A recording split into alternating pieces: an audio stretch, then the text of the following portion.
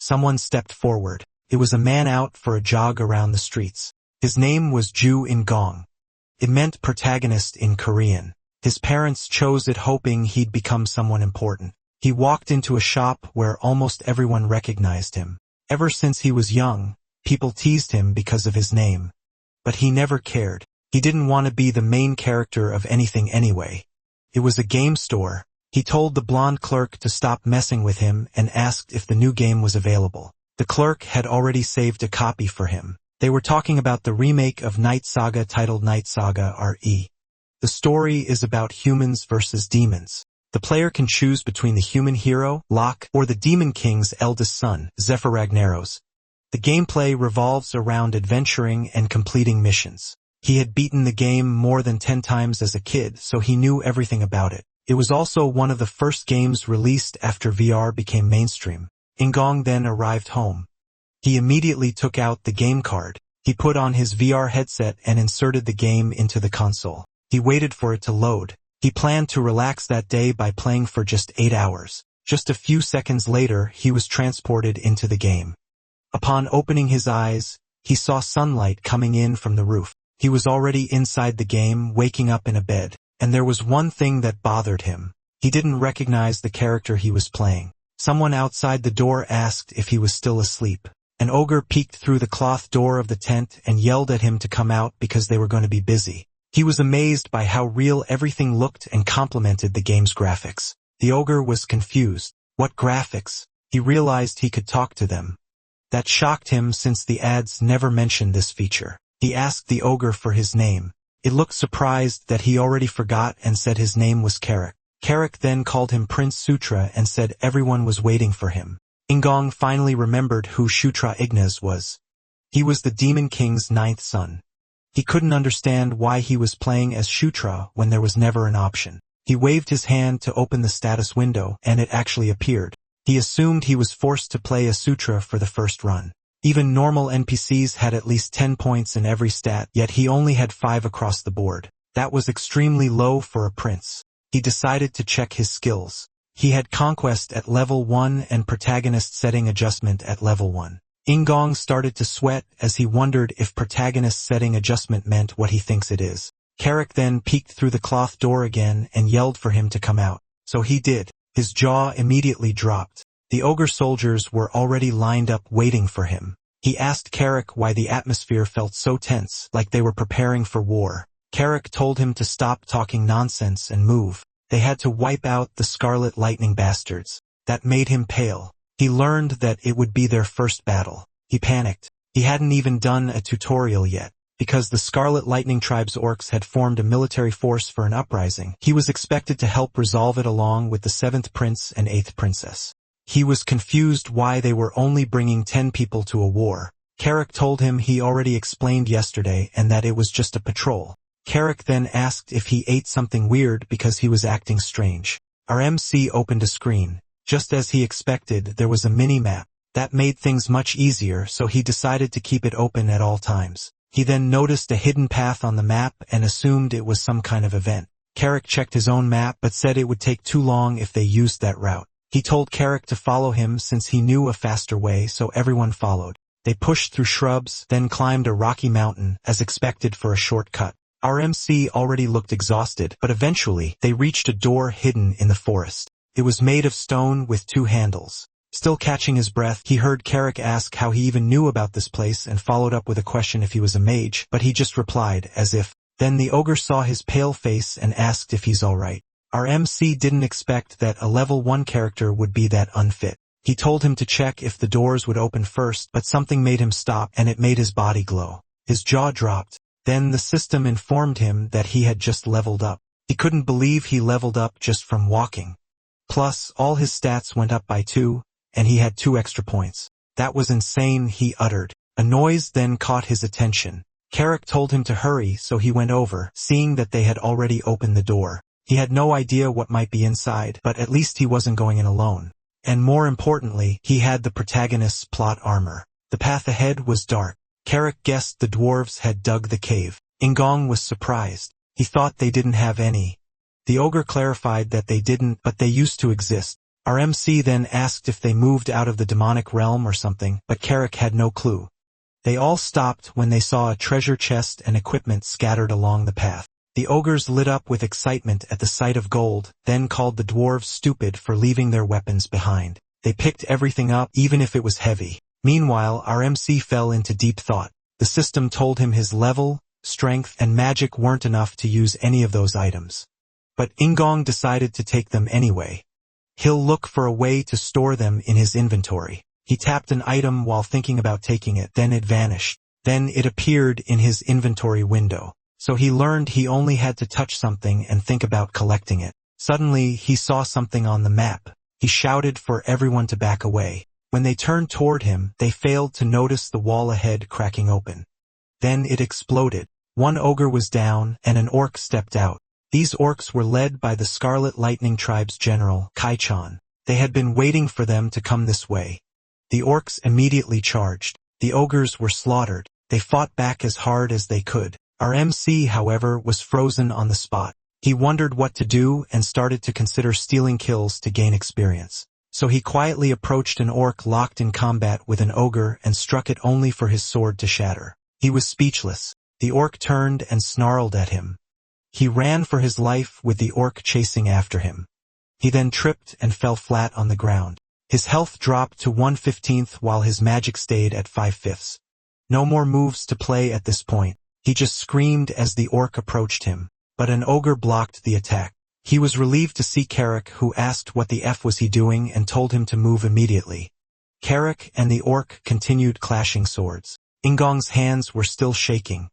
He then reminded himself that it was only a game. He decided he'd had enough for the day. It was too terrifying. He opened the system panel, which showed his stats. He kept checking. It also showed his skills, or rather, it showed nothing. Then he felt something was wrong. There was no option to end the game. That's when he realized he might actually be trapped. Everyone else was fighting when Kai-chan started moving toward him. Kai-chan lifted several stones into the air and shot them straight at RMC. Ingong, of course, didn't want to die here, but the stones struck him in multiple places. Pain shot through his body. Then an explosion followed. He was barely conscious, gasping for air. Through his blurry vision, he saw Kai-chan approaching. The last thing he saw was Kai-chan's blade coming down on him. His health dropped to 0/15. Shutra's consciousness entered an empty space. He had no idea where that was. The last thing he could remember was being taken down by the orcs. He became horrified when he thought that he died. Suddenly, a golden light appeared. Then someone spoke to him saying that he was the fated existence of that place. A woman appeared and told him to conquer, enslave, and then rule. He was confused, and then the woman disappeared. Meanwhile, on the battlefield, ogres were being overpowered by the orcs. Kai-chan struts back to the main force. He didn't expect them to come there with such a small number. They were either ignorant or just stupid. He told his army that there was no need to waste time and kill them all. He noticed something that seemed like an awakening. To his surprise, it was Shutra. Shutra's body was exuding a golden light. He was also informed that telekinesis level 1 has been acquired. He had no idea when he had learned it. Something caught his attention. He had a subclass called Knight of Conquest level 1. Kai-chan immediately commanded his army to kill the bastard. Karkin saw the prince, and he ordered everyone to protect the prince. He emphasized that the prince must not be harmed. Shutra watches them fight, and then he checked his screen. He knew that Knight of Conquest wasn't one of the classes available under Knights, so he was confused why he had it. He emits powerful energy from his body.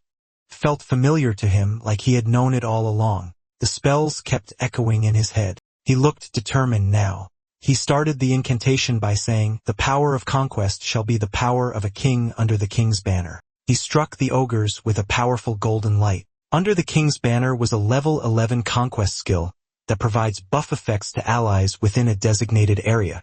The ogres cheered. They felt the strength overflowing. They got motivated to sweep up all those enemies. They used their fists to fight. They kept going and had taken down the orcs one after another. Kai-chan was rattled that they suddenly got stronger. He thinks it was absurd. Then he noticed Shutra and realized that he was the source. He attacked him to make him stop, but Shutra didn't budge from his position.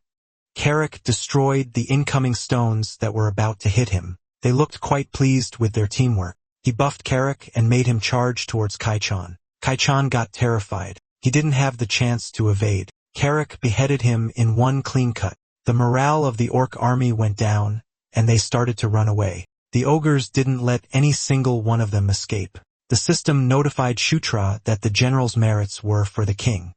He also received several notifications that he leveled up. He was so happy. Carrick noticed him, and then he wondered what exactly was the strength that he received. It also made him happy. Then he turned his attention to the prince, and he thought that the prince was the cause. They went back to their camp. Putra was in his tent, and he was stressed out because the logout button wasn't on the menu. He forced himself to calm down. Two possibilities came to his mind. First was that he was trapped inside virtual reality. He thought a critical bug happened in the real world, and if that was the case, it could be fixed once there's an update. The second possibility, although it sounds insane, was that it wasn't a game but a reality. Just like in novels and comics, he considered the idea of himself entering the world of the game or a world that resembles it. Considering the background that can only be described as real and NPCs who could converse back and forth, and most importantly, there was no mosaic censorship. He confirmed it when he checked his genitals. All of those reasons led him to think that he's really in another world. He got scared of the idea of dying there, but he didn't want to risk that. He just looked at the bright side that at least he's not an orc or an ogre, and he was a prince, born with a golden spoon in his mouth. Carrick entered his tent to ask if he had some time. He didn't expect him.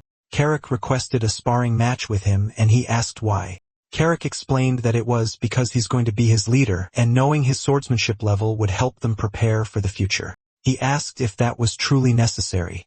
Carrick threw the sword at him and told him not to worry since he'll hold back as much as he can.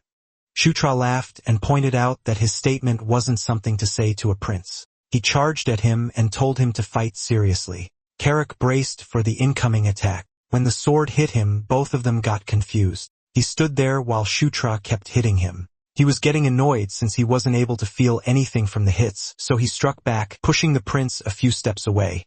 And then Shutra fell. Carrick got concerned and asked if he's alright. Shutra told him that he shouldn't hit hard all of a sudden. Suddenly, the system notified Shutra of his acquisition of basic swordsmanship. He wondered when. Then he realized something. It was the same way for telekinesis. He started to think that he acquired skills when he directly experienced attacks with his body. Carrick decided to end the match there so they could go eat, but he didn't want it to be over yet. He assumed a combat stance and announced that he's just getting started. Shutra confidently charged ahead. Carrick deflected his attack. He also noticed that Shutra's movements had improved. It made him wonder why he was so terrible at the beginning. He doubted that his skill would suddenly get better, though. Shutra stepped back when he attacked. He looked like he's having fun. He asked Carrick about his attacks, then he also asked for his level. The last time Carrick checked, it was at 21. After learning that Shutra checked his own, he was confident that he'd be able to catch up soon enough. The people of that world all have levels. They couldn't check their levels immediately in the status like he could, so they need to use an evaluation spell. In other words, being able to see all the status and reinforce them using extra points would be a great advantage. Our MC continued his attack. Carrick was slightly caught off guard. Shutra believed he could become stronger, not only stronger but much faster than the others too. The demon arc of the Night Saga follows the story of Zephyr and how he surpasses his siblings to become the Demon King. There were many episodes until the ending, but the most important one is the story of Zephyr and how he surpasses his siblings to become Demon King. The event happened in the year May 2017. It's when Zephyr kills all of his siblings to achieve his goal. The keyword is all, so it means he would also be killed. It was currently in the year May 2012, so he still had time before that event. He needed to prioritize preventing it, and the best way would be to become stronger than Zephyr. Carrick approached him and asked what he's doing there. He looked everywhere for him. Shutra asked why and if something happened. Carrick asked if he had forgotten that there's a meeting and everyone has been waiting inside the tent. Shutra had tea with two other people, but he looked uncomfortable. He told them they were early. The seventh prince, Chris Moonlight, asked why he's suddenly polite. He was encouraged to speak comfortably since they're siblings. The eighth princess, Caitlin Moonlight, didn't totally agree since that was their first meeting. But Chris insists that Shutra call them by their names. Those two were the children of Elaine Moonlight, the fourth queen and the queen of the lycanthropes. They were a real pain in the ass in the game too. However, a year before the day of the massacre, those two died at the hands of Zephyr and the Demon King's other children. The reason for that being the secret of Caitlin Moonlight's birth. She's a bastard daughter. She asked Sutra why he fought those guys without following their plans. She told him before to only go on patrol. Sutra explained that it was because he didn't expect them to come from there. Caitlin decided to take a look at him. She asked if he was hurt anywhere. Then she told him that he had to be careful since he was the weakest of them. Sutra was confused why she's worried about him. He wondered since when did the Demon King's children become that close. Chris added that he was in for some real scolding if he does something dangerous again. He couldn't believe that they were actually kind. He thought of something. There were lots of aura users among the lycanthropes, perhaps thanks to all the life force they have. So he thought of using the same method to get skills and easily learn aura too. So he expressed that he had a favor to ask. He asked if they could hit him using an aura. Those two were dumbfounded. Their reply was simply, "What?" At dusk in the mountains, orcs were taken down. The ogres fought mightily. Then a large ogre came charging. The small ogres behind him cheered. In one strike, several orcs were instantly killed. One enemy attempted to slash this large ogre, so he got a scratch on his arm. He glared at the enemy, making that enemy scared, and then he hit him. The enemy's body scattered. Then he yelled at his army to kill them all. He promised to reward the one who gets the most kills. That made everyone excited, so they fought as hard as they could. Meanwhile, Shutra's consciousness was transferred into a void. She saw the goddess-looking woman, and there were more people with her. He asked who they were since he doesn't seem to recall those characters in Night Saga. The woman approached him, and then it enveloped him with golden light. Then he woke up in his bed feeling confused. He wondered if it was just a dream. Suddenly, Carrick was in the face to ask if he's already up. That startled him. He complained that he scared him, but Carrick responded that he looks fine. Then Carrick asked him why he asked the princess to hit him. He kept whining, so he ended up like that. Then Carrick noticed him glowing. Shutra had obtained aura level 1. He could feel the aura from his body.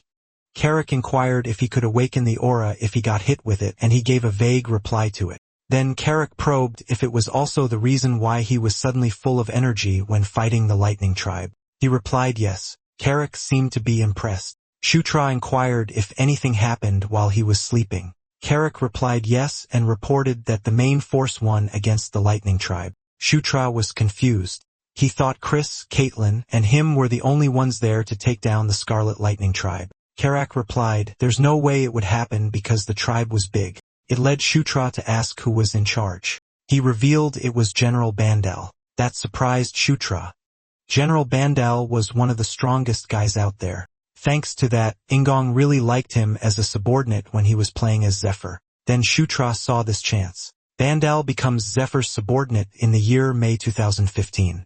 So at this time, he wasn't Zephyr's subordinate yet, which means he could take him for himself first. He knew all there was to know about him, the rewards he likes to receive, the food he likes, and his talents. But the most important part to bring him to his side was to defeat him in a duel. If he knew that much, he should be able to take Bandal as his subordinate before Zephyr. Shutra thinks it was worth trying, and he still has a lot of time. He aimed for Bandal to be his subordinate at Caitlin's camp. Both Caitlin and Chris were shocked since he reached the first level of aura expulsion in just a day. Shutra had this smirk on his face while thinking that it was a given since he put all his points into his aura. It wasn't a rash decision either. Aura improves one's physical capabilities in general. It was better than having telekinesis. Chris couldn't believe it. He wondered if it was because Sutra was a gone nerve. He asked him if he could make an underground map too. He couldn't really do it, but he had a mini-map anyways. He requested a pen and paper. Some time passed and he finished the map. Chris saw that it was way more detailed than the map that he has. He called Shutra a genius. Since the Scarlet Lightning Tribe that they had come across were all dead, they wouldn't know that they knew about the underground tunnels. Chris expects to be able to ambush them if they utilize that. On that note, they had something else they needed Shutra to do. After that conversation, Shutra left. He was with Carrick and their army. They were assigned to patrol the area again. Shutra had no choice since he's the youngest out of his siblings. Carrick replied that it was a good thing that they had reinforcements. Shutra acknowledged that it was all thanks to their hard work. Suddenly, 2 robes appeared in front of them. It was Caitlin and her adjutant. He asked what was up with the robe. She shoo-shed him because she was following him secretly just in case something happened, but she only planned to step in if things got really dangerous since it needs to be his accomplishment. He couldn't believe she'd support him like that. It made him wonder if she's stupid. Then Sarah, the adjutant, introduced herself. He replied that it was nice to meet her. Caitlin told him that they would follow them on their own, so he shouldn't mind them and focus on scouting. They entered the cave. It was dark, but they kept going. The rooms were completely empty. It was a puzzle to them on who moves out without taking their valuables. They assumed the dwarves took all the valuables. It made Shutra ask about the valuables they got last time. Carrick could only assume that it wasn't considered valuable. They continued inside. Carrick sensed that something was coming their way. Shutra heard it too.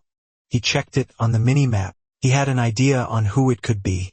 Then he opened his inventory. He took the flash spell item just in case that happens. Then he ordered everyone to close their eyes when he gave the signal. They braced themselves for the enemy. Suddenly, several eyes stared at them from the darkness. Then the rock spiders came crawling out. They were monsters that often appear in places like caves. They were always in groups of dozens and possessed a very strong paralysis potion. As soon as he saw them, Shutra commanded them to close their eyes. He threw the potion in the air and the vial shattered. It illuminated the tunnel. The stone spiders were blinded. Stone spiders were rendered useless if they were exposed to light because they live in the dark. He commanded them to attack and kill all the spiders. The ogres charged. They punched the spiders and overpowered them. Shutra watched them. He knew that stone spiders hunt in groups, and groups are bound to have a leader. He told Carrick to follow him so they could get the boss. They passed through the battlefield and went straight to the boss. It was bigger compared to the others. Carrick charged at it and hit its head, but he was left confused because the exterior was so damn hard. Shutra forgot about that. Axe won't pierce its exoskeleton. Its weakness was fire, but he can't use fire magic yet. It got angrier and it charged towards Carrick. Shutra instructed him to use fire because it was the weakness of that boss stone spider. He was confused on where he's supposed to get fire. Someone yelled at Shutra to raise his sword, and suddenly it was wrapped with fire. He was surprised to see magic. Caitlin asked if that was enough. He acknowledged her presence, then shifted his focus on the incoming boss. He glared at it as he waited for the right timing, then he attacked it. He moved fast around it while hitting it with the burning blade. The boss stone spider was set on fire. The flame engulfed the boss stone spider. Then Shutra's body glowed. He had leveled up. Now he's at level 9. Caitlin asked if he was okay since she saw light from him. He explained that it seemed like a blessing and there was nothing to worry about. She asked if it was from Gandharv and he replied yes. Then she asked if he had fought those creatures before because his responses were pretty skillful. He lied and simply told her that he just read about them in books before. But in reality he fought them plenty of times in the game, so he's familiar with how they work. Suddenly Carrick pointed at something. It was some sort of a door. It opened and they entered. Shutra saw what was inside, a town portal. Carrick was surprised that he knew what that was. He replied that wasn't so sure, but he had a guess. He could tell that the pattern was a dwarven style. When he played as Zephyr, he never got to see one. But when he played as a hero, he saw it a few times. He thought of injecting mana into it so it would activate. He told Caitlin that it could be a portal. Sarah could tell he was right from the design of it. Caitlin asked if they knew where it was connected to. She suggested searching nearby for some inscriptions. Carrick saw the inscriptions and informed the prince about it, so Shutra and Caitlin approached it. It was obviously not a demon script and it looked like dwarven characters. Carrick asked Caitlin if she could read it, but there was no reason for her to know the dwarven script. So he asked Sarah, but she couldn't either. Then someone spoke saying that it was Gishka Mountains portal number 2 and it was connected to portal number 3. The one who read it was Shutra. He was surprised that he could read it. The system notified him that he acquired the dwarven language level 1. He didn't expect that he could learn languages like that too. Carrick had to confirm with him if he could read that, and he replied yes. Caitlin got curious since when he had read dwarven. Sarah asked what it says below. He read that it says if they infuse mana, it would activate. He asked Caitlin to inject a little mana there. She asked why he wouldn't do it himself. He simply replied that he's still clumsy with it, but in reality he can't use mana at all. So did it. The orb glowed, the light spread, and it created an image of the Gishka Mountains. The dot on it was their current location, and then the other mark was the portal number 3. It meant that there were dwarven tunnels over there too. Carrick thinks it was a good thing since the main forces of the Scarlet Lightning tribe were stationed right in front of those mountains. Shutra agreed. With that, they can strike them from behind. Caitlin decided to stop there for now as she needs to discuss it with her brother. Back at the tent, Chris couldn't believe that there was a portal in such a place. He was so happy that he claimed that Shutra was a blessing. He told him that if there's anything he wants, he could say it. As long as it's something he could do, he'll grant it. But as his leader and elder, he wanted to reward him. And if he refused, his feelings would be hurt. Shutra asked if it was okay to be a bit unreasonable. That made Chris even more curious. So he asked if he could teach him the beast god fist art. Chris was shocked and he became tense. Shutra couldn't wield weapons properly yet because of his level, but techniques were different. The beast god fist art was a martial art passed down through the lycanthrope royal family. In simple terms, it was a powerful S-rank martial art. He knew it was a pretty ridiculous request. He would understand if he refuses. He started saying that he knew it might be difficult and he figured it wouldn't be possible. But to his surprise, Chris agreed to teach him. Of course, he couldn't teach him the secret techniques, but he could at least teach him the aura. He asked if that was good enough as a gift. Shutra was speechless, and since he wasn't saying anything, he assumed that he didn't like it. Sutra replied that it's absolutely perfect. Then in a serious tone, he called Sutra's name and asked if from then on, he could think of him as his brother. Sutra thought about it. It was a pretty meaningful word. He didn't dislike the idea. Rather, he liked it. He replied yes, and they shook hands. Pleased with that, they all had this smile on their faces. Shutra also looked forward to working with them. The system notified him of the established alliance between Chris Moonlight and Caitlin Moonlight. Their alliance status was normal for now during dusk at Scarlet Lightning Tribe encampment. The orcs were busy. One of them intimidated the person who attacked their place. They knew she had another agenda. They addressed her as princess, so they asked her what brought her there. They had her tied up. It was the 6th princess, Felicia Doomblade. Shutra checked his stats. He has 21 across the categories except for charisma, which was at 17. At first, every time his level went up, all his stats increased by 2. But at some point, his charisma only started going up by 1. He wondered why. In the original Night Saga, appearance and charisma were separate. Appearance simply meant how good-looking a character was. Meanwhile, charisma was about how likable a character is in the eyes of others, but it made sense to him since his growth pace has been so good so far. More importantly, he's about to hit level 10 soon. In the saga, whenever Zephyr and Locke reach level 10, their unique skills, Descendant of Darkness and the Chosen One, go up by 1 level. So he expects that once he hits level 10, at least one of his skills will rise. Suddenly, Carrick called him to inform him that everything was ready.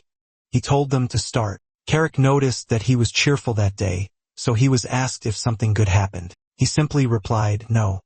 Carrick made their way towards the center, then he faced their army and announced that they would get going. In that forest, they entered a cave and engaged in a fight with bipedal wolves. Their target was to reach the door.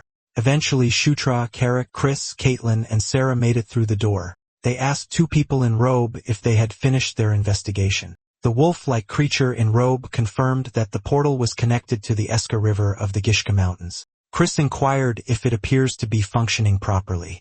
He replied that there were no issues, and as expected of the dwarven craftsmanship, it was sturdy. After hearing that, Chris decided to proceed. Those wolf-like creatures activated it. The orb glowed brightly, then it showed the view on the other side of the gate. Shutra and Kara were in awe.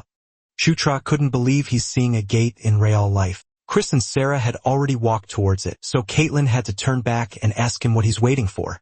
That's when he came to his senses to follow them. He went through the gate. Everyone made it to the other side, but it surprised him. Below the cliff was an encampment. It was as Chris expected. Judging by its size, he estimated there would be roughly 5,000 troops. If they're striking from the rear, then supplies would be their priority. Chris thought that if General Bandal launches an attack from the front to distract them, then their infiltrating units could burn down their food stores from behind. But Sarah thinks something was strange because there weren't nearly enough troops in the camp. Since she brought it up, they noticed it too and wondered where everyone went. They thought that they had already started an attack. Then Shutra saw something. From a distance, there was a battle going on. Chris told him to focus aura on his eyes. He did what was told, and now he could see clearly. A woman fought with several orcs. Caitlin knew that the one side was the Lightning Tribe, but she doesn't know who the others were. Chris replied that they're not General Bandalal's men, since they haven't scheduled any battles for that day. Plus, the scale of the fight was too small. Shura watched it clearly. She saw brown-skinned women with silver hair and long ears. He thought they were dark elves. Caitlin had to clarify what he said, so he explained that the other side had a smaller build and they were riding Dracos. Then Chris saw that they were retreating. He wondered if their commander fell since they're retreating at an incredible speed. Carrick asked what was going on. He wondered if the fight was over. Shutra was curious why the dark elves were there. At sunset, they went back to their camp and they talked to General Bandal through a screen. He had heard that they found the dwarves' portal. He had high expectations from Chris. He asked how they knew that a portal would be there. Chris replied that he wasn't the one who found it and clarified that it was the 9th prince, Shutra. Shutra responded that he was just lucky. Deep inside, Shutra felt good to have seen General Bandal again. General Bandal told him that it's time that he's finally rewarded properly at the Demon King's castle. But before that, Chris asked if he knew anything about the small skirmish in front of the Lightning Tribe's camp. He replied that it was likely the Dark Elves. It seemed like they joined the battle on their own accord. Chris probed as to why they would do that. He wanted to know if they were not reinforcements from the Demon King's castle. General Bandal wasn't really sure aside from the fact that they planned to scout before joining, but things went wrong. Then he brought up that they had a bigger issue. The leader of the Dark Elves' independent unit was captured by the Scarlet Lightning Tribe. Chris asked if the skirmish was because of that. Shutra asked who was the commander of that independent unit. General Bandal replied that it's someone he knew well and revealed that it was the 6th princess, Felicia Doomblade, their sister. They were surprised to hear that. The 6th princess, Felicia Doomblade. She was the daughter of Sylvia Doomblade, the 3rd queen and princess of the Dark Elves, and the twin sister of the 5th prince, Sylvan Doomblade. In the game, Felicia and Sylvian both belonged to the faction of the 4th princess, Anastasia Necreon. That's why Shutra's impression of her was always as an enemy. He wondered why Felicia was showing up there. One of his theories was that she's interfering in order to claim merit. Chris asked if those Scarlet Lightning bastards even realized that the Dark Elf was Felicia.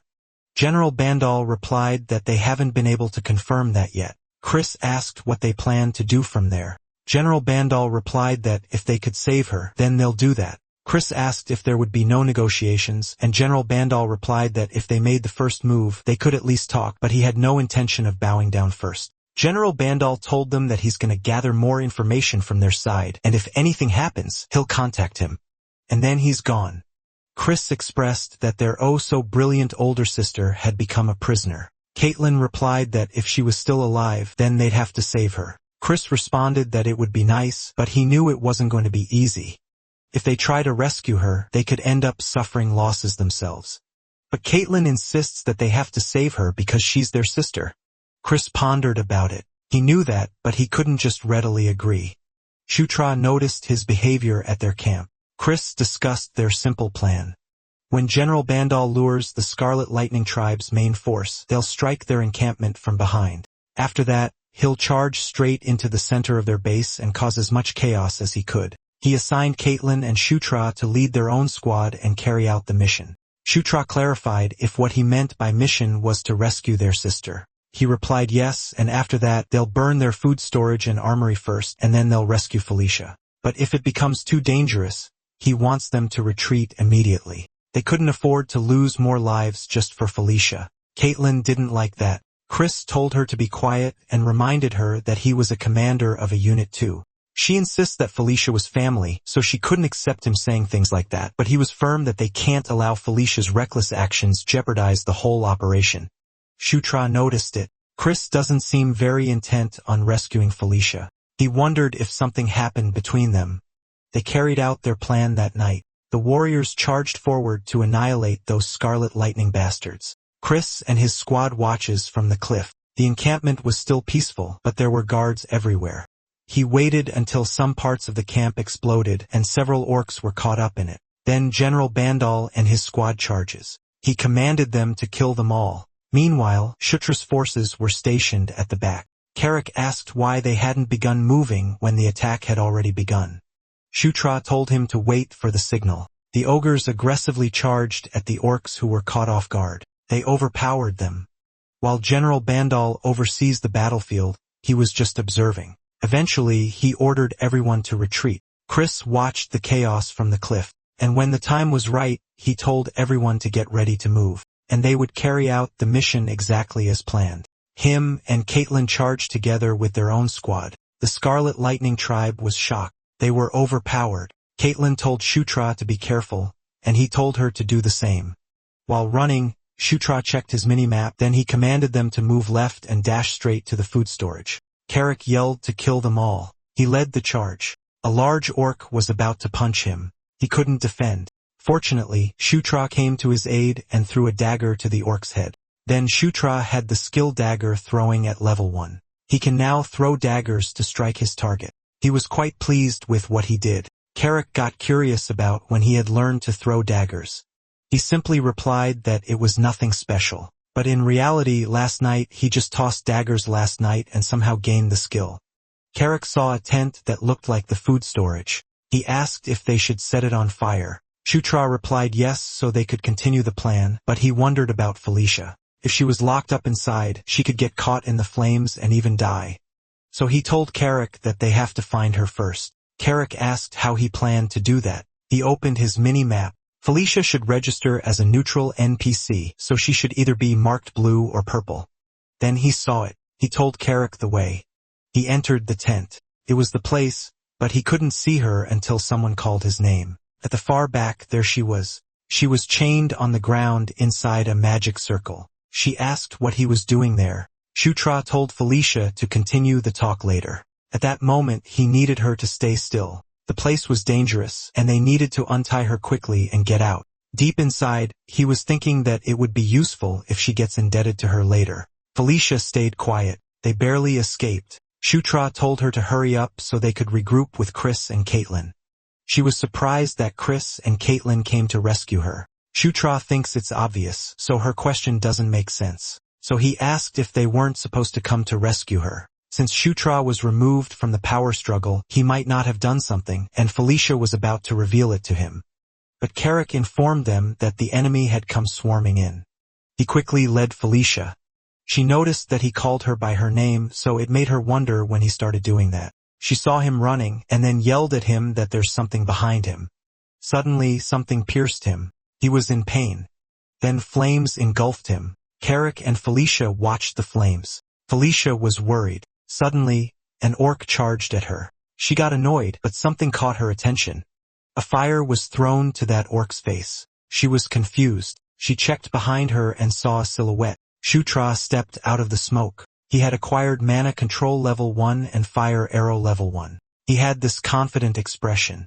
As he fired flaming arrows to the enemies, he went into a frenzy and shot every enemy around them. Those orcs burned. He was enjoying his use of magic. Even though it's only at level 1, he finds it incredible. Then he noticed something behind him. There was ice. He saw the enemy firing an ice arrow, and he was aiming for Felicia. Felicia was rushing to his side to check if he was okay. He pushed her away while yelling at her not to come closer. She was surprised by his behavior. Then the arrows were fired. He did that to her because he wanted to claim those arrows. He had this excited expression on his face, and so it hit him. Smoke covered the area. Slowly, it revealed his silhouette. Then the system told him that he had acquired Ice Arrow level 1. It was just as he thought, but he didn't expect anything. He fell on his butt. His health points had dropped drastically, putting him in extreme danger. It was only on 13/95. He knew it would be bad if he took another hit like that. Suddenly, someone called him an idiot. It was Felicia. She questioned him on who asked him to save her, but she had this flushed cheeks. And then she scolded him. Among the siblings, he's the weakest, so it should be him who needs the saving. He realized that she must have misunderstood. Then he was surprised at what he saw. The enemy at the tower was down. She asked him when he learned magic. He couldn't believe that she just took down that mage. He realized that she misunderstood, thinking that he was trying to save her. She pulled out the ice on his chest, and it made him scream loudly. Then a green glow showed up. She healed him. He watches his wound as she does so. The hole in his chest was closing. With that, he had acquired heal level 1. Also, his wound was instantly healed. As expected of the genius mage, Felicia Doomblade. She asked how he was feeling and if he could stand up. He replied that thanks to her, his blood had been replenished. Confused her, so she asked what blood. They were interrupted when they heard die, Baratortserben when they heard a loud noise. A large ogre came charging. Felicia asked what that was. He replied that it was a blood ogre, one of the mutated species of ogres. She asked if it meant that they had to get through that thing to escape, and he replied yes. It approached them and screamed at them, which made them run away. Shutra had no idea how they would even fight that. The blood ogre attacked them. Shutra couldn't believe how fast it was despite its massive size. Felicia told him to buy some time and she'd blow it away with magic. He had no idea how he'll do something like that. Suddenly, the ground exploded. He had no choice but to agree to aggro it while she prepared some magic. She had no idea what aggro meant. Then he called for Carrick. Carrick responded, so he told him that they're gonna do it like last time, so he wants him to get ready. He opened his inventory. He hoped to use the dwarven dagger, so he took it out and then he pierced the ground with it. The ground exploded with light and he cast it under the king's banner. The light reached Carrick and it engulfed his body. He felt the power coursing through him. The blood ogre was caught off guard when Carrick charges towards it. The blood ogre was thrice Carrick's size, but he attacked it using his axe. His attacks were so heavy that the blood ogre got overwhelmed. He lifted his axe again and hit it on the stomach. The blood ogre groaned in pain. Meanwhile, a hologram of Felicia floats near the blood ogre, and then her main body ran towards it. Then she unleashed grease on the ground. The blood ogre slipped and fell hard. Carrick took this chance to attack. He knew it would be the end, so he unleashed all his power in his axe and hit it right at the center of its stomach. The blood ogre groaned loudly, and then it coughed blood. Shutra watched them defeat it. He was happy that they won. There were still other enemies left, but the most troublesome one had been taken care of. Suddenly, his body glowed, and the screen popped out. To notify him of his level increase, he reached level 10.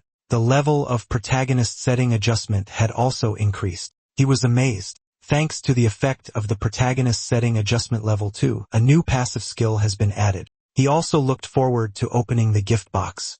He obtained Battlefield Protection level 1, which brings the accuracy of projectile weapons aimed at the protagonist to decrease significantly. He called it the Stormtrooper effect. Everyone had seen it at least once. Bullets rain down in volleys, yet somehow every single one just barely misses the protagonist. With that skill, he could actually reproduce the protagonist's plot armor effect. The enemies came charging. Felicia asked what he was doing when the enemy was swarming at them. She got annoyed at those enemies, so she attacked them with wind whirl and rage. It blew the enemies away. Shutra watched it carefully. It looked like magic, but he knew it was not magic. He was certain that it was a spirit. He realized that, corrupted or not, a dark elf is still an elf. Felicia wasn't just a brilliant mage. She was born a spirit summoner. But then it made him curious if he could be hit with something like that too. He had this excited look on his face. The dark sky was illuminated. They all saw it. Carrick asked what that was. Shutra knew that yellow flare meant to retreat. Carrick wondered why. Shutra was curious what was happening. He wondered if it was because someone was in danger. Carrick asked him what he should do. He ordered him to take the troops and fall back because he had to go to Caitlin.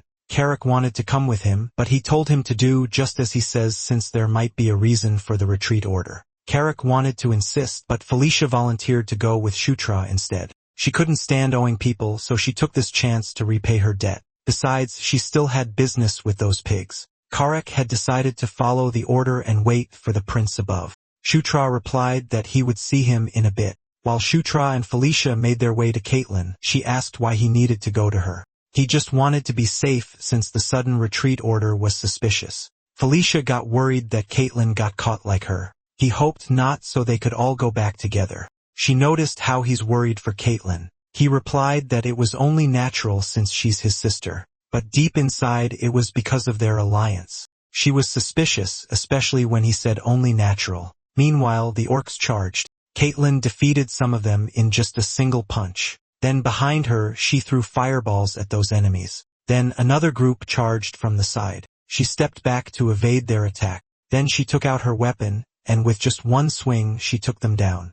Felicia and Shutra watched from the side. It was as Felicia thought. Shutra realized there was nothing to be worried about after all. Caitlin saw Shutra, so she asked why he hasn't retreated yet. He replied that he came to save her, but it looked like there was no need. She got confused as to what he meant then. She saw Felicia. She jumped to hug her. She was so glad to see her safe. Felicia blushed too and replied that she just worried too much. Shutra noticed that they seemed close. Then he saw some movements on the mini-map. The enemies were circling back, so they had to retreat at once. They let Shutra lead the way while they cover the rear at the portal. The army waited. Eventually, they made it out. All three of them, Shutra, Felicia, and Caitlin. Felicia asked Caitlin if it was true that it was Shutra who found the portal. Caitlin confirmed that and shared that he played a huge role in the operation. Felicia was amazed. It made her wonder when he had changed so much. While they were talking about him, he went to talk to Carrick. Chris saw that everyone made it back safely. Caitlin was happy to see his brother and happily presented Felicia, whom she brought back. Felicia greeted him that it has been a while. Chris was silent for a few seconds and replied that it had been a while. There was this uncomfortable subtle tension between them at a certain part of the cave. Chris, Felicia, Caitlin, and Shutra gathered. Chris informed them that General Bandal's side won as well. Yakazan apparently abandoned the fight after seeing their camp burn. Shutra asked about Yakazan, and Caitlin explained that it was the name of the Scarlet Lightning tribe's chief. She asked if he had already forgotten. Felicia clarified if Yakazan surrendered. Chris clarified that it just seemed like he ran off somewhere else, and if he gathered the scattered allies, he could still put up a decent fight. That's why he planned to strike Kaijin's older broker, Kai Ram's forces. If Yakazan joins them, it would be a headache. After that topic, he probed Felicia on what had brought her all the way there. She explained that she was researching the nearby ruins, and while she was on her way to help after hearing about the battle, she was captured. He asked if it was the truth. She replied with a question, asking if he thinks she's lying. They glared at each other. Chris decided to drop the topic. Then he encouraged everyone to rest. The ogres had their meal while the others patched themselves up. Meanwhile, Sutra checked his own skills. Looking at it made him feel good, but the only one useful in combat was the aura. Suddenly, someone called him. It was Felicia. He saw that she changed clothes. She asked if she could come in. He asked what brought her there in that hour. She approached him and called his name. She grabbed his arm. It shocked him, even more so when she told him to take off his clothes. His cheeks turned red. Shutra was confused. He thought he's in Sweet Home Alabama. So Felicia told him again, but he asked why. His eyes wandered to her chest and lips. She asked if he doesn't want to be treated by her. He was dumbfounded. She admitted that what she did earlier was closer to first aid. Since he may have sustained internal injuries, she was trying to cast healing magic on him again. In his head, he was thinking how he got her there for a moment. She asked if there was a problem in his body since it gave off some light earlier. He replied that it was nothing since it just happened sometimes, and then he brought up that he had a request, and it was something only she could do. After that, he had obtained Cure Level 1, which recovers status ailments, Cure Poison Level, which helps recover from poisoning, and Cure Disease Level 1, which helps recover from disease. He was pretty satisfied. Thanks to Felicia, who willingly listened to his request, he learned 3 healing spells. On top of that, it was the day that he looked forward to. Caitlin told him that Beast Fist Art has many different branches. Shutra could finally learn the Beast Fist Art, and on that day, he'll learn the Werewolf branch Beast Fist Art. Beast Fist Art is a martial art symbolic of the lycanthropes. Among them, the Werewolf's Beast Fist Art was considered the foundation of Beast God Fist Art. That must be why Caitlin decided to teach him that martial art. Beast Fist Art utilizes both external aura and internal aura, and her plan for that day was to teach him the basics of internal aura usage. So she told him to close his eyes and focus on the aura. He could feel it. Aura, the power of life. Aura was very close to the power of the soul, and when taken to the extreme, it becomes the power of the soul itself. The bright light blinded him. Eventually, he was notified that he acquired the passive skill called Protagonist's Physique Level 1. He didn't expect that. Protagonist's Physique Level 1 greatly boosts training efficiency for physically learned skills. When the skill levels up, traits for that level are unlocked. It was another broken skill. He has the Protagonist's Physique Level 1, which greatly increases efficiency in training skills that were mastered physically. Then he also has the Extreme Demon's Body, Level 1, which slightly increases efficiency in magic training. And lastly, the Hero's Blood Level 1, which slightly increases efficiency in divine power training. It doesn't fall short of Zephyr or Locke's passive skills at all. And the fact that special traits unlock by level means that the system adds entirely new functions as the level rises. It made him grin. He realized that it is what it means to be the protagonist. He was thrilled. Caitlin scolded him for being distracted. She told him to concentrate. For that, he apologized. It was about time they properly began learning the Beast Fist art. Eventually, he acquired the Beast Fist art Level 1. He was impressive. He performed the basic movements of the Beast Fist art so quickly and accurately. Even when bare-handed, he feels like he's wielding deadly weapons. She planned to teach him the next technique when suddenly a wolf called out to her and reported that something terrible had happened. Chris announced that Chiron's unit had vanished. They were all surprised. It seemed like Chiron had caught wind of their plan.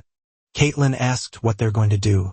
According to General Bandal's intelligence, Yakuzan and Chiron were expected to rendezvous in the area marked in their map. Considering the terrain and location, the probability was quite high. Shutra could sense that they had to gamble. Chris announced that from then on, they would be joining General Bandal's forces. Along with the main army, they would enter a full-scale battle against the Scarlet Lightning Tribe. Meanwhile, at the Scarlet Lightning Tribe Subjugation Army main base, General Bandal welcomed Prince Chris. Chris greeted him back and noticed that he hadn't changed a bit. Bandal greeted the princess too, since it has been a while since they last met. Felicia asked how his subordinates were and replied that they were all doing fine. Shutra watched Bandal with a smile on his face. He was the man he favored the most back in Night Saga. Maybe that was why, even with a stern face, he felt strangely familiar. He approached him and introduced himself. Bandal watched him and eventually accepted his hand for a handshake. Meanwhile, in another realm, the goddess that Shutra met before had appeared, and so was another woman in armor. She had curly golden hair. Her eyes were blue, and she wore a mask on her nose and mouth, and the armor covered her entire body, while flames swirled around her. They looked at each other, and they looked at Sutra, who was in front of them. Sutra was overwhelmed. He thought of conquest and war, and then he woke up. He sat on his bed, puzzled about his dream. She was certain that she met the woman with blue and red eyes before, but he had no idea who the woman in red armor was. Carrick opened his tent and told him that they would be heading out already. They left the tent. Their squad was busy moving things. In that battle, he was placed on the left flank. Bandal commanded the center, while Chris and Caitlin took the right. The swift dark elves formed a separate unit to guard the rear. The march began and time flew. Before he knew it, he was standing in the middle of the battlefield surrounded by thousands. He was short, so he was barely visible in the sea of ogre soldiers. General Bandal commanded the army to prepare for battle formation. He hyped them up by saying that they should teach those bastards the true meaning of pain.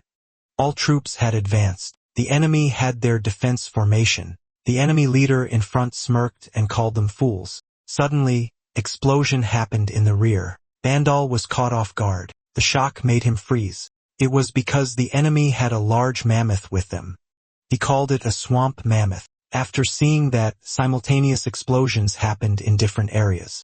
Many of their troops were caught in it. They were blasted left and right without the chance to defend themselves. Even Carrick and Shutra were shocked. Shutra realized that they fell into a trap. Those assholes knew everything from the very beginning. Swamp mammoth. As its name suggests, it resembles a mammoth, but its sheer bulk cannot even be compared to some mere mammoth. In short, it was true monstrosity. Aside from that, a crocodile foot had stepped out. Another set of troops appeared. They all glanced behind them and saw the lizard men. Chris was angry. They knew all this time and had been toying with them. Caitlin suggested that they retreat and look for another opportunity. But Chris argued that if they don't pull back successfully, they might suffer even greater loss or even total annihilation. She pointed out that if they continue like that, casualties would only keep piling up. So they needed to make a decision at once, and she pushed to retreat. Chris caught the attention of their forces. He commanded the mages to form a defensive line at the rear and hold them off as long as possible. While the rest quickly form ranks and prepare to retreat, the lizardmen slashed the ogres. One jumped to Shutra, but Carrick was able to hit it from behind before it reached him. Then he yelled at Shutra to come to his senses because of a wrong move, and they would all die there. He realized Carrick was right and that it wasn't a game anymore. Chris was surrounded by enemies, and he fought them.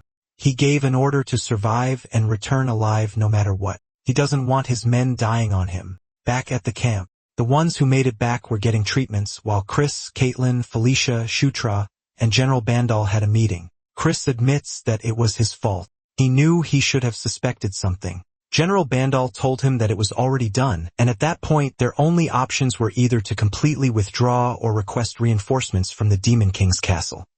He agreed to that, especially when he could no longer let his subordinates be dragged towards death just because of his pointless pride. He was about to make a conclusion, but Felicia expressed that she had thought of something. She told them that the very reason she came to the area in the first place was because she was going to explore a ruin, and the destination of that exploration was at the end of the Gishka Mountains. Felicia may be an outstanding mage, but even in Night Saga, she wasn't a combat-oriented character. Her character traits were focused on research and ruin investigation. She opened the map and told them that for a long time, she had been studying a ruin said to exist within those mountains for 1,500 years. It was called Enkidu, the Earth Dragon's lair. Enkidu, a dragon born from magma, employed numerous treasure guardians to protect his lair and his hoard. Among those guardians were the dwarves who once lived in the Gishka Mountains. Enkidu bestowed weapons upon them in order to protect the lair. It was the anvil that gives birth to thunder. It was a relic that not only allows one to be able to control the chimeras created to serve as treasure guardians, but it also allows them to cast army-scale magic. With great emphasis, she slammed the table, and she told them that if they want to win, their only option is to find that. She revealed that it was the reason why she came there in the first place. General Bandal asked if she knew the exact location of the anvil. She replied no, and it was the extent of what she knew. Chris commented that, in the end, it wasn't helpful information. They don't know when the enemy might attack again, so he couldn't risk everyone's lives on a foolish treasure hunt. The way he said it made her angry. But then, Sutra confirmed that the anvil that gives birth to the thunder was definitely there. Felicia was surprised with his statement. When he played as the hero Locke, he encountered it. But he just told them that he came across the related story while studying Dwarven runes. And also he put it out there that above all, he believes in Felicia. Her eyes widened when she heard that. She was touched. But to him, it was just an opportunity to earn some points. Chris pointed out that it's not about who he trusts or doesn't trust. He doesn't want to further waste time on that. Internally, Shutra was getting annoyed at how persistent he was. Shutra insists that even among the Gandharv tribe, there's a similar legend passed down about the place. He told them that there's a high chance that the entrance to the ruins was nearby. He was certain that, if he went to scout the area, he would be able to find it. He also promised to take responsibility for everything that happens if he fails. So with a firm tone, he told Chris to trust him even once. Since Chris was persistent, he decided to go full throttle too. That night, they rode Phantom Steed, a horse that Felicia summoned who could fly in the sky. Felicia, Caitlin, Shutra, Carrick, and 2 other soldiers went. Shutra was glad to have succeeded in setting out to find the anvil. He was thinking of what was left to do when Carrick screamed. He was scared of riding that Phantom Steed, so he told the prince to hold on tight or he might fall off. Shutra assured him that he would be fine. He was confident that he wouldn't fall because when he played Zephyr, he rode it all the time. He checked the mini-map. At that speed, it should take them about an hour to reach the ruins entrance. And with his mini-map, finding the ruins themselves won't be difficult. The problem was how he'd guide them without making it obvious. He tried to think of something, but nothing came to mind. He decided to think about it until they arrived. He trusts that it would somehow work out. And when they arrived, he just randomly explained that when he activated the portal, he studied the tunnel maps carefully. There was a certain consistency to them, so if he combined the terrain of the place with the characteristics of the tunnels, he thinks he could roughly determine the anvil's location. Then he looked at their faces to check if his rambling worked. They simply asked what that means. He wished for them to just let it slide. Felicia told him to just lead the way. She told him that she understood all that so he could just take the lead. He didn't expect that his bluff would actually be convincing. He led the way. Little did he know Felicia was pouting, so they followed the prince's lead. But the path was blocked. Carrick asked him if he's certain that it was really the entrance to the ruins. It didn't look right, but he clarified that he didn't say they were heading to the entrance. He asked Caitlin if she could break through there. She was slightly off guard that he requested her. He told her to give it a good hit, so she tried. Felicia had deduced that the anvil that gives birth to thunder could be inside the cliff. Shutra explained that in his calculations, if they broke through there, they wouldn't have to deal with the dungeon guardians. So he told Caitlin to break the wall. Felicia couldn't believe him. She called him an idiot for expecting her to smash that with her fist. She asked if he thinks Caitlin was some kind of siege weapon, but he couldn't think of a way to break through. Felicia created a swirl of wind in her hand. She shared that ruin explorers always have a sub-major in destruction and explosives. Then she threw the wind to the cliff. Part of the cliff caved in and it exploded. And there she created an entrance. She couldn't believe it. They found the relic quickly. She asked if the half-dome is where the anvil was. Shutra suspected that it's the final safeguard and inside lies the anvil. Carrick asked if they just had to break it. He replied that they couldn't just recklessly break it. If they do, the anvil inside could be damaged. He looked for the mechanism to open it. Felicia observed him. Then the statues on the side caught her attention. She thinks it was strange. Out of the 9, 3 were holding weapons and 6 were not. Caitlin noticed that too and suggested that they give weapons to the remaining statues. Felicia doesn't think it's that simple. Since the weapons those statues were holding were dwarven-made, it means that the other statues likely need dwarven weapons too. They wondered where they would suddenly get 6 of those swords. Sutra told them that he happened to have 6 of them.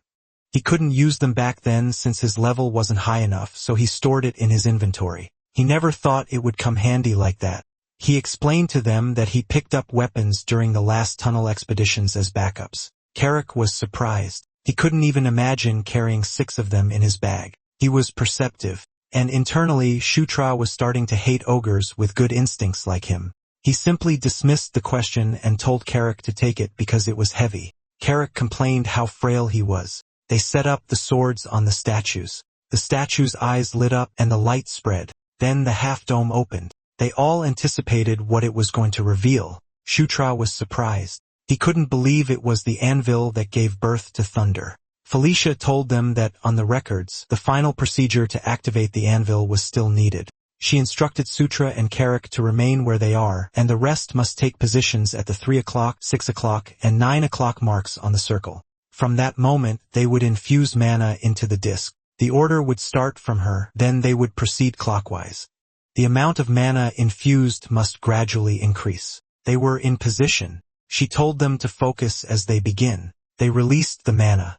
She told Shutra to push his mana a bit stronger. When it was at a good level, she told him to hold it there and not lose his concentration. They continued to do that. The anvil was struck with mana. Shutra did his best to hold the position. He was starting to struggle, when suddenly the light shot up to the sky. The room was filled with smoke. Shutra got confused because he saw some warriors around him, and there was a monster too.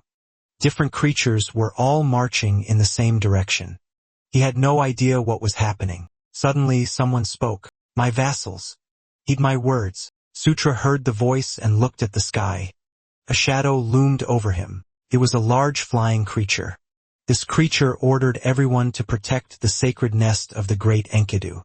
They were to become the gatekeeper who stands between the demon realm and human realm. After that, Shutra was back. He was gasping for air. He was certain that what he saw was a black dragon. So it was a black dragon. He suspected it to be the earth dragon and Kidu. Felicia asked him if he saw it too.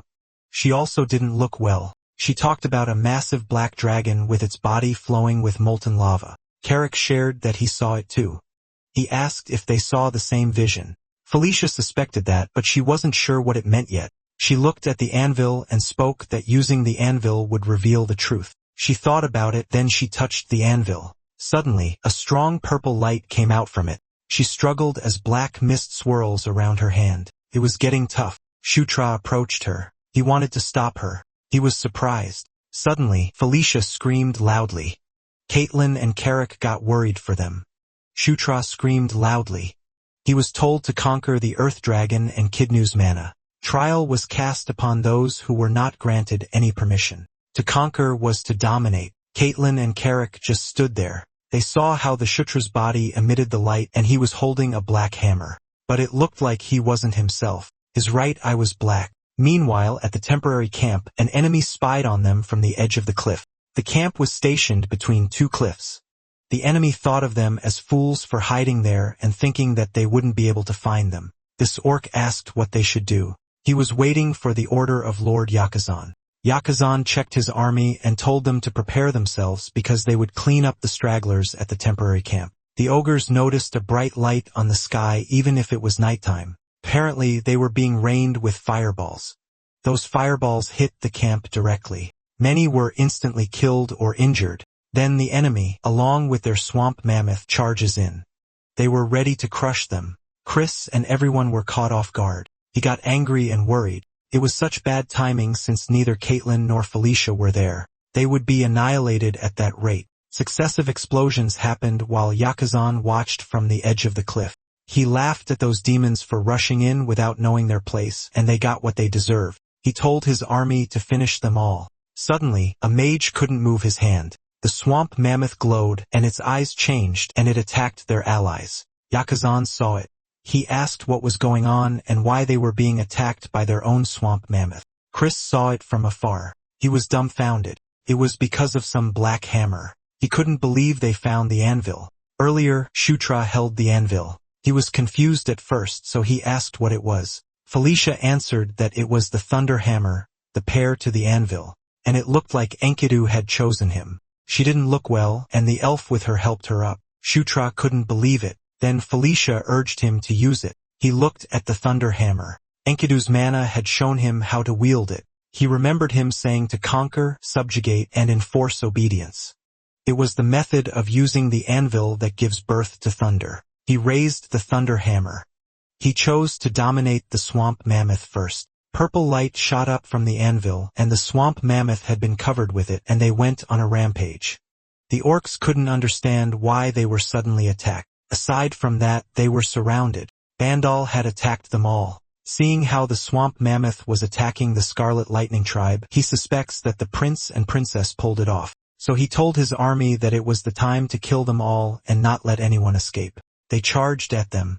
The enemy tried to fight back. Yakuza watched it all happen. He asked why the swamp mammoth was acting like that. His adjutant had no idea. He was puzzled on who could be controlling such overwhelming mana. He suggested retreating and waiting for another chance. But Yakuzan didn't like that. Unexpectedly, an explosion happened behind them. It was Chris. He told Yakuzan that it was the end for him. If he surrenders, he'd make his death less painful. Yakuzan cursed at him and attacked him. Chris' brows furrowed, then he used the beast god fist dart. In a blink of an eye, Yakuzan's head rolled off. The adjutant and the mage ran away while announcing that their chieftain was dead. They were so scared. Now all that was left for Chris's army was to finish off the stragglers. He realized that if it weren't for those two, they would have been in serious trouble. He watched the sky and hoped that nothing happened on their side. Meanwhile, the screen displayed the battlefield. Carrick couldn't believe they're seeing the scenery the swamp mammoths were seeing at the moment. Felicia explained that with the anvil, it was possible to control all the treasure guardians.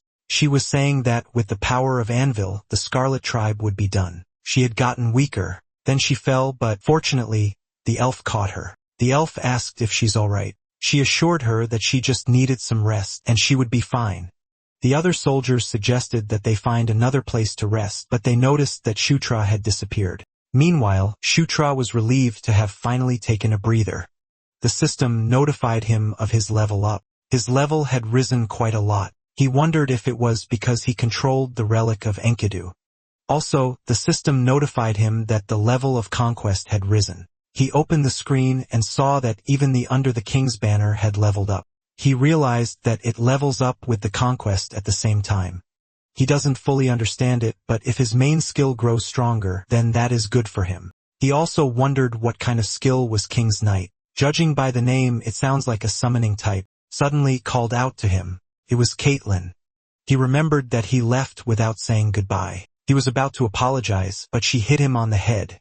She scolded him for disappearing like that. He apologized. She let it go since he was safe, but they had to hurry back.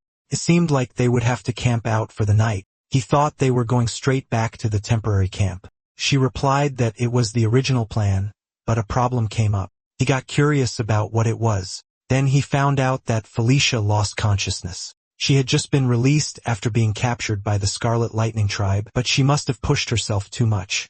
Caitlin also shared that before she collapsed, she would be fine with just resting, but they had no idea when she'll wake up. And without her, they couldn't summon the Phantom Seed. So for now, they'll just have to watch over her condition. Shutra was worried about Felicia. That night, everyone was asleep except for Shutra. He wondered if his stamina had fully recovered from just leveling up because strangely, he doesn't feel tired at all.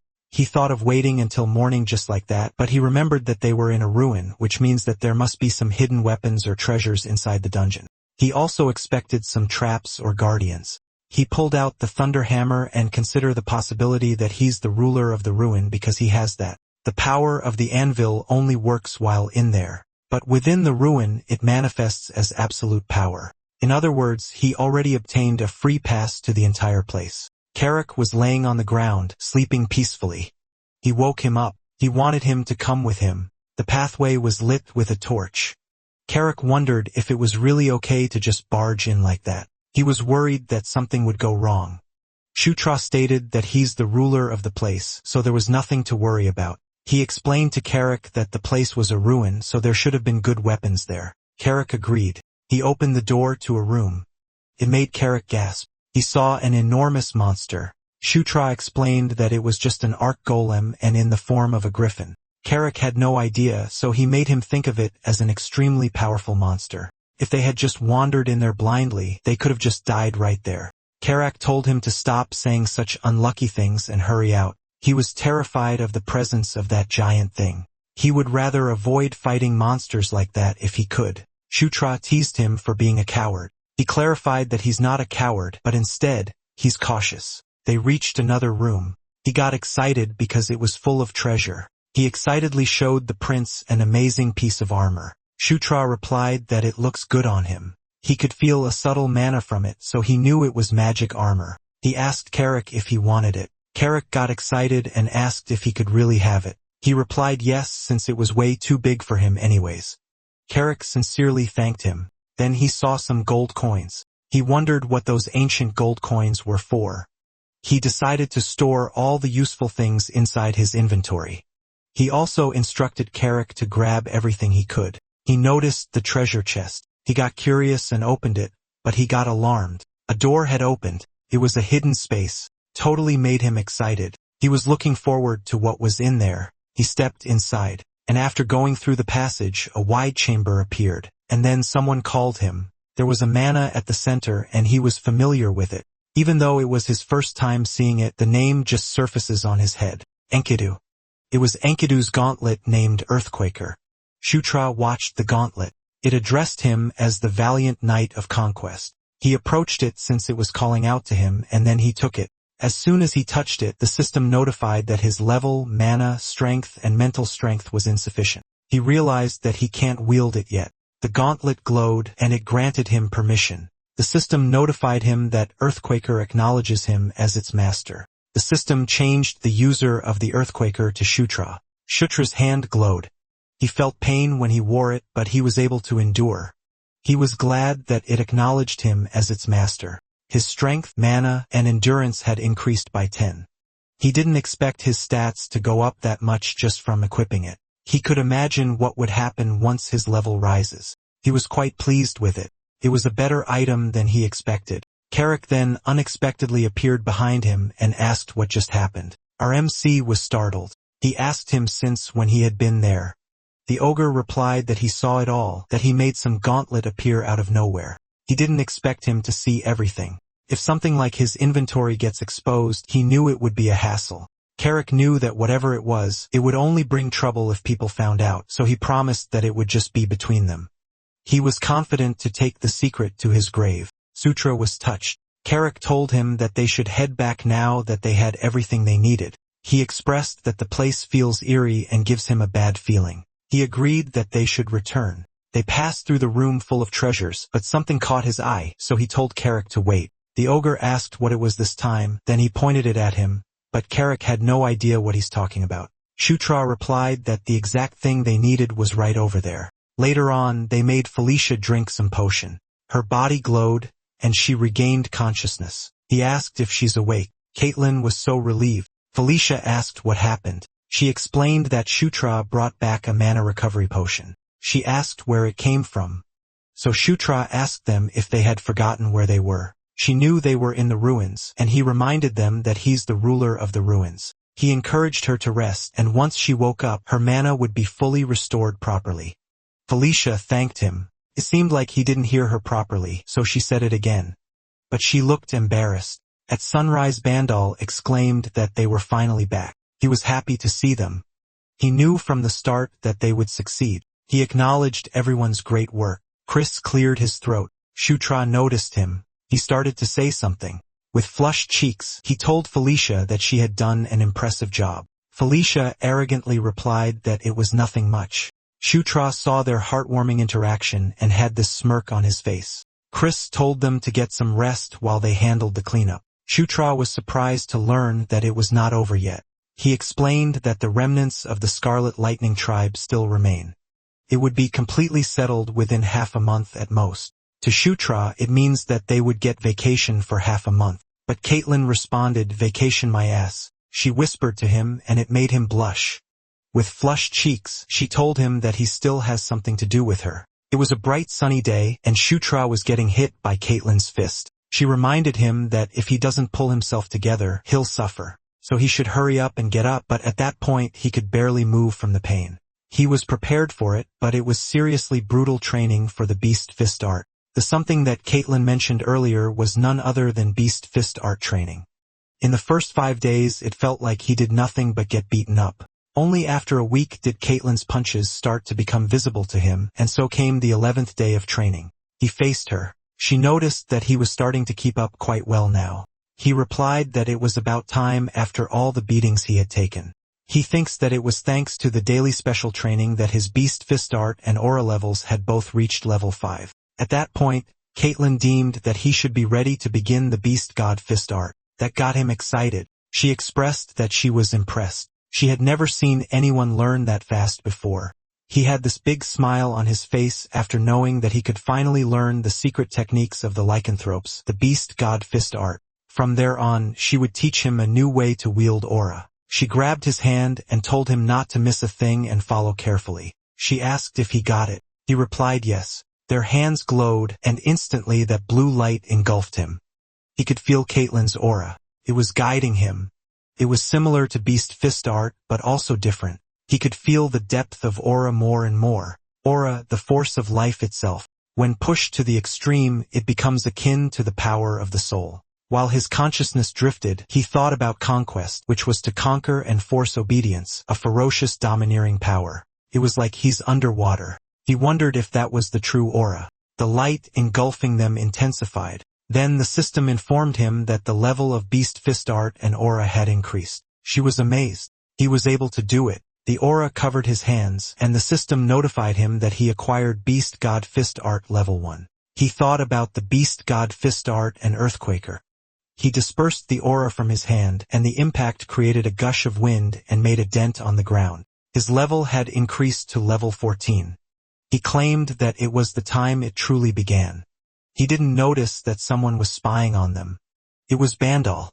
He had this pleased expression on his face. The next morning, Shutra and Caitlin were eating breakfast together. He had something to ask about Felicia. He asked why things are like that between her and Chris. In his perspective, Felicia was supposed to be a key ally he needed to bring to his side just like Chris. But if their relationship was strained, it could be a problem. He noticed that they weren't on bad terms, but they were distant. She told him that it's not like there was some direct incident between them. She wasn't so certain, but she thinks it has something to do between Chris and Sylvan. Shutra said that name, and Caitlin scolded him that even if he wasn't there, he shouldn't throw his name around so lightly. He apologized and explained that he was just a little surprised. Felicia's twin brother, Sylvan Doomblade. He was a pretty troublesome opponent when he played as Zephyr. He asked if there was some problem between Chris and Sylvan, but Chris suddenly entered the tent. They were startled. Caitlin asked him what was going on since he's early. He told them to pack their things because the matter wrapped up quicker than expected, so they were going to leave in the afternoon. Shutra asked where they were going. Chris couldn't believe he's seriously asking that. He told them that if the matters were done, they need to report it. Bandal shook the hand of Shutra while acknowledging the hard world of the prince and princess this time, and he told the 9th prince that he looks forward to meeting him again. Shutra replied that he'd be waiting too. Chris asked them if they're ready to head out, and he replied yes. They were off to the Demon King's castle. Meanwhile, at the castle, it looked eerie. There was someone on the throne. He was huge and was wearing full armor. The journey of returning to the Demon King's castle was fairly simple. First, they moved to the teleportation circle capable of long-distance spatial leaps, and then they used transfer magic to return directly to the Demon King's castle. The estimated time to reach the nearest teleportation circle was 3 days. It was a journey that did not consider stopping at inns at all. In other words, another night of camping under the open sky was confirmed. They would be arriving at the Demon King's castle tomorrow, and Shutra felt nervous about it. Currently, the Demon King's castle is divided into 3 main factions: the Second Prince, Zephyr Ragnaros, the Demon King's second son and his worst enemy. Then there was the First Prince Baikal Reganros, and the 4th Princess Anastasia Nekrion. In the struggle for the throne, the order of birth meant nothing. The one who accumulated greater achievements and demonstrated superior ability was always placed at the top. That was the structure. Among them, Baikal and Zephyr were full-blooded brothers, and their abilities were nearly equal. They inherited the blood of their mother's side, the Draconian clan, and both held immense strength as a result. Still, if one had to be chosen as heir, the more moderate-natured eldest son, Baikal, would probably be the better choice. But Shutra knew that the choice had no meaning anyways, because after a certain day, everything will change. That's why he had to prepare for everything that he could. First, he planned to raise his level until he can fully wield the Earthquaker and make maximum use of the new strength he gained, the King's Knight. He activated the skill and a Knight Order was created. Shutra thought that it was just another summoning type skill, but the system showed more details. He's the Knight Commander, and he had 0/2 members. There was no Knight in training. He had the skills Knight Order level 1, and under that was the Knight's Blessing level, which increases the health points. On top of this was the special skill summon at level 1, wherein he could summon the Knight Commander. It was limited to once every 3 days. It was some sort of guild system. He was surprised at how broken the skill was. It was already good at level 1, he got excited on how good it would become later. Carrick finally found him. He scolded him for still being up instead of sleeping again. He nagged at him to sleep early if he wanted to leave early in the morning. Carrick wanted him to hurry up and come. He responded that he came at the perfect time. He invited him to try out an experiment with him. Carrick was startled. He asked what it was. Under the moonlight, he called him Mighty Ogre Warrior Carrick. He held his sword and then appointed Carrick as his knight. Carrick noticed his body glowed, and he felt strange. He felt that his loyalty towards him had risen. Carrick, at level 24, became a knight commander and a rank 1 soldier. Shutra's experiment worked, and he was so happy. Carrick couldn't understand why he's overflowing with strength, but he was pleased. Shutra asked him if he wanted to become the strongest ogre in the world. Out of excitement, Shutra mumbled on how he's going to raise him into the mightiest ogre emperor in Night Saga. Carrick looked at him with suspicious eyes and asked if he's feeling unwell or something. The next day, at a tower, Chris and the rest approached the teleportation device. He asked if they're ready. Shutra replied yes. They stepped inside the magic circle, and instantly, they were teleported. The light shot up to the sky, and when they reached the other side, Shutra felt like he was falling. He got scared. He was falling head first, but to this surprise, they arrived just fine. Caitlin asked if he's fine. He replied yes. Suddenly, someone called Felicia. They had been waiting for her. It was her attendants. She happily chatted with them. Shutra saw it as a fan club. He asked if those were her attendants and subordinates. Then someone approached and welcomed Chris and Caitlin. He noticed that there was no one for him, and the dark elves started gossiping about him. They laughed at him. He now understood where he stood within the Demon King's castle. He was fine, though, since it was all within his expectations anyway. He asked if Carrick was ready because from there on they would start changing things one step at a time, inside the Demon King's castle, particularly in an old room that seemed like a storage area. It was Shutra and Carrick's dwelling. Shutra was just thankful that there was a room for them. Carrick thought of unpacking their things there. Then he remembered that the official event schedule starts tomorrow. Until then, they are allowed to spend their free time however they like. Shutra replied that it doesn't feel any different from being left to rot somewhere. Suddenly, someone knocked. Flora Sevensword from the Demon King's Castle Real Estate Management Bureau greeted him. Shutra asked what brought someone from such a high office to a rundown place like that. She told him that it was because his public merit level has increased, so he's now eligible to choose a new residence. Isabella from the Office of Public Merits came to meet with him too. Sutra asked her if it was true that he could receive a new residence there. She replied that he had come to the right place. She displayed a screen. With his latest conquest complete, his merit level officially rose to level 5, bringing his total merit to 15,000 points.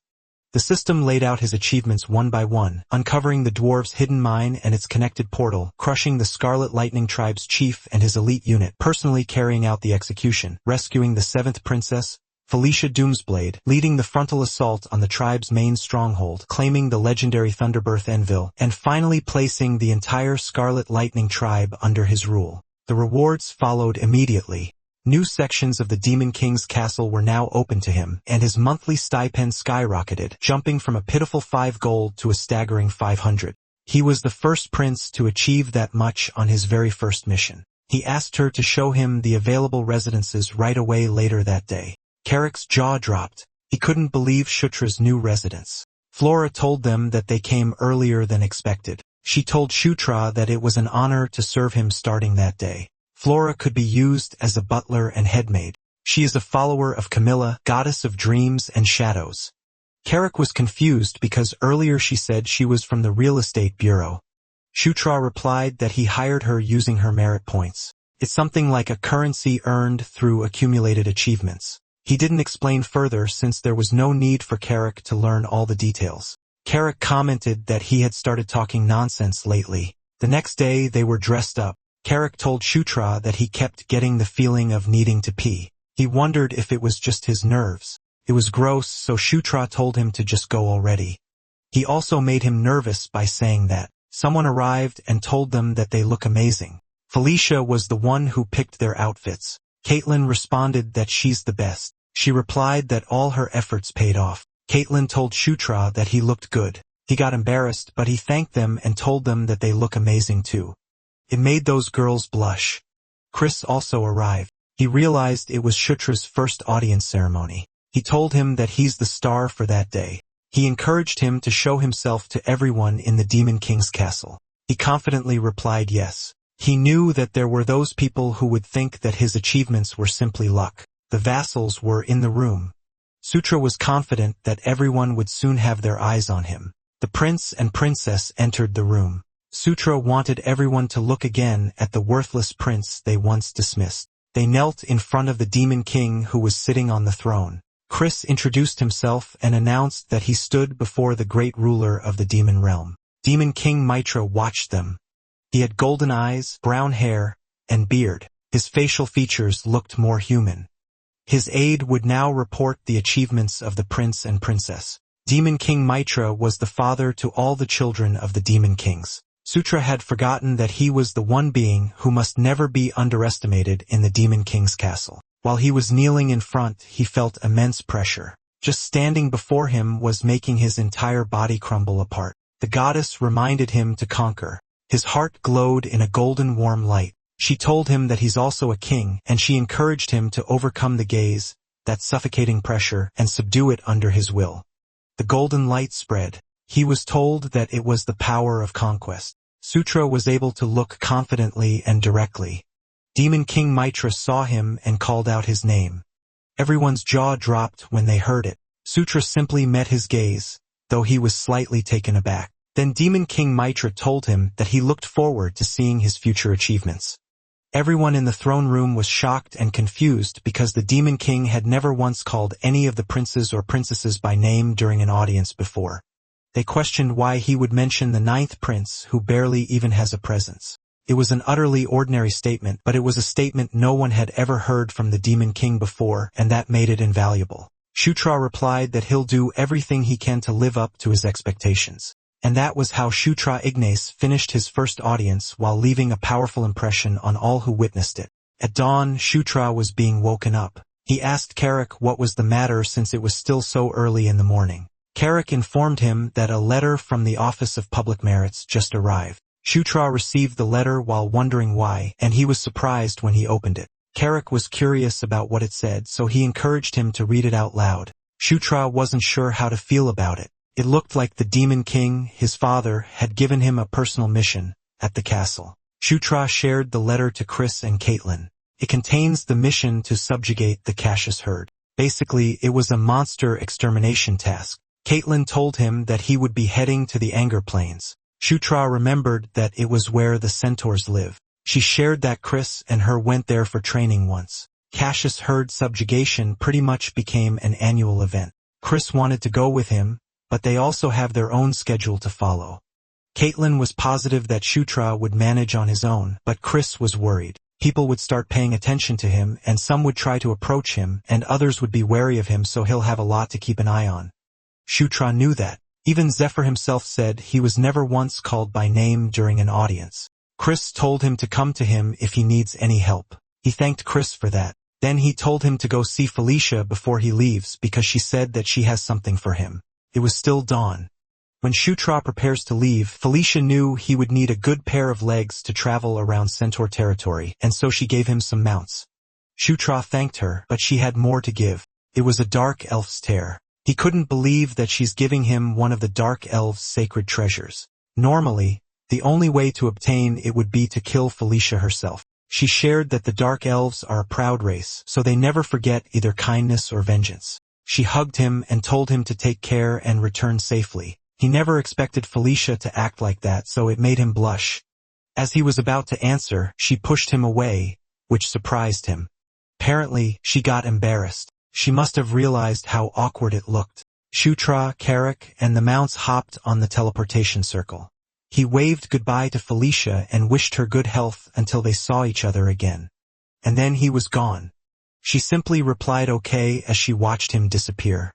At Anger Plains, Shutra, Carrick, and the mounts appeared. Carrick had to confirm if they had arrived. Suddenly someone was behind them and greeted the ninth prince. She is Karma, the ranger assigned as his guide.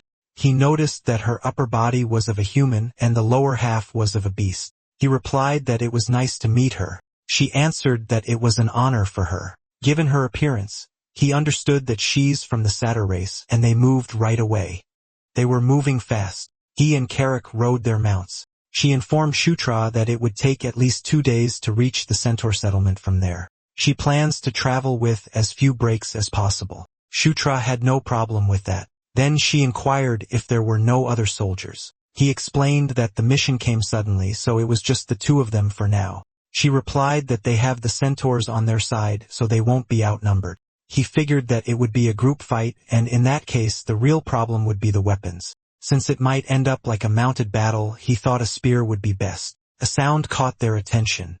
He asked what it was. Karma told him to wait while she checks it out. She dashed away. She stopped at the edge of the cliff and got nervous at what she saw. She wondered how the Cassius herd found them already. They looked ferocious as they chased a centaur. They growled loudly as they leapt towards him, and that spooked the centaur even more. But Shutra bumped into this Cassius to push it away, and it crashed. His mount eventually steadied its footing. The centaur was surprised to see him. The herd approaches him. It seemed like the welcome party came too early, but it didn't matter because he was itching for a fight too. His gauntlet glowed. Shutra dared those mutts to come at him. The centaur asked if he's the prince. One of those wolf-like creatures stepped forward and roared loudly, then it charged at them. Shutra realized that it was the boss. Karma and Carrick rushed towards him and asked if he's alright. Carrick scolded him for dashing like that since it's dangerous. He told them that he's fine and they just watch closely. He jumped away from his mount and towards the Cassius to do the beast god fist that he's been practicing all this time. His gauntlet exudes powerful energy. Again the Cassius roared loudly. He attacked it with the skill called Fist of Explosion. That was surprising for Carrick and Karma, and the Cassius boss's corpse was decapitated. It was defeated so easily, and that made the other Cassius terrified. They escaped as fast as they could. Shutra was also surprised with his recent attack. He wondered if the Earthquaker, his gauntlet, amplified his aura. His attack was way more destructive than he expected. He was pleased when he realized that it was almost the same as Caitlyn's strength. Karam praised him for blowing the head of a Cassius in one strike. He looked proud of himself. Then the centaur thanked him for saving him. He introduced himself as Swift Wind, a scout sent to escort him. From then on, he would guide him to the centaur settlement on the Engel Plains. Little did they know that the corpse they left behind started glowing. They reached the Engel Plains centaur settlement. There were 4 centaur tribes that dwell on the plains: the Fierce Wind, Heavy Rain, Rough Night, and Raging Flame. Among them, the Raging Flame tribe was the most powerful, and its chieftain also served as the High Chieftain, uniting the other tribes. Shutra was being welcomed. He met Savage Eyes, the High Chieftain of the Centaurs. To anyone who played Night Saga, the Demon Realm chapter, they would recognize that name since he's an unavoidable encounter, not as an ally, but as an enemy. Carrick whispered to Sutra about the deadly glare of the High Chieftain that lived up to his name. But Sutra knew his place as the 9th Prince. Savage Eyes glared at him, but he looked at him with fierce gaze as he demanded to hear the assessment of the current situation. They went inside the tent, and Savage Eyes revealed to him that the situation wasn't good. The Cassius herd, which should have been far north by then, had now come down south much earlier than usual for that year. So at the moment, the scouts were out observing the area, although some assumed that part of the Cassius herd may have just simply lost their way. In the game, Savage Eyes was an unrecruitable NPC, one that players could never ally with. Shutra was informed that in 3 days' time, the warriors of all 4 tribes would gather there, and once united, they could crush the beast no matter where they were. Shutra was hoping things would be different this time.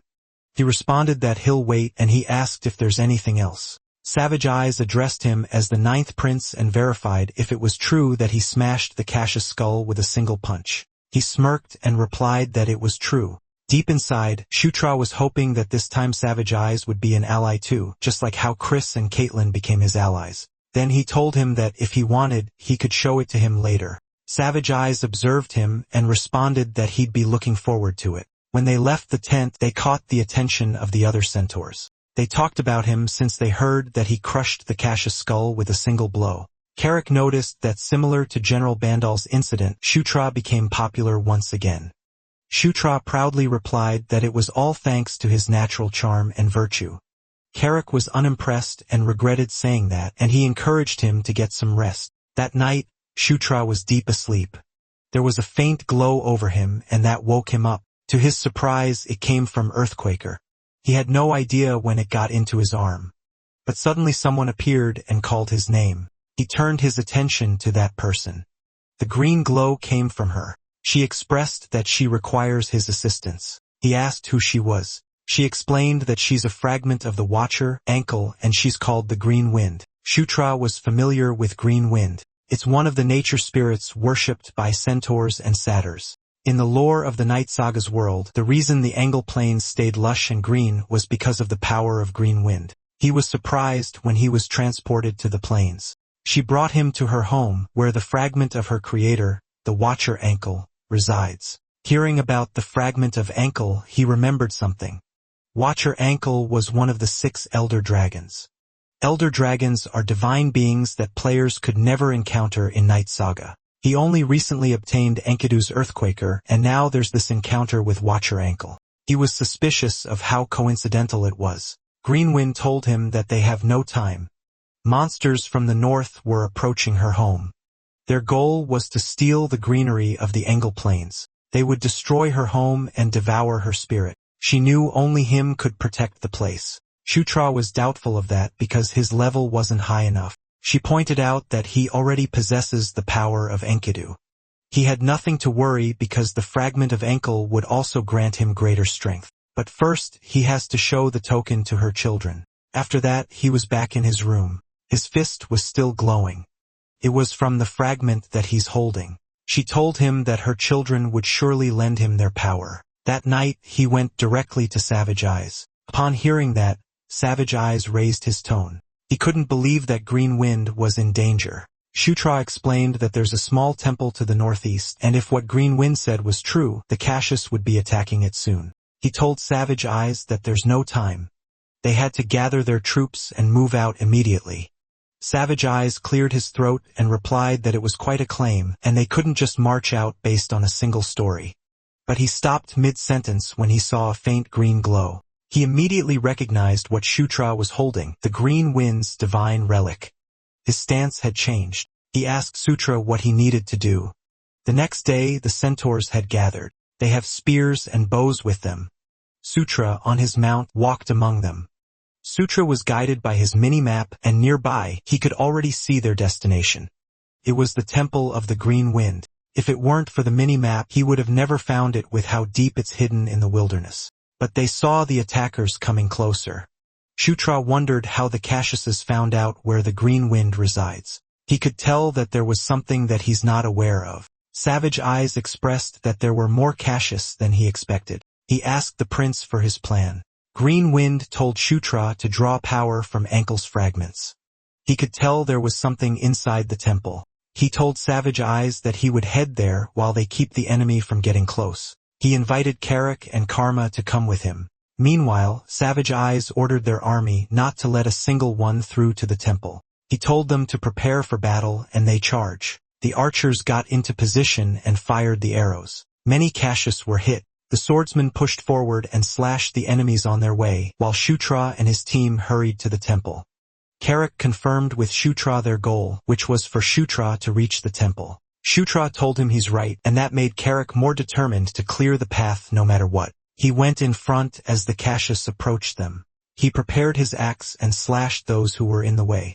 Karma fought too using her dagger. Sutra praised them and kept going. They were almost there, but a large bat had almost hit him. The attack threw him and his mount away, and they both fell. The large beast like centaur growled loudly, and it charged again towards him.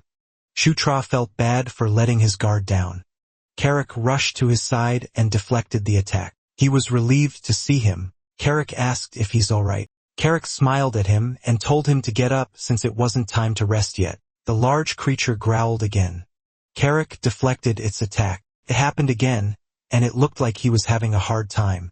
Shutra teased him for acting cool earlier, and now it looked like he's done. He activated the skill under the king's banner and boosted Carrick's strength. This time, they're going on the offense. Carrick struck the creature and caught it off guard. This creature staggered backwards, and Carrick chased after it. He gathered his strength and slashed it at the chest. The large creature vomited blood.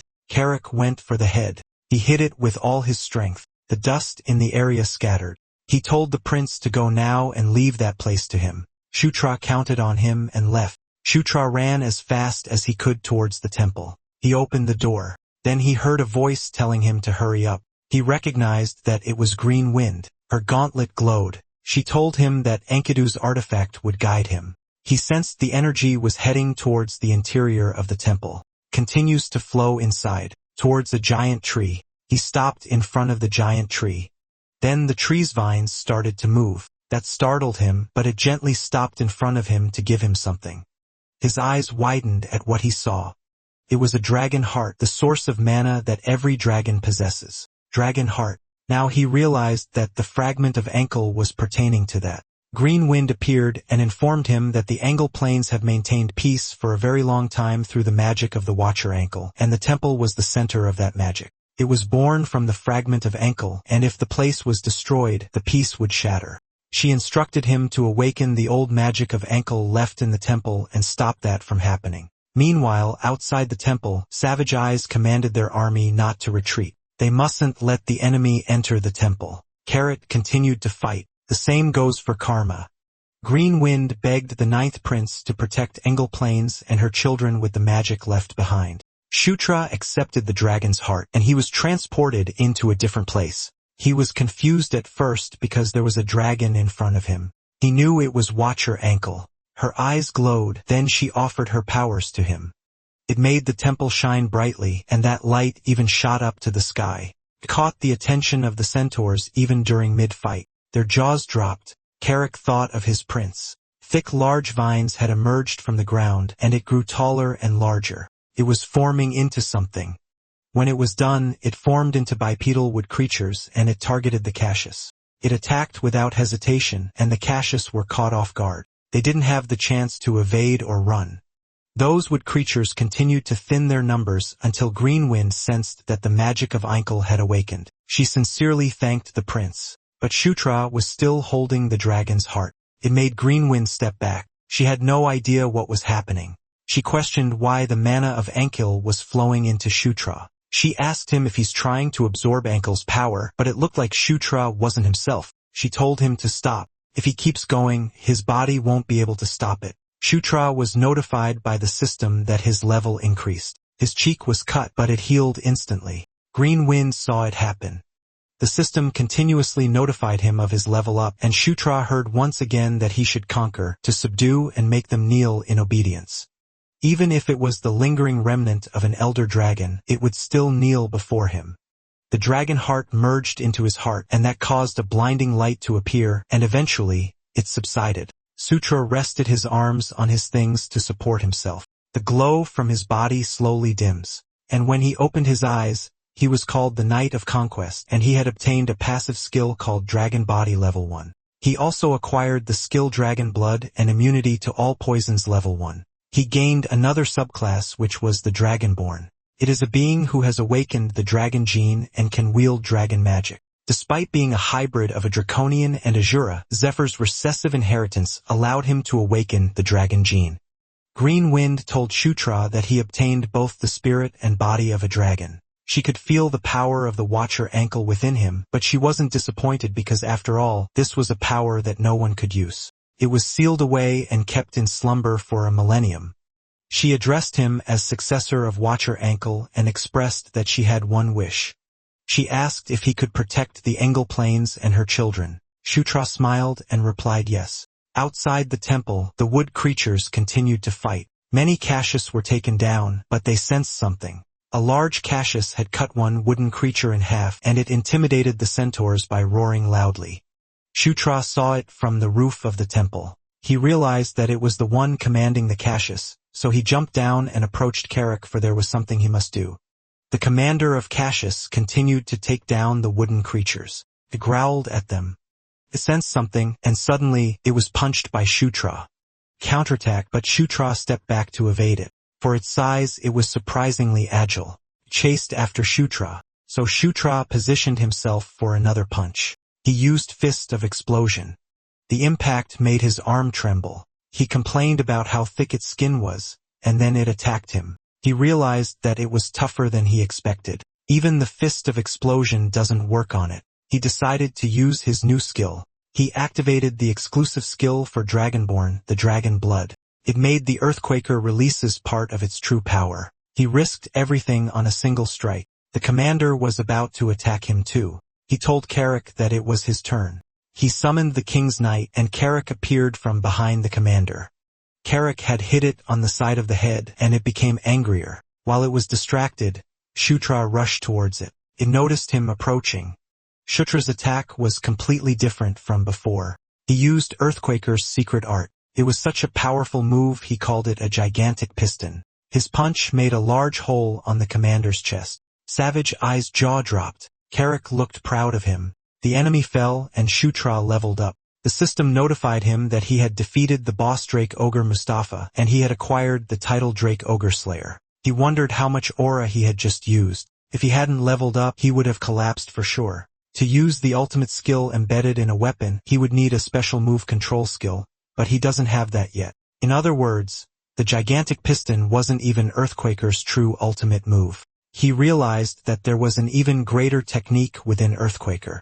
Carrick reported to him that some were running away after the guy fell. Savage Eyes slashed some of them, then he ordered his men to chase them down. If they let them escape, it would just come back to attack them again someday. They chased after them as they were determined not to let a single one escape. The nighttime came and the battle was over. The centaurs relaxed at their camp. They even had some drinks. Carrick and Karma had a toast with their drinks. Everyone was having fun. So Greenwind asked Sutra what brought him to her when they were having the time of their life. He came because he had a few questions he wanted to ask her. Since he granted her request earlier, she was willing to answer whatever he asked. But before that, she requested that he release her from his control. He had no idea. She explained that because he absorbed Ankle's mana, she, who was born from Ankle's magic, became bound to him. Now he learned what she meant. He told her to give him a moment to do that. She waited, and after a few moments they ended up looking at each other. Sutra had no idea how to undo it. His question made her pale. She had to verify again what he just said. She panicked and asked him if he seriously doesn't know how to do that. He replied no, since he was never taught how to do it. She was slightly annoyed that he acted like he did. He told her to calm down as he thought it through for a second. He asked her what her current condition was. She claimed that she was his, therefore she obeys him. But it wasn't what he meant. He asked if she's uncomfortable in any way or if she felt some changes. She replied that there was none in terms of her abilities or condition. However, if she were to disappear, the Angle planes would lose their vitality, for she was the living symbol of the life magic Ankle cast upon the planes. Sutra thought about it again. He suggested that she simply remains there in Angle planes instead of leaving with him. She was dumbfounded with his suggestion. He further explained that there was no need for her to go with him. That made her sad because to her, it was like he's abandoning her. He clarified that it's not what he meant. He asked her if she wanted to come with him. She yelled at him that he's her master, so it's natural that she accompanies him. Deep inside him, he was caught off guard that he just accidentally formed a spirit contract. And then he clarified what she said earlier about how she's the symbolic embodiment of the grand spell over the Angle planes. He asked if she could create something that could take her place. She replied that it would take some time, but it was possible. He instructed her that once she made something that could take her place, she could come with him. She wasn't pleased with that because she won't be able to be of much help to him for a while because he'd have to leave most of her power behind in the Angled planes. He told her that it's not a problem at all. Internally, he felt like he hit a jackpot. Forming a contract with a high-ranking natural spirit like her was a great opportunity. Her eyes sparkled with what he said. Now that it had been settled, it was time for him to ask questions. He asked how and when Ankle died. She was taken aback with his question. She replied that she's only a fragment, and as a spirit born anew from nature, she does not possess many of Ankle's memories. However, she could remember that 1,000 years ago she was murdered. She does not recall who the killer was, but she's certain that it was not another elder dragon. Shutra wondered who could possibly kill an elder dragon, being said to have godlike powers. Green Wind told him to speak to her casually now since she's uncomfortable when her master addresses her formally. Now that he had become Inkle's successor, he asked if that meant that he could also contain the power of another elder dragon within him. Generally, it would be impossible, but she thinks that if it was him, it might be possible. He already wields the powers of Ankle, the Watcher of Polarity, and the great Enkidu, the mighty one who opposes her. If he could balance those two opposing forces, then he might be able to wield the powers of other elder dragons as well. He was impressed. He thought it was the main character's plot armor. He had one last question. He asked her if she knew anything about the power that he possessed. She reiterated that she was simply a fragment, and she does not retain all of Ankle's memories. So her knowledge of his power was incomplete. Suddenly, she emitted a blinding light. Shutra squinted his eyes and asked what happened suddenly.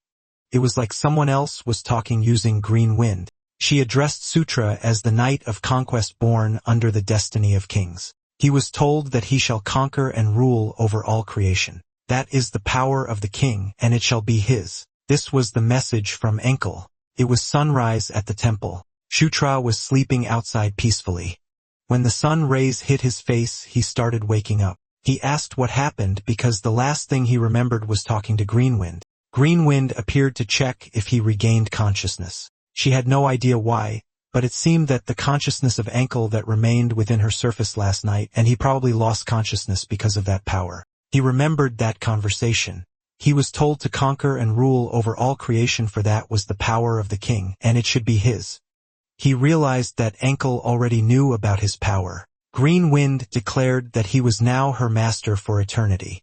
With that said, she had something to reveal to him. She showed him a screen and informed him that at the northernmost end of the Angle Plains lies one of Watcher Ankle's relics. Just like his Earthquaker, it was an artifact imbued with the power of an elder dragon. It was called the Shield of Life. Over 1,000 years ago, the Watcher Ankle bestowed the Shield of Life upon the bravest and most righteous centaur warrior. The warrior led his people against the enemies of the north and achieved countless victories without suffering a single wound. However, he was not truly invincible. He did not take the shield to bed with him. One night, while sharing his bed with a woman sent by someone who coveted it, he was stabbed to death. The Shield of Life had been granted to a courageous warrior by Ankle himself. Thus, no one but its owner could wield or carry it. The warrior's followers buried the Shield of Life alongside him in his tomb in the north. Centuries passed, and the Shield of Life became a legend.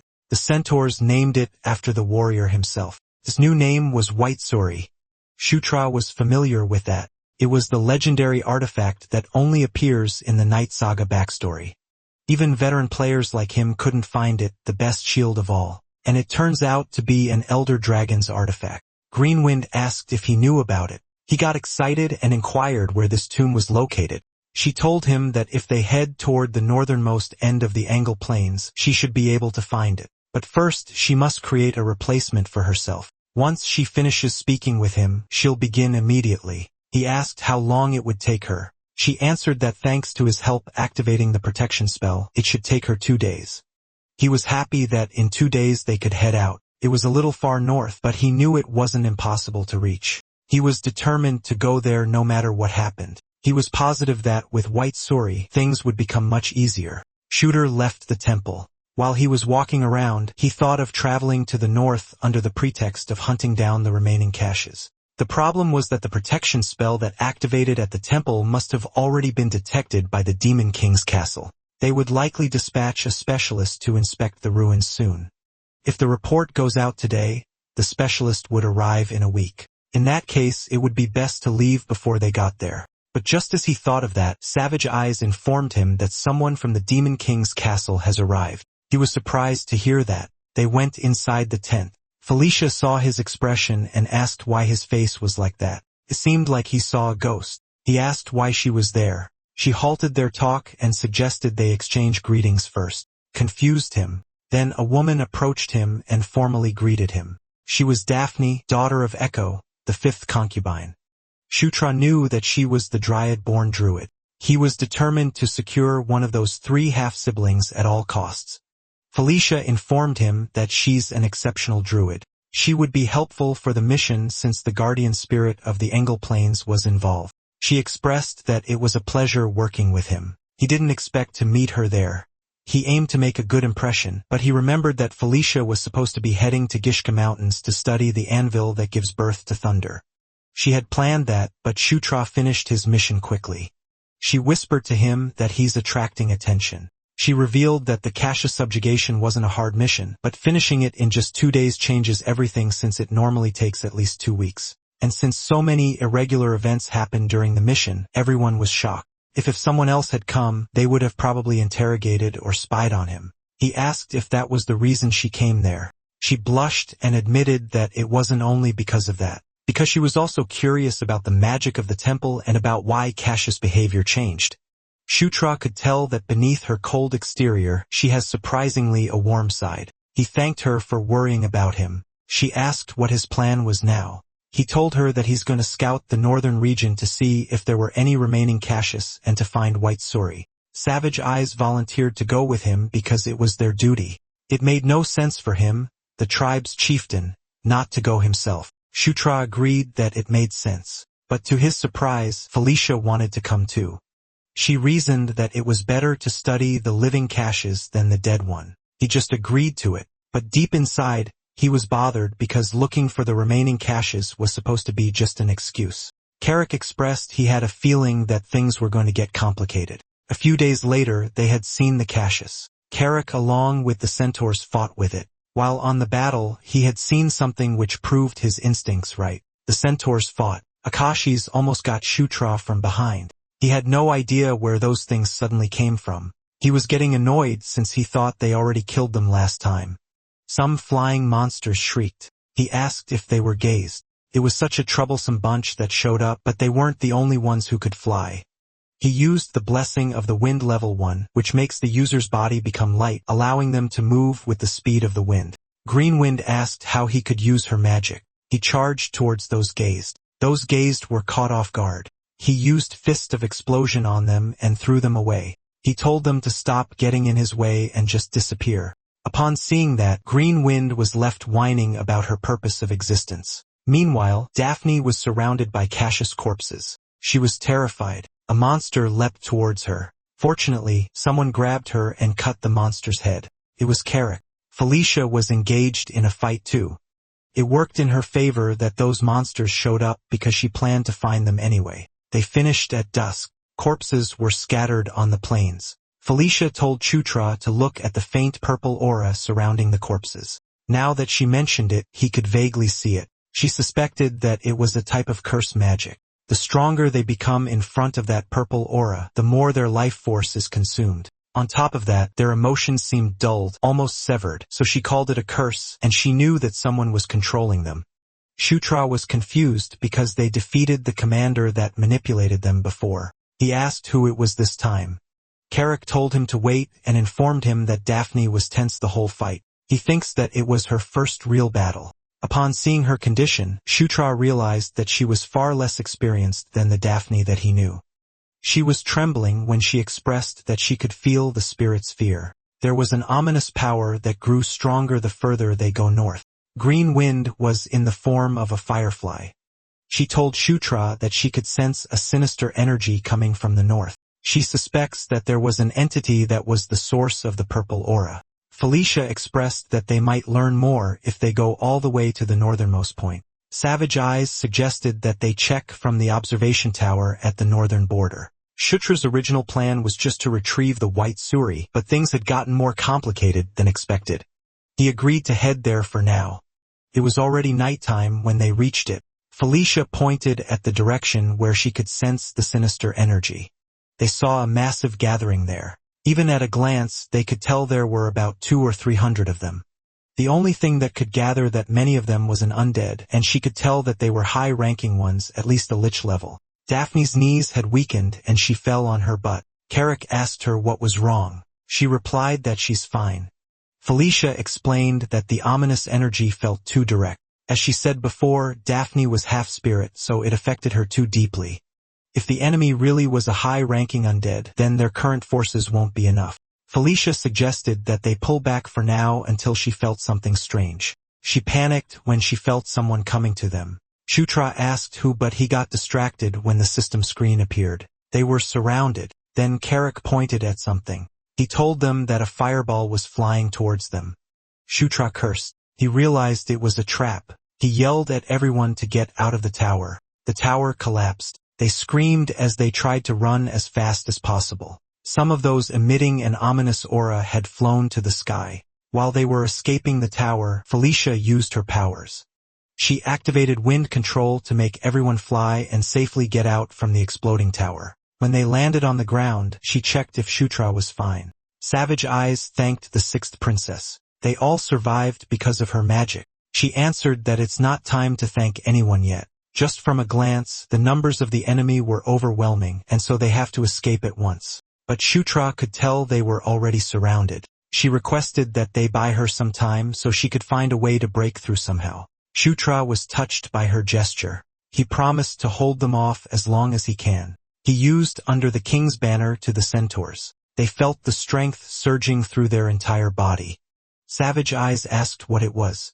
Green Wind asked her master if he truly intends to fight. He replied yes. All they could do now was to trust Felicia. He balled his fist, then commanded everyone to prepare for battle. Everyone became serious. Chutra was determined not to be pushed back. Carrick fought on the battlefield along with Savage Eyes and Karma. Chutra defeated so many undead using his fist of explosion. The bones scattered, but the skull still floats. He was already exhausted. The undead assembled their body back. He knew that if they continued that way, it wouldn't end. The skeleton warriors charged at him.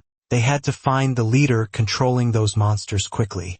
If they killed them, they might still have hope. Suddenly, he saw bright lights illuminating the sky, and it struck the centaurs. Carrick used an undead as a shield. He asked what that was. Among the sea of corpses, there was one who groaned as death came upon him, and a large skeleton warrior rose from them. It wore armor and a crown. Shutra finally found this leader. Savage Eyes attacked it from behind, but to his surprise, he was blocked and was shoved away. Carrick attacked next. His weapon hit its armor, but it just sent shivers through his body. Then the undead leader shoved him away. He crashed on the ground with a powerful impact. Then our boy leapt to attack it. He was thankful that this bonehead came straight to him. He was determined to end the fight now. He used Fist of Explosion, but he was left surprised. It had no effect and he was just thrown on the ground. He couldn't believe that guy. He was so strong. Shutra knew that he's not someone that they could handle. Felicia told him that it was enough and he could rest now. The undead leader got curious on what she was planning. It was the same for Shutra, but she told him that she would take over. She challenged this bonehead to come at her. Felicia charged with a powerful magic on her hand. Her blast attack hit the undead leader. It groaned loudly. It got annoyed, so it counterattacked, but she was able to step away from it. She used wind control next. The undead leader tried to grab her, but she activated Blink, which makes her vanish and appear behind this bonehead. And then she fired 2 beams at it. It made this undead leader groan. Shutra watched the fight, and he realized that Felicia was more incredible than he thought. He didn't expect that she would overwhelm that monster alone. He noticed a faint glow from behind him. It was from Daphne. She asked if he's all right. She used wind control to control the centaurs. Savage Eyes felt her power. Carrick too. He lifted his head as he gained strength. Shutra got excited since this was the Dryad's unique area buff. He was glad that Daphne was now contributing properly. The system notified him that boost level 1 had activated and his power swirled around him. The power erupted from his body. He was confused as to why he's suddenly learning skills. The system notified him that he acquired Spirit Bloom level 1. This makes a spirit's power dwell within the user and all abilities are increased. He could feel the power surging through his whole body. In Night Saga, normally only one spirit could dwell within a person at a time. But now, the spirit of life and the spirit of wind were dwelling on him simultaneously. As he expected, it was thanks to his protagonist's physique. Felicia rained a barrage of attacks on the undead leader. But she's getting exhausted. She was attacked, she used Blink, and she vanished. She was getting annoyed at this persistent bastard. She wished for it to die already. The undead leader expected her to show up at the back, and that caught her off guard. Meanwhile, Carrick felt the power course through his body. He attacked the undead leader and shifted its attention to him. Shutra showed up beside Felicia and praised her for her great work. She didn't expect to see him there. He told her to leave the finishing blow to him. He attacked using Fist of Explosion, and that made the undead leader fall. Carrick was hopeful that they would win now. Sutra teased him that it was actually his fist that defeated it. He realized that it's how Sutra wants to play, so he attacked the undead leader with the intention of cutting its head. But when he approached it, a purple glow illuminated it, and he was engulfed by that light. Sutra got worried for him. The light also rained down on him. When it touched his cheek, the purple mark spread, and he felt immense pain, which caused him to fall. Felicia saw what happened to him. The undead leader approaches Sutra, and she gets worried for him. Meanwhile, in a different part of the forest, Green Wind was roaming around until she noticed something. It was a grave. She was searching for that tomb of the warrior. The undead leader was about to strike Shutra. It was focused on him. Felicia took offense that it dared to look away when she's the opponent. She fired at him using the triple blast skill. The undead leader turned towards her, and it vanished. To her surprise, it appeared behind her just like how she used Blink, and then it swung its sword. She was able to block it by creating a barrier around herself. She was getting annoyed at this damned bastard. It forced its attack and pushed her down to the ground. It roared loudly, and the Cassius and the undead surrounded Felicia. While Shutra laid there unconscious, Green Wind told him to wake up. It wasn't the time for him to be laying around. She urged him to hurry and awaken Ankle's power. He asked what she's talking about. He had no idea how he's supposed to awaken Knight's Ankle's power. Green Wind shone brighter. Then she told him to remember because he already knew the answer. He woke up and uttered dragon blood. A green light swept across the sky. Meanwhile, Felicia battled the monsters around her. She noticed the green light. It moved fast and defeated those monsters around her in one hit. She glanced at Shutra, who was still face down on the ground, but the light got stronger beside him. He lifted his head, and to his surprise, the white Suri was in front of him. He asked how it happened. Green Wind explained that at the start of the battle, she had been searching for the buried grave where the white Suri was laid. She knew that leaving his side and acting alone was reckless, but she managed to find white Suri and succeeded in making it recognize a new master. That made him smile, but she cut him off saying he'd accept the praise later. For now, they had to deal with the creature in front of them. The undead leader attacked and the impact sent him flying. If this attack hit him, I'm sure he'd be dead. Shutra then stabilized himself in the air, and as soon as he did, he saw the undead leader getting ready to unleash an attack from its mouth. He was overwhelmed at how fast it was, then it fired at him. Felicia got worried. After that attack, the undead leader released smoke from its mouth. Shutra made a bright light in front of him. It came from his shield. He felt the energy. Green Wind explained that the fragment of ankle has transformed his body into a dragonborn. And at that very moment, another new power has been added to his transformed body. She asked if he could feel it, Ankle's magic, preserved for 5,000 years within the white Suri. His gauntlet reacted too. He replied yes and expressed that it was insane in the best way. The undead leader felt the presence. Shutra challenged his bonehead to keep acting tough because this time, he was going to destroy it completely. Shutra checked the white sway. He threw it in an attempt to test it out and hit the undead in front. It moved through them like a ping-pong ball. Felicia couldn't believe it. The undead leader got annoyed, so it growled loudly. It was targeted by the shield. White Suri was moving towards it when it revealed its wings and soared in the sky. While the undead leader was focused on that, Shutra attacked from behind. He used Fist of Explosion. The undead leader growled loudly. It unleashed large fireballs and rained it down on Shutra. Shutra evades it and throws his shield. It hit the undead leader right on its jaw. White Suri made its way back and continuously hit the undead leader. It growled angrily. Shutra charged ahead, determined to hit it using his fist. He unleashed his gigantic piston, and the undead leader groaned in pain from being hit in the stomach. Shutra was about to end the fight. He pointed his finger downwards, and the shield dropped to the undead leader's head. When its head was crushed, only a purple aura remained. The other undead also emitted the same purple aura. They froze as the aura came out from them, and they exploded. The system prompted Shutra that he had defeated the boss, Skeleton King Valkyroba, and with that, his level increased. He laughed at him for acting high and mighty despite being nothing special. Shutra had acquired the title Kingslayer level 1. Felicia rushed to him and reported that the curse had been completely removed. She suggested they leave while the monsters fight among themselves. He agreed with her and left. A few hours later, they camped nearby. Shutra was holding his shield when Felicia asked if that was the white Suri. Savage Eyes was amazed. He didn't expect that the legend of white Suri was true. Daphne shared that a powerful force could be felt from the white Suri. If her senses were right, it's still not revealing all of its power. Sutra realized that the white Suri was limiting its power to match him, just like the Earthquaker. He's excited to see how much stronger it will become. Felicia told him that it would belong to him, so she won't report it to the Demon King. She advised him to take good care of it. He happily thanked her. Savage Eyes approached him and told him that from that day on, they recognized him as the successor of the great warrior White Suri. If he calls, they would join him when needed. He replied that he would be counting on them. He was glad that it seemed like everything wrapped up nicely again, but he almost forgot. He would still have to go farming, which was fun.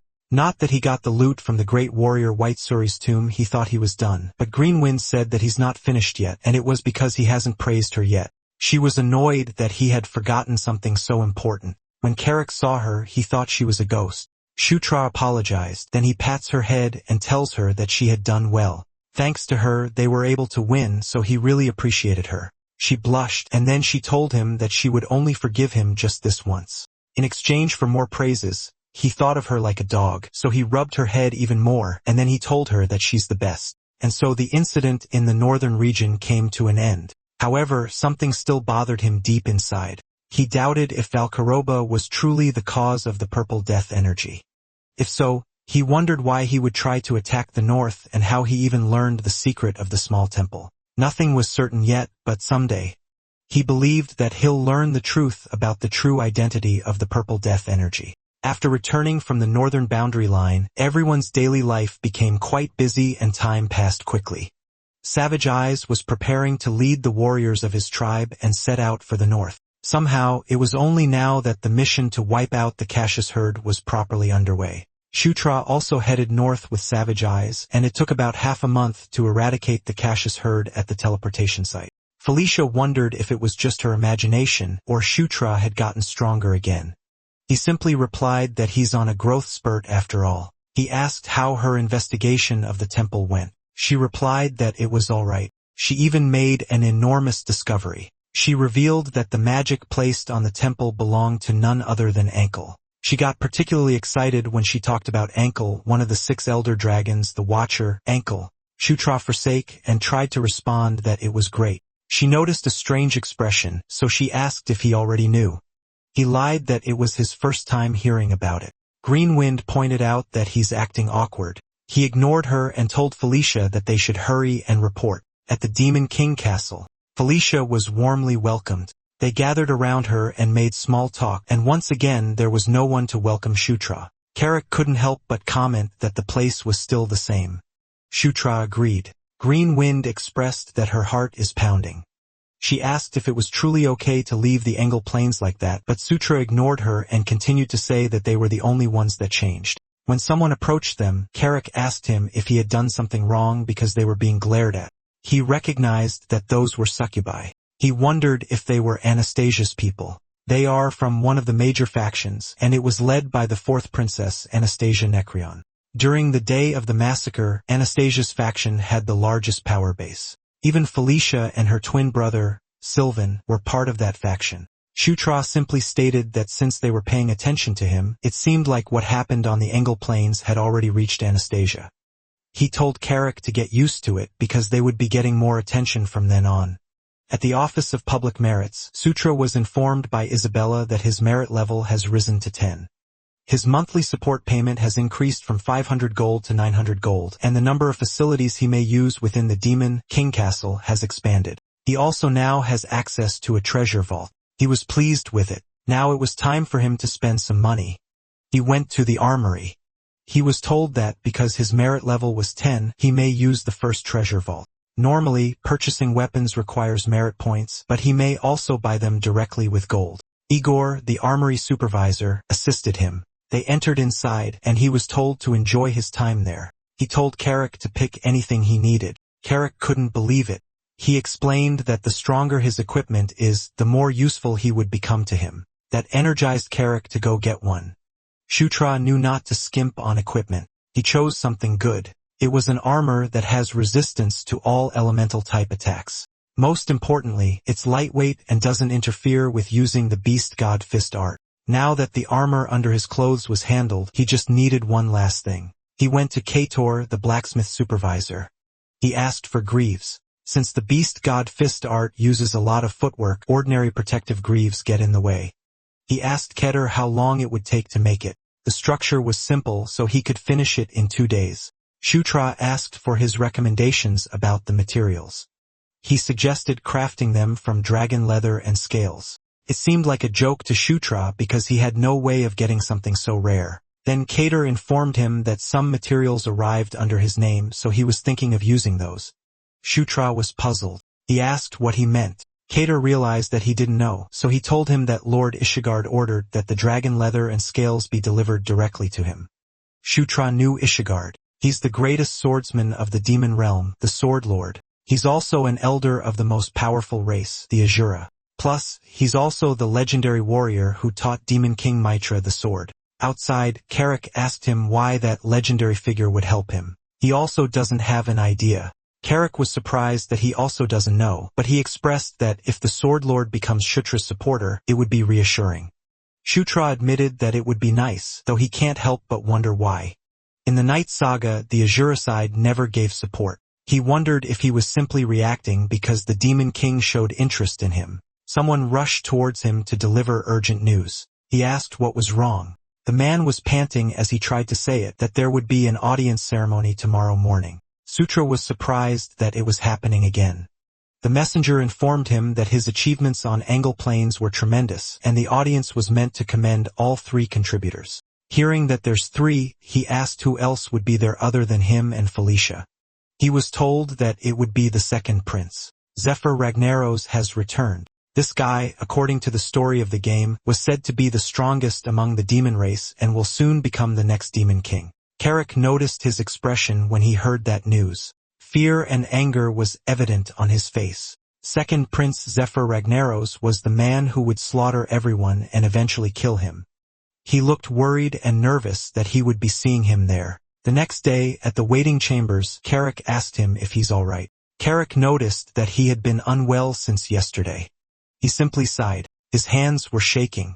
He knew he would meet him someday, but he never imagined that he would be that nervous. Carrick brought up the topic about another prince arriving. The attendant informed him that the second prince would enter directly without passing through the waiting chambers. Felicia entered and added that Zephyr was special in many ways, but she pointed out that Shooter's accomplishments weren't small either. She looked stunning in her sparkling black halter dress. Shutra acknowledged her presence. She told him not to let it get to him, and they just have to show everyone their best. The audience ceremony had begun. Demon King Mitra sat on his throne. Felicia and Sutra entered. Their presence had been announced. Sutra knew that if he was already that nervous, there was no way he would be able to handle what comes next. He walked towards the throne. A woman on the second floor watched him, but she didn't say a word. She just blankly stared at RMC. Shutra kneeled in front of the Demon King. He forced himself to overcome his feelings because this was always a mountain that he would have to cross. The next prince to enter was announced. It was the second prince, Zephyr Ragnaros. He stepped inside. Shutra finally met him. Zephyr had a stern expression on his face. This man was the protagonist of the Night Saga Demon Realm arc, Zephyr Ragnaros. Isabella announced the review of the achievements of the princes and the princess. She started with the second prince. As Shutra expected, Zephyr's achievements were overwhelming. His accomplishments alone were enough to justify an audience ceremony. Next, his and Felicia's achievements were announced, and the matter regarding the northern border drew everyone's attention. But the highlight of the day was not the achievements. Demon King Mitra called Sutra's name and told him that he would grant him his mission. This caught the attention of the princess and prince. It was a situation with no precedent until now, and it left him bewildered. The Demon King had just personally assigned a mission during the audience ceremony. His mission was to explore the Thunderdome fortress of the Dwarven Kingdom. During mining development, a path leading to the Thunderdome fortress was discovered. He was to secure the passage and investigate the interior of the Thunderdome fortress. He would be departing in 7 days. He knew this place well because when he played Night Saga, was it one of the Dwarven Kingdom's key strongholds. The mission was originally assigned to the 27th Exploration Unit led by General Cashable, but he died during the investigation, causing the mission to fail. According to the reports, toxic gas poisoning was the primary cause. Therefore, he must prepare adequate countermeasures and ultimately secure the Thunderdome fortress. He sighed as he wondered what was going on. Cashable was a general of draconian descent, and yet they're giving him a mission that even someone like him failed. He wondered why they wouldn't give it to Zephyr, whose maternal lineage was draconian. Felicia felt that something was wrong. She asked Sutra if he somehow angered their father. He had no idea what she's saying, so she elaborated that for a mission like that, Zephyr would take full responsibility. Carrick knew it must be a difficult mission since even the general failed. Felicia was certain that this mission was far too dangerous for Shutra. She asked if he thinks so too. Before he could answer, she came up with a conclusion, and that was to go with him. She told him that they would go together. She made it seem like it's what he wants, so even if she's busy, she had to agree. Carrick pointed out that the prince didn't even answer her. She yelled at the orc to shut up. Shutra agreed that they should go together. He thanked her for that. Someone arrived and expressed that he also wants to accompany them on the mission. He asked the 9th prince if that's all right. Felicia was surprised to see Kadyrov. Shutra apologized since the members for the mission have already been decided. He understood and left. When he was gone, Felicia asked Shutra why he's being like that. She thought it would be good if he came with them. He's one of the very few male sirens, and he's competent, so he'd be useful. He knew she wasn't wrong. Kadyrov was one of the strongest magic-type sirens among them. He used a blink to be transported to his master. Shutra was aware that he's secretly a follower of Anastasia. He's one of the very few fanatical followers with abilities specialized in infiltration and espionage, he reported to her. Seeing that they sent him, Shutra could tell that they were really concerned. Anastasia realized that he's much more cautious than expected. Back at his dwelling, Shutra was asked if he knew anything about the Thunderdome fortress. He answered that he only knew that there used to be those hot-blooded dwarves who fought dragons. Carrick was confused because he thought dwarves serve as Enkidu's treasure keepers. Felicia explained that there wasn't just one dwarf nation. Among them, the dwarf high kingdom that the Thunderdome fortress belonged to fight dragons to protect their cities and their treasures. They even managed to bring down multiple actual dragons. A dragon and an elder dragon were practically different species altogether, so Carrick asked if the princess could slay a dragon too. She answered that if enough time and resources were provided, concluded that she can't, and that offended her, so she pointed out that dragons weren't just some run-of-the-mill monsters. Case in point, even the dwarf high kingdom was eventually destroyed in the war against dragons. Carrick teased her, saying that she knew a lot. She confidently replied that it was natural that she does because Thunderdome Fortress was mentioned all the time in dwarf relic duties. So if they excavate it properly, they would hit a jackpot. Her eyes sparkled at the thought of that. Carrick could see her practically drooling about it. Meanwhile, Shutra was in deep thought because in the Night Saga, the Thunderdome Fortress was one of the famous honeypot dungeons. Because battles with dragons caused parts of the fortress to collapse, high-quality weapons and treasures are still buried inside untouched. But more importantly, that fortress contained something he desperately needed, a weapon specialized for killing dragons and a special anti-dragon weapon that was fatal to those with dragon lineage. It was called the Dragon Slayer Sword. To fight Zephyr, who bears the blood of dragons, he must obtain it. The next day they prepared to leave. Shutra wore a rank dragon scale greaves. It has fire resistance level 3 and fire absorption level 3, plus 5 strength, plus % kick technique damage, and plus 10% agility. It also has a special skill called fire enhancement. He asked if everyone was ready. On his team was Felicia, Carrick, Karma, Daphne, and a black-haired elf. They all wore masks. They set off. They entered the cave. The elf held the map and they followed her. Carrick noticed that the fog got thicker. Felicia told him that it's not fog but a toxic gas from the mines, but it was worse than she expected. There was no time limit in their mission, so she suggested they advance slowly. Shutra thinks that was also better. Carrick noticed that the fog's color was kind of strange. It was supposed to be yellow. Shutra asked him what, but then he started groaning in pain. Him and Karma fell at the same time. Shutra asked what was happening. Felicia used her power since the type of gas suddenly changed. She used winds to clear the air. Her wind collided with something. It caused an explosion, and a gust of toxic gas blew towards them. Shutra was weakened. He called Felicia. The toxic gas continued. Everyone else was down too. Then some monsters were lurking in the dark. They stepped out and approached the unconscious bodies. The monsters growled loudly. Suddenly, someone spoke that they were the culprit. Sutra was actually conscious. He just pretended to fall. He realized that they were the ones who killed General Cashable. The monster's attention was on him, so they didn't notice that the white Suri was coming from behind, and it cut right through them, splitting their bodies in midsection. Green Wind commented that his act of fainting was quite convincing. He told her to shut up. The white Suri continued to slice the monsters in half. One even shrieked when it saw it approaching, but it wasn't able to escape and had its body sliced. After that, White Suri returned to Shutra's arms. He had taken down all of them. Those bastards had used a pretty potent poison. Shutra was almost in grave danger, fortunately. He has level 1 immunity to all poisons because of the level 2 protagonist's physique additional effect. A crack had formed on the ceiling.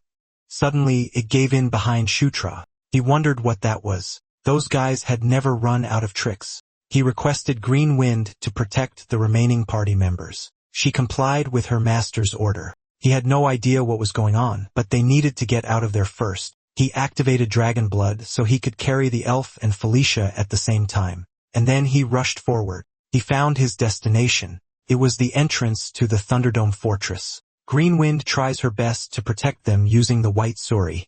He was back, and she told him to hurry because the situation was abnormal. He carried Daphne and Karma next. He told Carrick to wait for him and he'll be right back. He moved as fast as he could.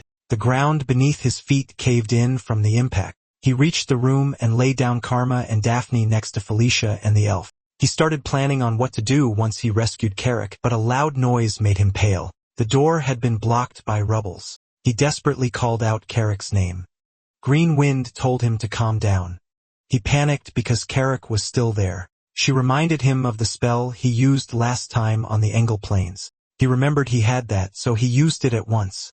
He summoned the King's Knight and a spatial appeared above him. Carrick's head started to peek through it and eventually his whole body was transported. Then he fell on the ground. Shutra got worried. He rushed towards him. Fortunately, it doesn't look like he's severely injured. Shutra was relieved. The whole situation was a mess. He wondered what exactly happened. Also, he was curious what those weird things were. He had never seen such creatures in the entirety of the Night Saga. Felicia started coughing. He let out a sigh as he focused on the urgent matters first. He had to detoxify them before it was too late, but more weird creatures showed up again. He could only curse. One monster from the swarm attacked first. He used Fist of Explosion and knocked back that monster. Shutra was pissed off. He was already busy enough and there was another pain in the ass. Those monsters growled loudly. He glared at them as he told them to shut their mouths and attacked all at once since he doesn't have time to waste. When they charged at him, he prepared his fist and then he struck them with Fist of Explosion. The White Suri also attacked by his side. He slashed those monsters. The ones closest to him were instantly killed. Shutra went on a rampage. When he was done with that, he started detoxifying them. Felicia gained consciousness. He asked if she's okay.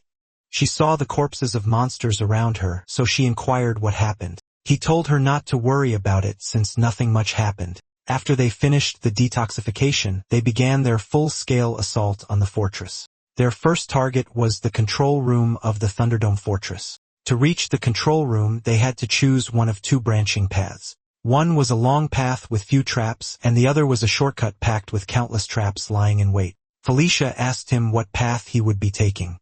If they want to play it safe, they really should take the long way around. Suddenly, they heard loud noises. He realized that it wasn't the time to be taking it easy. Carrick asked what that sound was. The black-haired elf replied that it was a signal that appeared when the most important facility in the ruins was under attack. In short, someone was basically attempting the dungeon at that moment. Velsha wondered who else would do that. Shutra showed Carrick the way and instructed him to raise his shield and take point. He didn't expect that. Shooter told him to trust him and do exactly what he says, and nothing would happen to him. There was a dragon's head on the wall, and as they stepped forward, it breathed fire towards them, but Carrick's shield blocked it while they stayed right behind him. The next trap was a pit with spikes, which made Carrick shriek because he almost fell. After that, he deflected spears from left to right, and he faced more traps while the rest just followed behind.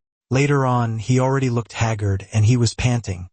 Shutra praised him for his good work, but he was just annoyed because he almost died. Shutra pointed out that thanks to his hard work, they got to the control room quickly. The black-haired elf expressed to Felicia that something was off. The gargoyles that should be guarding the place weren't there. They decided to just go inside for now and see. The room was messy. Shutra saw something familiar, and he told Felicia about it. Leaning on the wall was the skeleton of the last city lord of the Thunderdome fortress.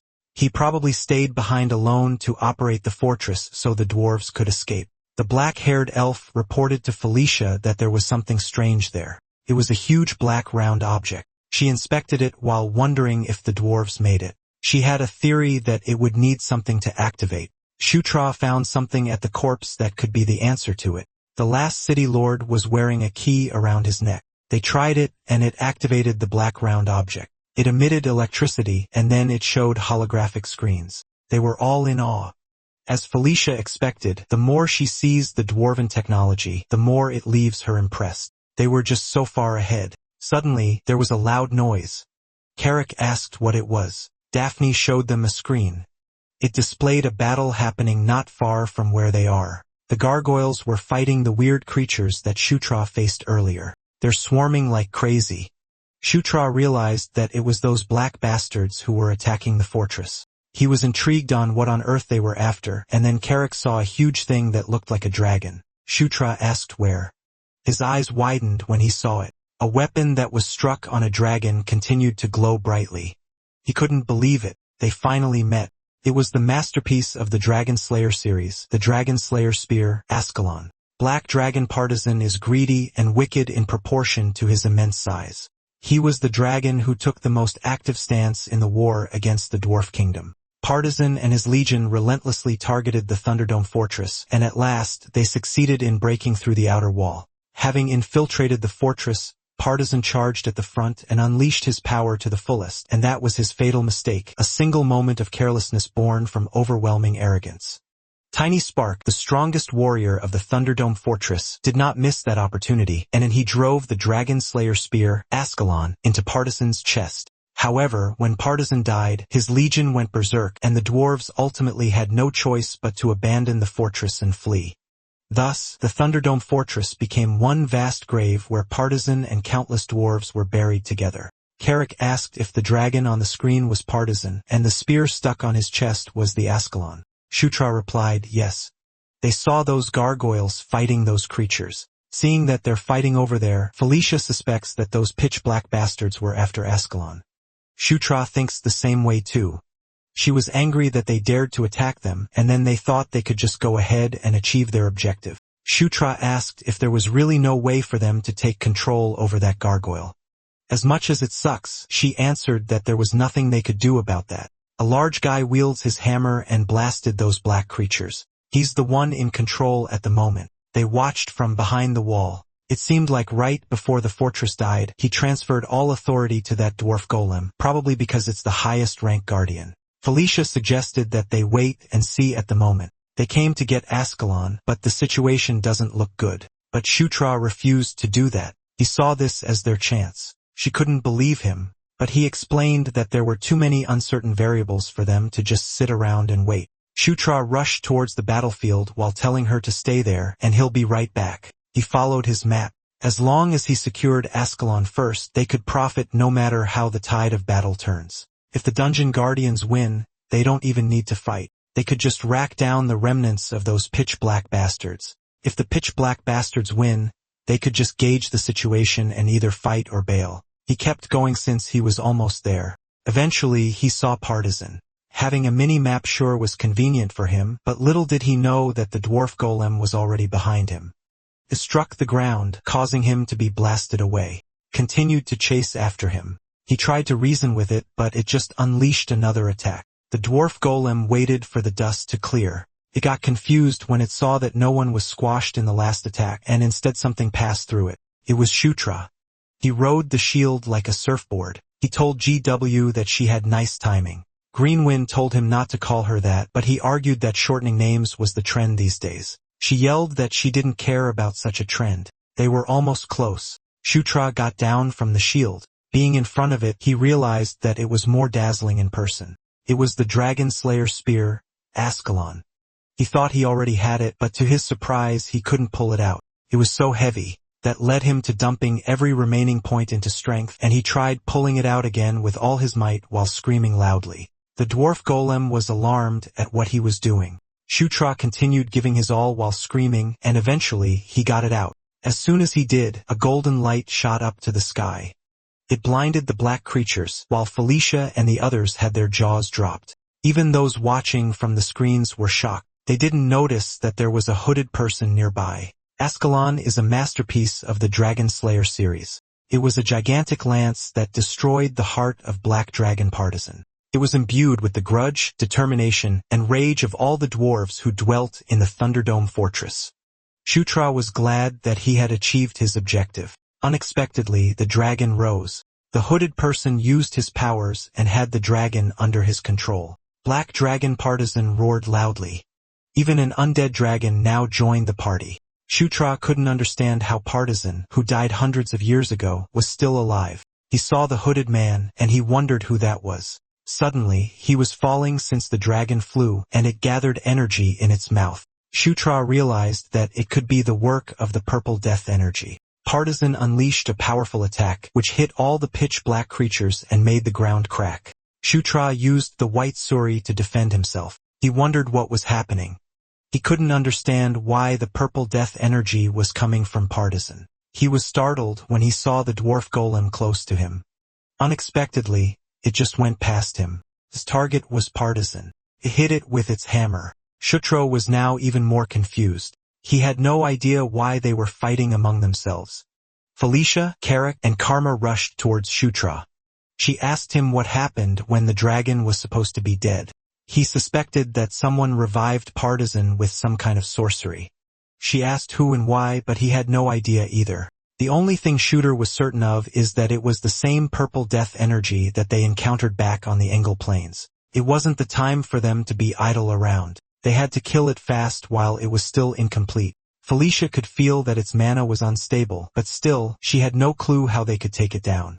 He told her that since it was a zombie dragon, there would have to be a core that controls the flow of mana. And if they destroy that core before Shutra could finish his sentence, the dragon was about to release a powerful attack. Shutra knew it was bad. He told everyone that a dragon's breath was coming, so they had to get out of the way. The attack was so powerful that it obliterated everything in its way. It even shot out of the fortress, leaving a hole through several layers of wall. It had also destroyed the ground on its path. Seeing that kind of damage, Carrick, Karam, Felicia, and Shutra were glad to have evaded it. Carrick was left stunned, especially when he was under the impression that it was incomplete based on what Shutra said. Shutra apologized and admitted that he didn't think it would be that strong either. He knew they're in a bad situation since the longer they drag this out, the stronger it would get. He tried his best to think on how they were supposed to defeat that, when suddenly, Ascalon glowed brightly, a swirl of golden text wrapped around it and around the dragon until its blade became Shutra's hand. With that, Shutra's right hand became like a drill. They were surprised when the shape of Ascalon changed. Shutra asked Felicia if she could draw Partisan's attention for a second, since he had a feeling he could put an end to it. The dragon was alerted. When it got hit with several fireballs simultaneously, Felicia called more flames to continue to rain fireballs on it. It made the dragon roar angrily while Shutra sneaked behind it. He could feel Ascalon's will. He so believes that if he could just get one shot, he'd be able to finish it. But he didn't expect that the dragon would use its tail to hit him, and that sent him to the opposite side of the room. Felicia and Carrick rushed towards him. It made him annoyed. Now he wondered if he was rash. The dragon attacked him again, causing the ground to crack. He just braced himself. When he didn't feel anything, he opened his eyes. There, he saw the dwarf golem blocking the dragon's claws. The dwarf golem gripped its hammer tightly and shoved the dragon away. It followed up with another swing and unleashed lightning attacks towards the dragon. Partisan roared angrily. It counterattacked using its dragon's breath, while the dwarf golem continued to attack it using the hammer. Greenwind asked Shutra if he's alright. Felicia reached his side too. She healed him while scolding him. He told her that he could put an end to it, but he ended up getting hurt. He admits that he had no excuse for that. She suggested that they pull back since the dragon wasn't something they could handle. But despite his state, Sutra believed that they could still make it. She yelled at him to stop being stubborn, especially in his condition. He acknowledged that he rushed earlier. He told her that the more urgent it was, the more that they couldn't go back. He requested her assistance again. He promised that he won't make any mistakes this time. She was about to say something, but he already returned to the fight. He rode the shield like a surfboard and got into the middle of the battle. He planned to circle around it so it won't notice them. Greenwind followed his order. Partisan broke the dwarf golem's arm, and then prepared to unleash another dragon's breath. The dwarf golem took a direct hit and its body was obliterated. Just right after that, the dragon was attacked. Felicia called her flames again and made an explosion. Even while burning, the dragon noticed something flew past it.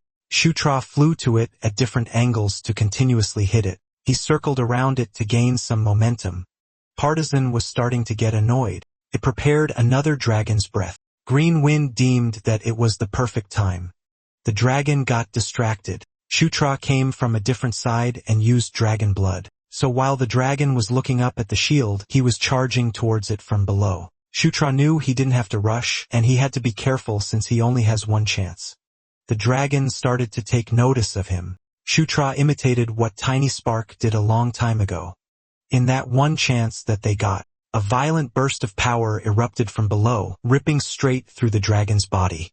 The beast roared in agony as the overwhelming force shattered it from the inside. This attack was called Gigantic Piston. Felicia was left in awe when she saw that Shutra had really done it. Partisan fell. The system notified Shutra that he had defeated the zombie dragon partisan, and that boosted his level.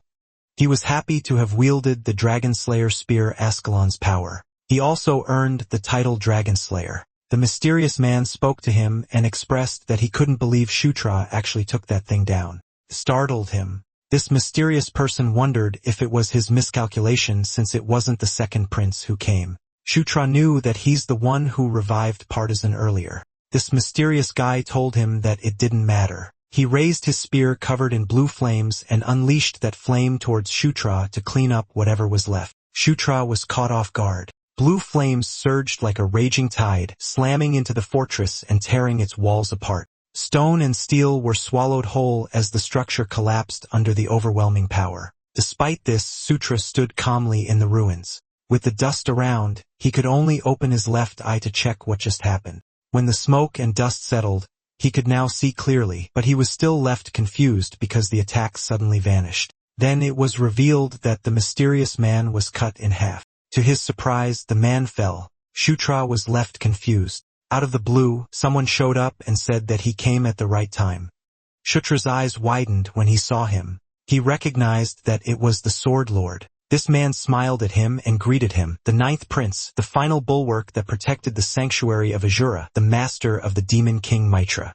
Sword Lord Ishigard was a being in Night Saga comparable to an elder dragon. He was a powerful and extraordinary figure, but he existed only in the background story, so there was no chance to encounter him in the actual story. He's a being that existed merely as a background, even when Zephyr Ragnaros became the demon king. And even when Locke invaded the demon realm, he never revealed himself. Basically, he's a powerhouse of a night saga that's shrouded in mystery. He's a monster whom even the demon king had to seek teachings from. Sword Lord Ishigard commented that the sixth princess had grown a lot. He suddenly lifted her up in the air and told her that when he had seen her before, she was just a tiny little brat. Embarrassed, she screamed at him to put her down. He was amused with her reaction and teased her even more, saying that she's throwing a tantrum, making her a child after all. Shutra couldn't believe that this Sword Lord Ishigard was standing in front of him. Meanwhile, Felicia was left annoyed and embarrassed. Then he asked the ninth prince if he liked his gift. Shutra realized that he was talking about the dragon hide. He replied yes and thanked him. Because of it, he was able to make some good equipment. He didn't realize that some monsters were behind him while he was talking. A bright light caught our boy's attention, then he was surprised when it suddenly emits a surge of power. Several explosions followed. Carrick asked why they were exploding. Shutra also doesn't have any idea. He suggested getting away first. The guy earlier glowed and he exploded. Only ruins were left. Luckily, Ishigard created a barrier. He asked if everyone was alright. Shutra replied yes thanks to him. Felicia couldn't understand the explosion out of nowhere. It made her wonder what their objective truly was. Shutra remembered the guy mentioned the second prince, and he finds it strange. Ascalon wasn't the objective since the guy didn't even seem interested in it, so it made him wonder what they were after. Then it clicked. Our MC's expression became serious. He revealed to Felicia that their target could be the second prince. That shocked and confused her. She asked why he suddenly said that. He shared that the guy holding the spear said that they watched because the second prince didn't come. Plus, those guys showed up now of all times, when it has been half a month since General Cashable failed his mission. So Shutra could say that it's like they were waiting for someone. Her expression turned grim when she realized it. They killed General Cashable from the start to lure out the second prince. Felicia supplemented that it was Zephyr who was always assigned to missions like those. So those guys probably thought that it would be the same. It made her curious why and who targeted Zephyr. Shutra answered that whoever it was, they seemed extremely meticulous. They even self-destructed to cut off any information about themselves. Ishigard commented that their story was quite interesting. Felicia got annoyed and yelled that they were being serious. He answered that he's being serious too. She could only sigh in response. Then she probed what brought him there. He answered that the Demon King is deeply interested in the ninth prince, so he got curious and came to personally check. Shutra was dumbfounded that he came to take a look at him. He continued that the Demon King never acts without reason. So if he did something unexpected at the audience ceremony, then there was a reason worthy of it. And now that he's facing Shutra directly, he could now roughly tell what the Demon King is thinking. Sutra felt the mood suddenly change. Then Ishigard asked him if he would like to learn from him. That surprised both Sutra and 𝖡tiḻ𝗇shigard. Ishigard clarified that he's not telling him to become his student. He was also not in a position to raise a student either. And more than anything, Sutra already learned the beast god fist art. 𝖡tiḻyu was surprised to hear that. It made her ask Sutra on when he had learned it. Sutra asked Ishigard how he knew about it. Ishigard told him that his body has so many kinds of energies mixed together besides the beast god fist art. He couldn't exactly see what each and every one of them was, but he could tell that those powers weren't repelling one another. Instead, they're embracing one another to the point where the phrase mutual coexistence fits for them. He expressed that he had taken an interest in the ninth prince, and he'd like to pass on a few of his insights to him. He asked what he thought. Sutra knew this was a first. Other than Demon King Matira, the Sword Lord had never been the one to offer his teachings first. He replied yes to him because there was no reason to refuse. Ishigard was delighted with his response. He planned to teach him one method of aura manipulation and a few techniques, and how Sutra applies them would change greatly depending on his skill. He placed a hand on Sutra's shoulder, and suddenly, Sutra emitted golden light. It signaled the start of the instruction. Sutra's golden glow was Ishigard's aura. He closed his eyes to feel it even more. It was different from when he learned the beast god fist art. The aura of the Sword Lord feels like it was filling every corner of his body. The system notified him that he acquired Asura Cultivation Technique Level 11. Asura Cultivation Technique Wine God Level 11, Asura Cultivation Technique Great Mountain Level 11, and Asura Cultivation Technique Lightning. Ishigard commented that he was remarkable. The speed at which he's acquiring techniques was faster than he expected. Golden and blue energy slammed into each other, exploding in a burst of blinding light. Sutra was swallowed by the blinding light, leaving Ishigard frozen in shock. 𝖡tiḻyu and the others were shocked and worried about Sutra. Ishigard couldn't believe his eyes. He didn't think something like that would be possible. Blue and gold energy slowly merged together, forming a single shining core. Then some notifications came out. First, Asura Cultivation Technique and Beast God Fist Art were working in harmony. Second, the level of the protagonist's physique has increased, plus the level of immunity to 100 poisons level 1 has increased. When immunity to a 100 poisons level reaches level 3, it could evolve into immunity to 1000 poisons. He acquired Harmony level 1, and the S-rank Martial Beast God Fist Art evolved. A pillar of golden light shot up towards the sky, striking the fortress and shaking the land around it. Sutra emerged from the light, floating calmly as the combined energy flowed around him. His eyes were closed, his body steady as if the power had fully accepted him. When Sutra opened his eyes, he had already acquired the SS rank martial art, Asura Divine Fist. When the light was gone, he fell on his butt. Carrick and 𝖡tiḻyu rushed to his side and asked the Sword Lord what happened to Sutra. Ishigard replied that he only intended to teach him the Asura Cultivation Technique, but Sutra merged the Beast God Fist Art and the Asura Cultivation Technique into one, and he did it unconsciously. Originally, the only SS rank martial art that appears in Night Saga is the martial art of the hero, Locke, which was the hero's swords art. But now the Beast God Fist Art has evolved into the Asura Divine Fist Strike at the same SS rank grade as the hero's sword art. Ishigard expressed that he was a far greater figure than he imagined. He decided not to pry and told him that he doesn't need an explanation.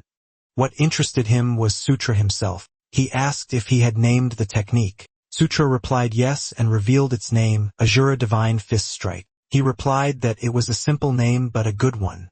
But for what happened, he suggested keeping it secret whenever possible. Because Sutra had already drawn plenty of attention, there was no need to increase the gaze and wariness of the royal court. Sutra replied that it would be for the best too. Now that they were mostly finished with what he came to do, all that was left was to pack those up and then rest. 𝖡tiḻyu asked what they had to pack. He asked her if it's her first time exploring the ruins. He's suggesting to gulp the dragon all down before the expedition team arrives. That shocked the siblings. He told them that if they split into thirds and share, it would be perfect. He asked them what they planned to do with those. They only thought of leaving them with the forge at the Demon King's castle. He agreed that it was not a bad idea, but since they obtained such fine materials, he suggested to entrust it to his acquaintance. He personally vouched for their skill. He asked if they knew someone named Amida. 𝖡tiḻyu replied that it was her first time hearing that name. But Shutra got thrilled and yelled, Amida Ignatia. He's the greatest blacksmith in the demon realm who uses the last flame. Ishigard realized that the ninth prince knew. Shutra was confident that he knew him because meeting him was a true hidden even in Night Saga. Amida Ignatia. Sometimes he's a man and sometimes they're a woman. There were rumors that they were a shape-shifting mage who could transform freely, and also rumors that Amida wasn't an individual at all, but a name shared by a clan or a group. Meeting Amida was literally being super lucky, even if he only managed to meet them 3 times over 10 full clears. Ishigard was glad that he didn't have to bother explaining. He planned to tell him where they had been staying lately. That made Sutra happy. Ishigard told him that there's someone who changes residence often, so once he's ready, he should go find them right away. They were the reclusive type and didn't like meeting people, but if he mentioned his name, they would meet him at least once. Sutra was glad that not only did he obtain SS rank martial art, he even got Amida's whereabouts. He ended up with an incredible haul in such a short time. They eventually descended a staircase. After resting, they thoroughly searched the treasure vault. And the next place they headed to was the archives, which Felicia insisted that they absolutely had to stop by. Sutra started coughing because there was too much dust in there. She challenged his thought by asking if he meant that his curiosity loses to mere dust. Carrick responded that, in the first place, the ninth prince doesn't have even a shred of curiosity about dwarf culture. They reached the room.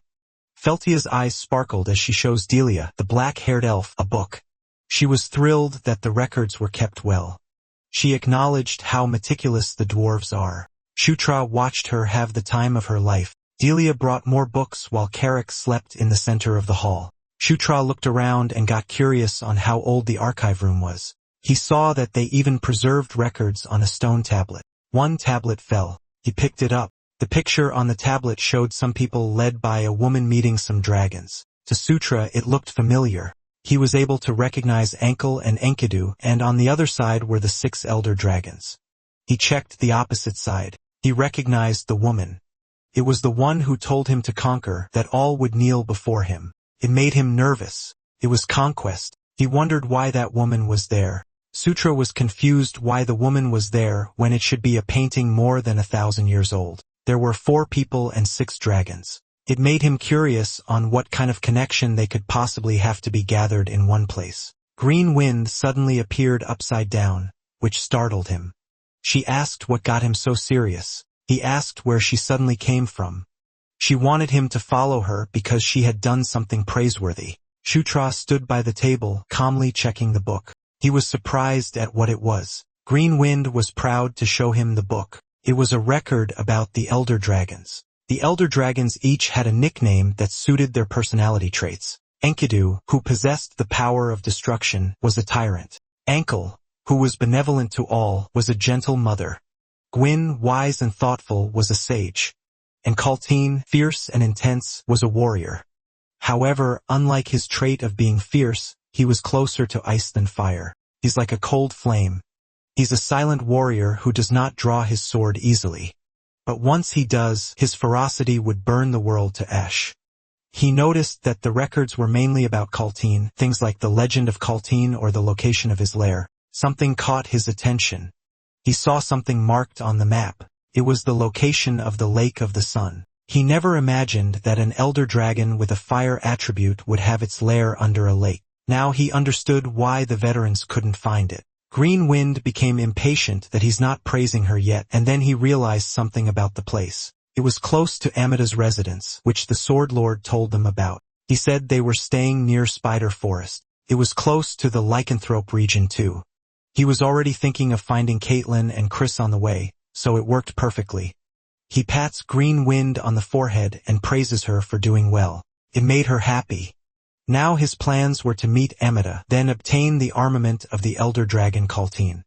If things go well, the next leg of the journey would be a complete gift set for him. They stayed 4 days at the Thunderdome Fortress. Felicia's passion was beyond impressive. Shutra finds it astonishing since right up until the day before they left, she never showed a hint of fatigue staying in the archives. He also spent most of his time in the archives searching for information about the elder dragons, but unfortunately, he couldn't find information on any dragons other than Kaltine. Still, there was one small consolation. Carrick had grown stronger. He used the promotion of the king's knights and asked him if he felt stronger. He replied yes and punched the air to demonstrate. Carrick also expressed that all the hard work he had put him through paid off. Knight Captain Carrick rank was barracks commander. The next morning, a new mission plan sent by Felicia arrived at the Demon King's castle. A report was also delivered stating that there was a high possibility General Kashable's death itself had been a trap meant to lure out Zephyr. The sun was high in the sky. Shutra was ready to depart, but Felicia told him to wait. She suggested looking around a little more before they go. There was still a ton that she hadn't seen yet. He refused her since the Sword Lord said they have to find Amita quickly before they disappear. They didn't have much time, so he urged her to get in the carriage. When everyone was inside, he told Carrick, who took on the role of a coachman, that they could go, and so they left. While on the ride, Shutra looked back and realized that there were plenty of dangerous moments, but this was a mission where they gained even more than they risked. He's looking forward to seeing how Caitlin reacts when she sees the Asura Divine Fist strike. He wanted to see it soon. 3 days later, a new expedition party was formed to investigate traces of those who had targeted Zephyr. He stepped up to take command. Zephyr went to the archives room. In there, he saw the stone tablet that Shutra had previously picked up. He recognized famine. There was death too and war, but he had no idea who the woman in front was. This was the woman whom Shutra identified as Conquest. Meanwhile, in a volcano, a dragon and a woman met. The dragon told her to begin. She was addressed as Knight of Conquest. It was also the same warrior that appeared on our MC stream, if you guys could remember. Back to our MC, he fired an arrow. Only a small fire came out of his hand, and it switched direction and burned him. Carrick expressed that he had never seen training like that before in his life. He was worried that Shutra would mess up his body doing that. Felicia answered that, surprisingly, he's completely fine. Shutra healed the burn on his body.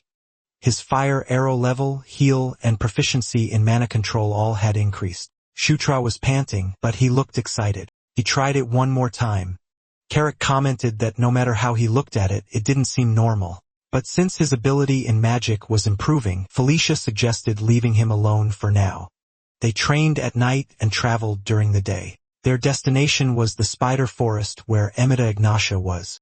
To reach there as quickly as possible, they were cutting across lycanthrope territory. Suddenly, were told to stop. The road was currently closed to traffic. Carrick asked what was going on. They were told that it was the official business of the lycanthrope royal family, so they were told to withdraw. An official business of the lycanthrope royal family in the middle of nowhere seemed strange to Felicia.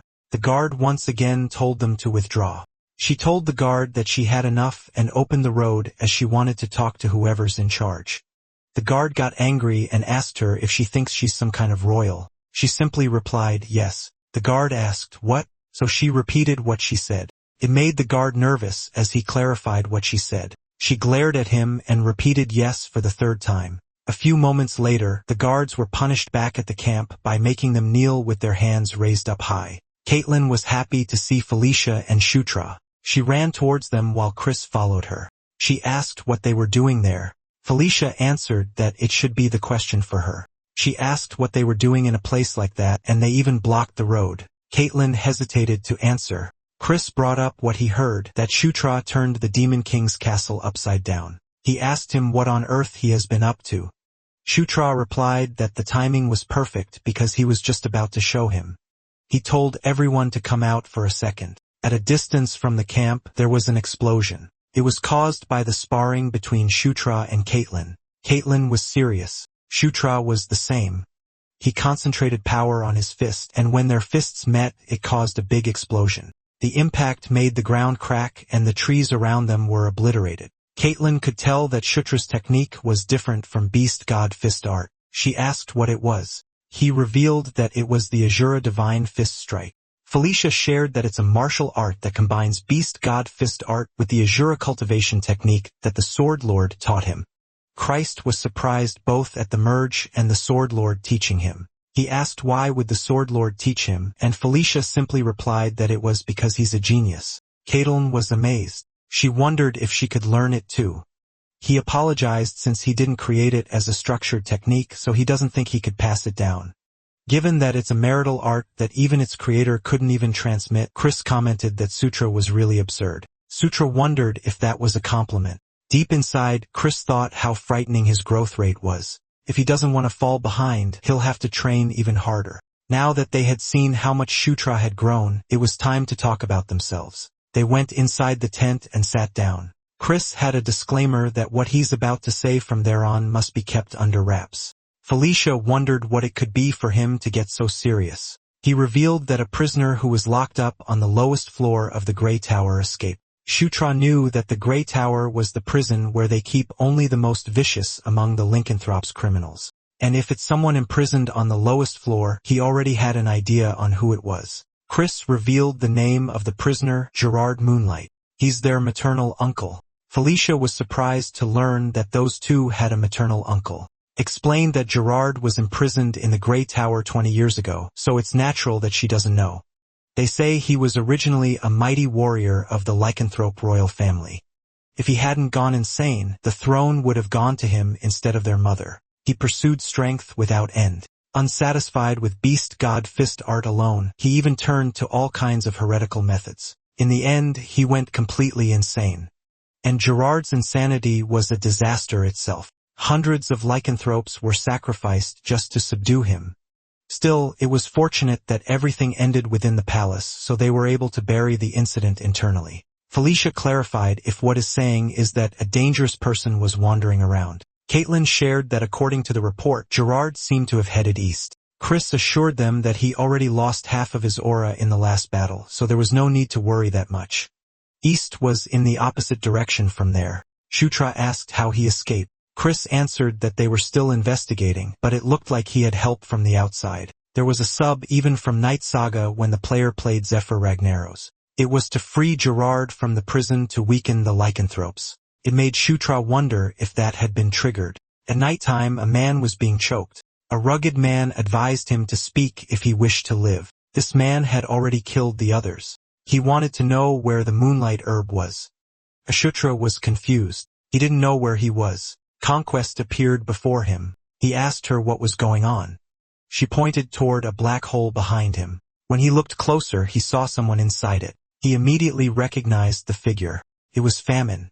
Suddenly, Shutra jolted awake, gasping for breath. He couldn't shake the image of that black aura. The hostility he felt from it lingered, leaving him deeply unsettled. Worse, he couldn't understand why the name Famine kept resurfacing in his mind. Before he could think further, Carrick burst into his tent with urgency written all over his face and announced that he had bad news. Shutra demanded to know what it was, and Carrick frantically reported that an enemy had broken into the camp. He described a man with a long scar across his left cheek radiating strange black energy, slaughtering soldiers with his bare hands, no weapon in sight. Shutra already knew who it was from that description alone. It was Gerard Moonlight. Chris and Caitlin had already seen the devastation left behind in the camp. Shutra and Carrick rushed over to join them. Shutra was confused. Gerard was supposed to have fled east, yet here he was. He couldn't understand why Gerard had come back. He demanded the truth. He pressed them for the real reason they had come here. Caitlin finally revealed it was because of the moonlight herb. Chris was surprised that she spoke up so openly.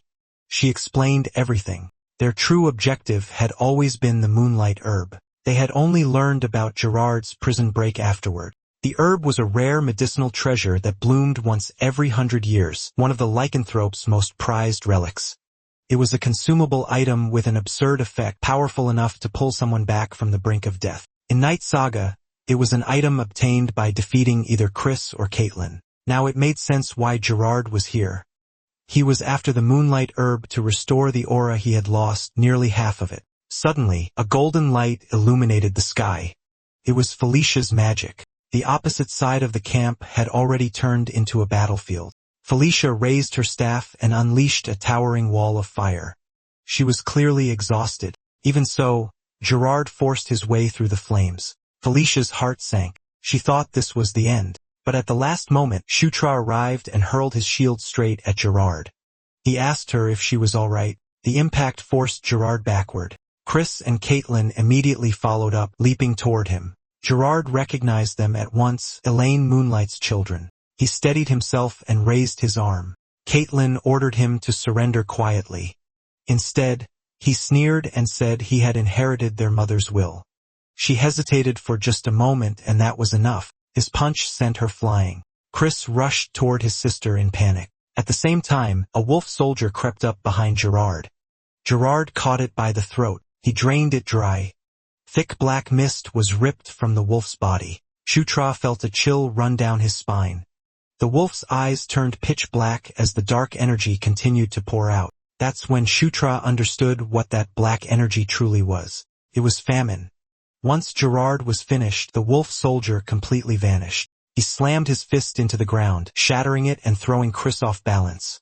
The black mist surged forward and struck Chris directly. Shutra couldn't believe what he was seeing. In Night Saga, Gerard was never this powerful. After such a long imprisonment, his body should have been completely ruined. Gerard noticed Shutra's moment of distraction and mocked him for it, saying he had some nerve. He grabbed Shutra by the throat. Shutra struggled desperately, using every ounce of strength to break free. Gerard smothered him in black mist and whispered for him to dry up. There was sudden movement. It was Chris. He struck Gerard from behind, forcing him to release Shutra. Shutra screamed as pain tore through his body. Gerard turned, ready to counterattack. Chris stopped him, reminding him that he was his opponent. Chris lunged forward, his body engulfed in raging blue energy.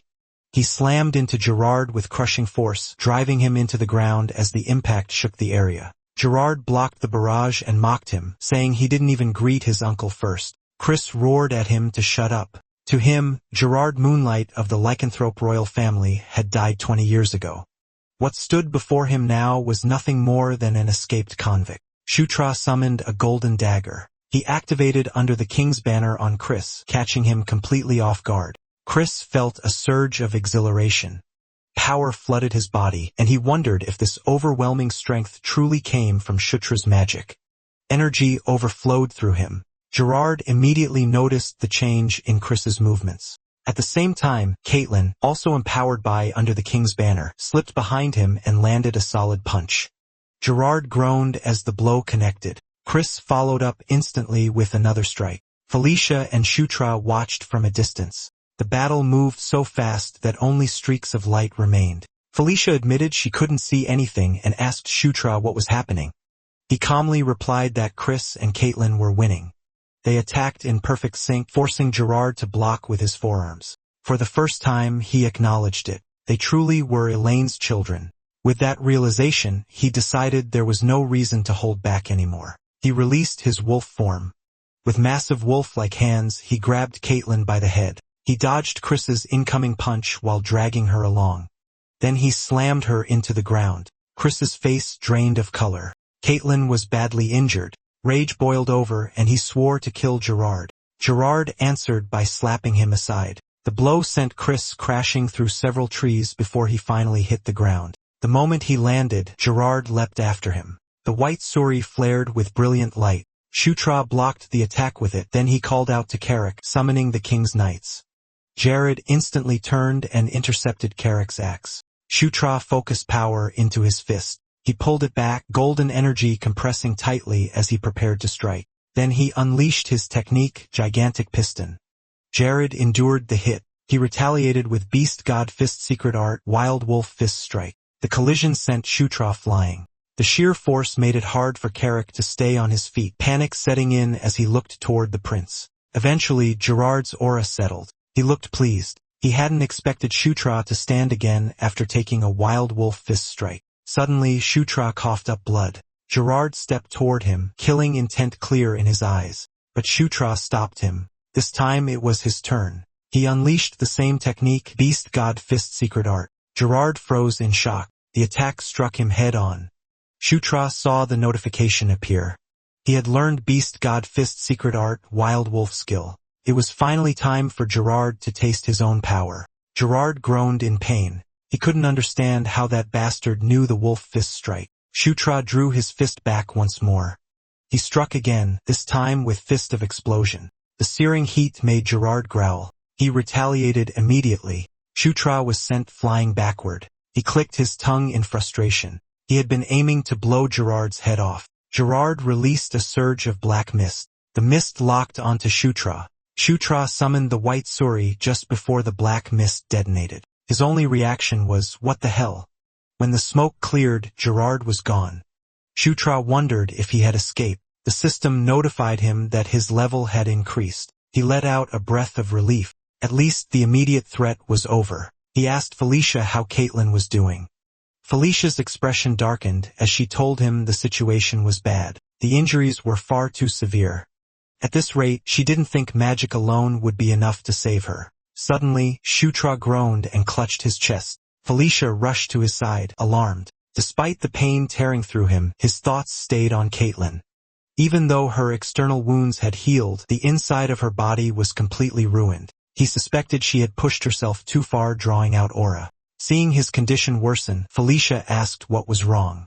He brushed it off, telling her he would recover with some rest, and urged her to focus on Caitlin instead. Chris appeared, holding a box, and told Felicia to use it on both Shutra and Caitlin. She asked what it was. When she opened the box, she froze. Inside was a single flower. It was the moonlight herb. Felicia laid them side by side, placing the box between them. She began her work while Chris and Carrick stood guard. She carefully took the moonlight herb from the box and split it in half. She placed one portion above each of them. The fragments dissolved and entered their mouths. Caitlin's body began to glow brilliantly. Felicia frowned in confusion. That confusion instantly turned to panic when Shutra's body started to levitate. Chris had never witnessed anything like this, but he remembered the legend surrounding the moonlight herb. Long ago, the one known as the primordial Wolf King gathered the scattered lycanthrope clans and united them into a single nation. One day, a ferocious red dragon named Castion invaded their territory. The battle raged for 7 days, ending only when the Wolf King slew the dragon and claimed victory. But the endless fighting had taken its toll. His entire herd was destroyed, and death soon followed. In that desperate moment, the Wolf King encountered a pure white flower. Trusting his instincts, he consumed it. The flower, which held moonlight itself, became his new heart. With a heart forged from moon essence, the Wolf King declared that his life was bound to moonlight and took the surname Moonlight. It was said he protected the kingdom for an unfathomable number of generations. However, that miracle happened only once. For generations afterward, lycanthropes consumed the same flower, yet none could withstand the moonlight as the Wolf King had. No one else ever obtained a new heart. That was the legend of the moonlight herb. And now, that legend was unfolding right before Chris's eyes. It was happening to Shutra, a being of an entirely different race. Shutra's chest glowed intensely, and a pillar of light shot into the night sky. The system notified him that protagonist setting adjustment had strengthened the enchanted encounter. His protagonist's physique reacted to the moonlight herb. He now possessed 2 hearts, which meant 2 starting points. Eventually, Shutra opened his eyes, greeted by a radiant golden light. Caitlin was lying beside him. Startled and embarrassed, he immediately sat up. Still disoriented, he scanned his surroundings and realized they were in an elegant bedroom. Then there was a knock at the door. Several soldiers entered. They escorted an imposing woman forward. She asked Sutra if he had slept comfortably. She addressed him as the 9th prince, Sutra Ignas. He recognized her face instantly. He had seen it countless times in the game. She was the 4th queen, Elaine Moonlight, queen of the lycanthropes and the biological mother of Chris and Caitlin. She told him she had heard her children survived because of him and asked how she should repay such a debt. Sutra answered honestly that it was nothing. He had only done what he should. She told him not to be modest. What he had done deserved recognition. He thanked her. Then, without further pleasantries, she went straight to the point. She asked him directly whether he intended to become the Demon King. Shutra was confused by her question.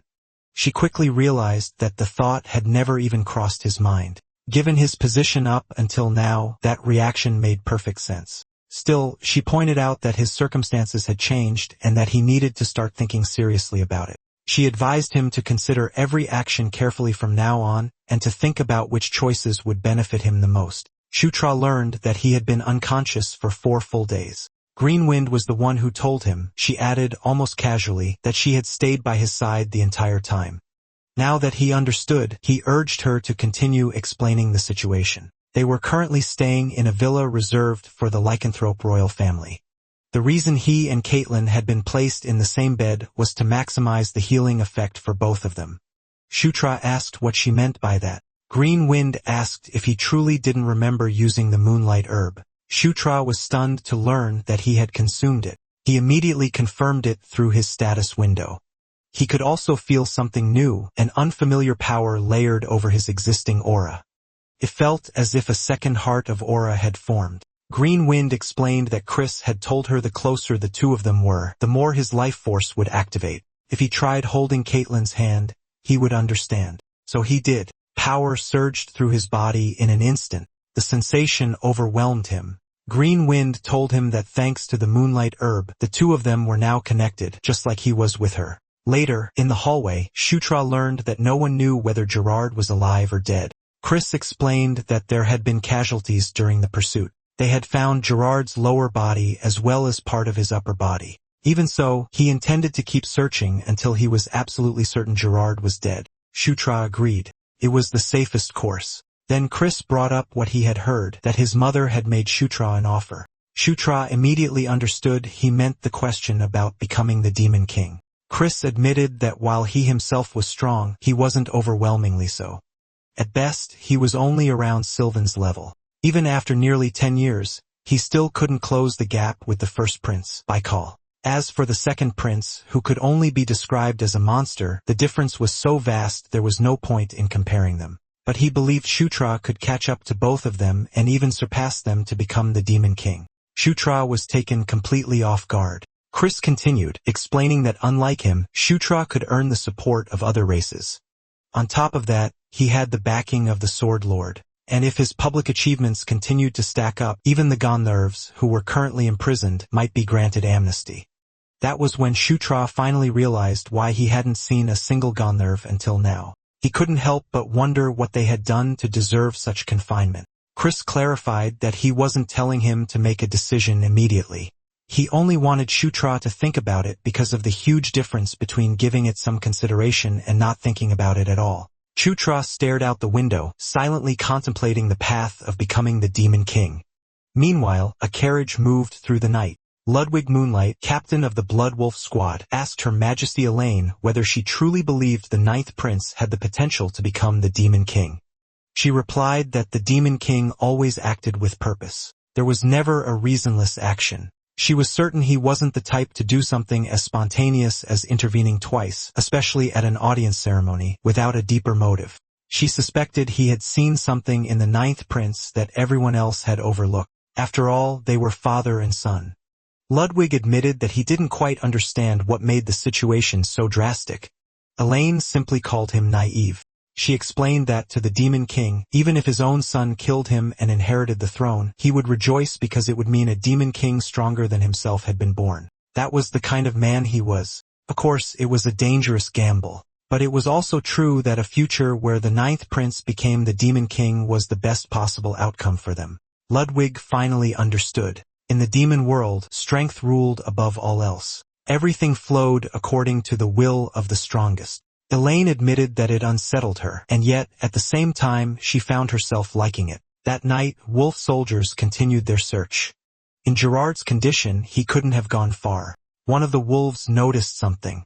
They found him. A voice spoke to Gerard, telling him that he must have had enough time to sort out his thoughts.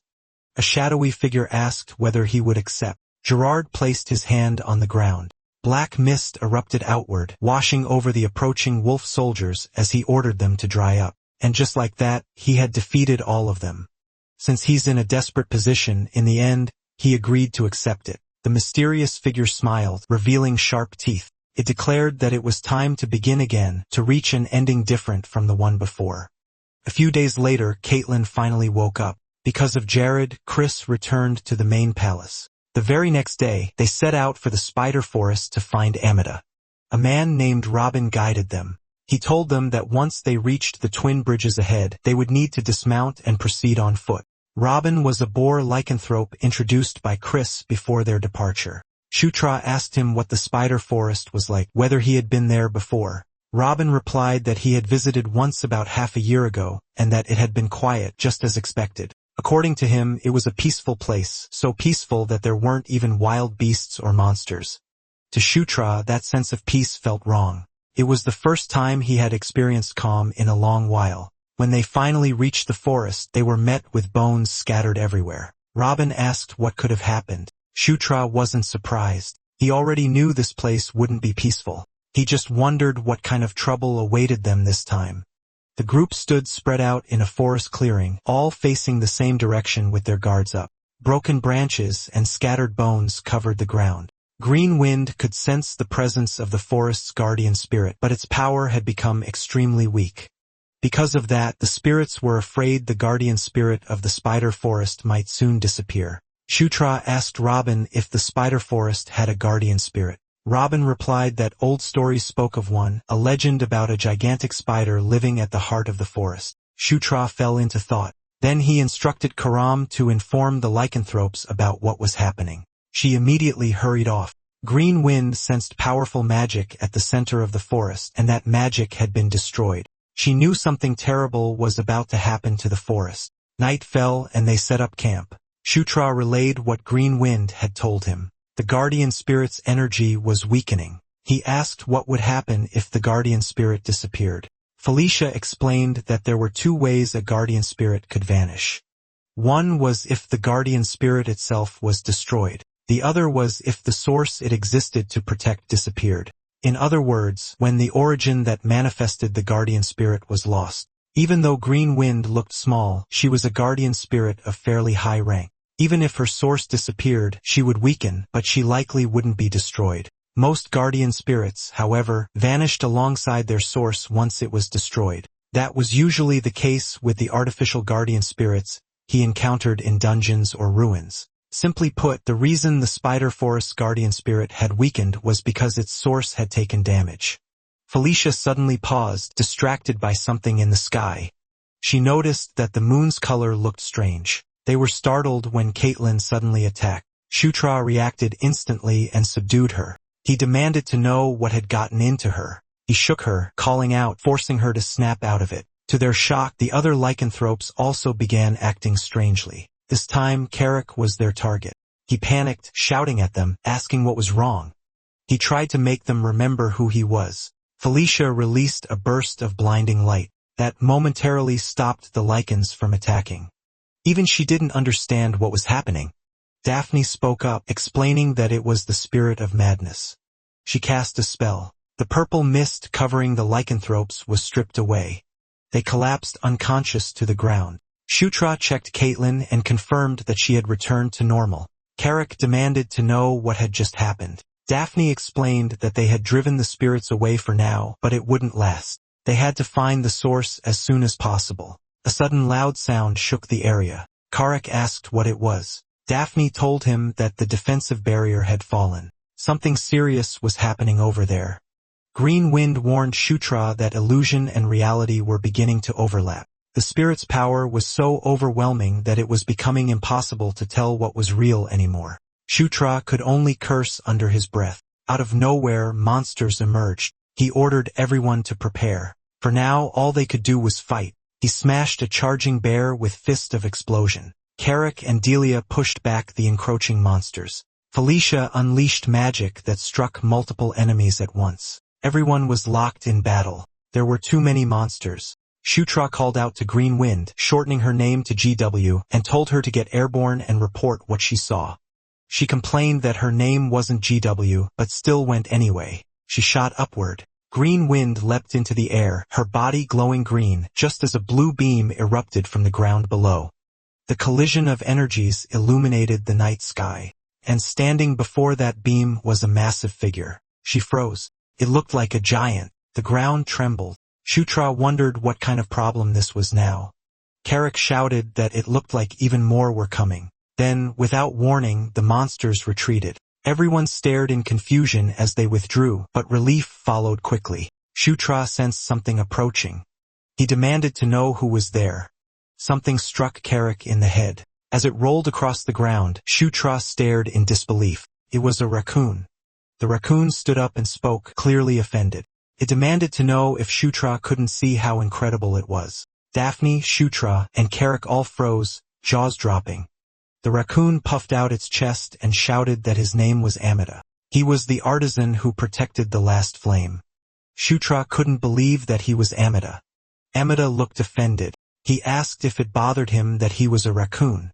Shutra quickly clarified that it wasn't like that. Amada's appearance always changed in the Night Saga anyway. Sometimes he was human, other times an animal. Amada then asked who they were supposed to be. Seeing that he was a raccoon this time, he doubted he'd ever get used to it. Shutra politely introduced himself along with Felicia. They explained that they had come looking for him at the Sword Lord's recommendation. Felicia apologized for not recognizing him earlier. Then, politely, she asked him to explain what was going on. Amada scoffed. Yet despite that, he was blushing and clearly willing to explain things to her. He said that a few months ago, he had begun staying in the center of the spider forest. He needed to gather materials for his work there. He planned to stay for another half a year before moving on. That was when a group wrapped in purple death energy barged into the spider forest. Shutra froze when he heard about the purple death energy. Amida asked if he knew who they were. Shutra said he had fought them before, back when he was protecting the guardian spirit of the Angle Plains. Amida replied that it sounded like that was their job. Shutra asked if he was protecting the spider forest's guardian spirit as well. Amida admitted that he owed the forest guardian spirit more than a few favors. Besides, a lycanthrope regularly patrolled the area. Amida figured that if he set up a barrier and held out for a while, the lycanthrope would handle the rest. Shutra asked what kind of barrier it was. Green Wind suggested they take a look at what she had seen. A powerful beam shot into the sky in front of a giant. The giant clenched its fist and punched the beam of light, freezing it solid. Shutra's jaw dropped at the sight. Green Wind told Amida that the barrier had broken. Amida replied that there was still one barrier left. The real problem was that those who had been chasing the last flame for a long time had begun joining forces. The Green Moon and the berserk spirits in the forest were all caused by them. Daphne asked who they really were. Amida explained that they had once been guardian spirits but had turned into mad natural spirits. They believed that if they absorbed the last flame, they could return to who they once were before they lost their origin and went insane. They had teamed up with the Purple Energy Group, and whatever they did together made them far stronger. So the Spider Forest Guardian Spirit drew on the power of the ley lines to strengthen the barrier, but the result was disastrous. The last flame fused with the ley lines. Now escape wasn't even an option. Felicia asked what would happen if the last flame went out. Amida said he didn't know. It had never happened before. He guessed that the world would end, just like the rumors claimed. Shutra was stunned by that. Amida told them that they had to help him, which left Shutra completely dumbfounded. Carrick stepped forward, spreading his arms in front of Shutra. He told Amida that there was no such thing as a free lunch. He demanded that Amida make them a piece of equipment in return. Amida was shocked. He scolded Carrick, saying he didn't understand how serious the situation was. This was an unprecedented crisis. The last flame could go out. Carrick shrugged and said, maybe it would and nothing would happen. He pointed out that they were risking their lives too, so Amida should think carefully. Amida burned with anger. In the end, he had no choice but to agree to make equipment for all of them. He told them to follow him. Carrick reminded him not to break his promise. Green Wind added that he shouldn't forget hers either. The next day, Shutra explained everything to the three of them who had been unconscious the entire time. Caitlin and Ciro were both shocked and frightened by what they had done.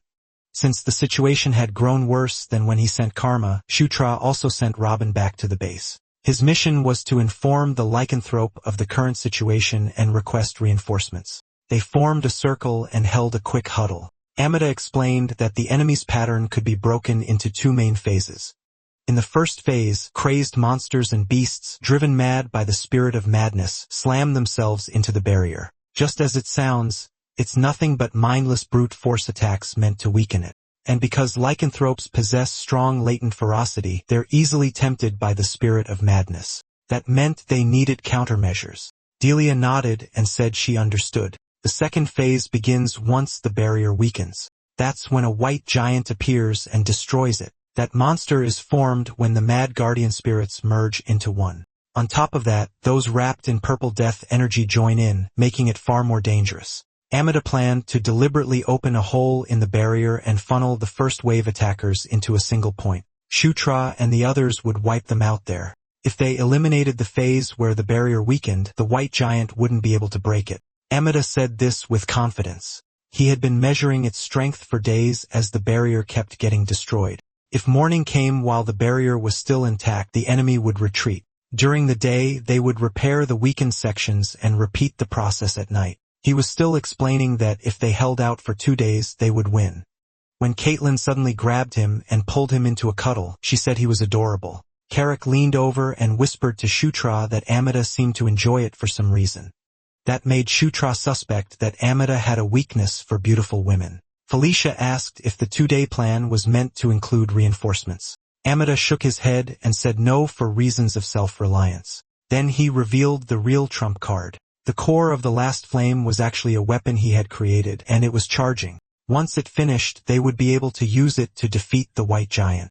That night, they ascended to the altar. Carrick took hold of the axe Amada had created, grinning as he said he was really looking forward to using it. Daphne handed Delia and Caitlin headbands that could repel the spirit of madness as long as they wore them. Suddenly, a loud noise echoed through the forest. The bushes began to rustle. Shutra knew it. They were coming. A horde of monsters emerged from the darkness. Shutra ordered everyone to hold their positions and not let a single one break through the barricade. They just had to hold out for 2 days. A strange purple artifact spun to life. Rings locked into place as the bright crystal at its center flared, releasing a surge of mysterious power. Felicia called down purple lightning from above as she hovered mid-air. The bolt crashed into the ground below, blasting everything apart in a violent surge of energy.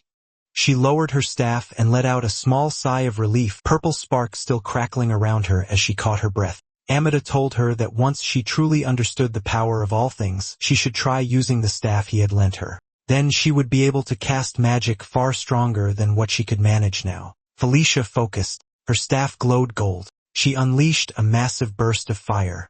The monsters were swallowed by the flames.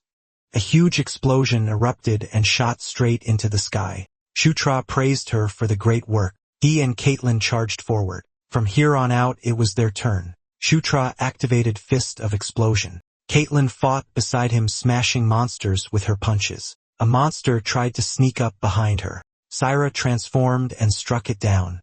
Carrick charged in as well. He came crashing down from above like a meteor, slamming into the ground as a golden explosion burst outward and sent debris flying everywhere. Carrick commented that the weapon the raccoon had lent them was no joke. Amada and Daphne stayed back, watching the fight. Amada remarked that they were doing pretty well. He recalled that the prince's name was Shutra. He noticed that the boys' equipment still needed work, but that would only matter if they survived this. He decided that he would like to make at least one piece of equipment for him. Suddenly, Amida shouted that the white giant was about to appear and that they needed to get back inside the barrier. Sutra replied that he understood, and everyone ran. The barrier began to close. They all made it inside. A beam of white light shot straight into the sky, connecting with the glowing blue moon as violent energies surged between them. The ground trembled beneath their feet. The giant appeared. It was their first time seeing the white giant. Seeing it in person, it was truly enormous. Punched the barrier. Carrick felt overwhelmed by its size. A single blow like that could easily kill someone. Amada assured him that the barrier would never break. All they had to do was wait until it disappeared. The giant kept punching the barrier. They watched closely. Sutra felt something was wrong. It wasn't the same as yesterday. Felicia asked what he meant. He answered that yesterday it didn't have that blue aura. Its attacks were growing stronger. They saw cracks forming in the barrier. Amada couldn't believe it. He realized the power behind it was death. The barrier shattered completely. Shutra shouted for everyone to get out of the way. The giant's punch hit him head-on, blasting him backward. He crashed down the staircase. Carrick and Felicia shouted his name in panic. Shutra groaned in pain. He knew how bad this was. If he took another hit like that, it would be over. Then Carrick pointed at something. A ship was floating in the sky.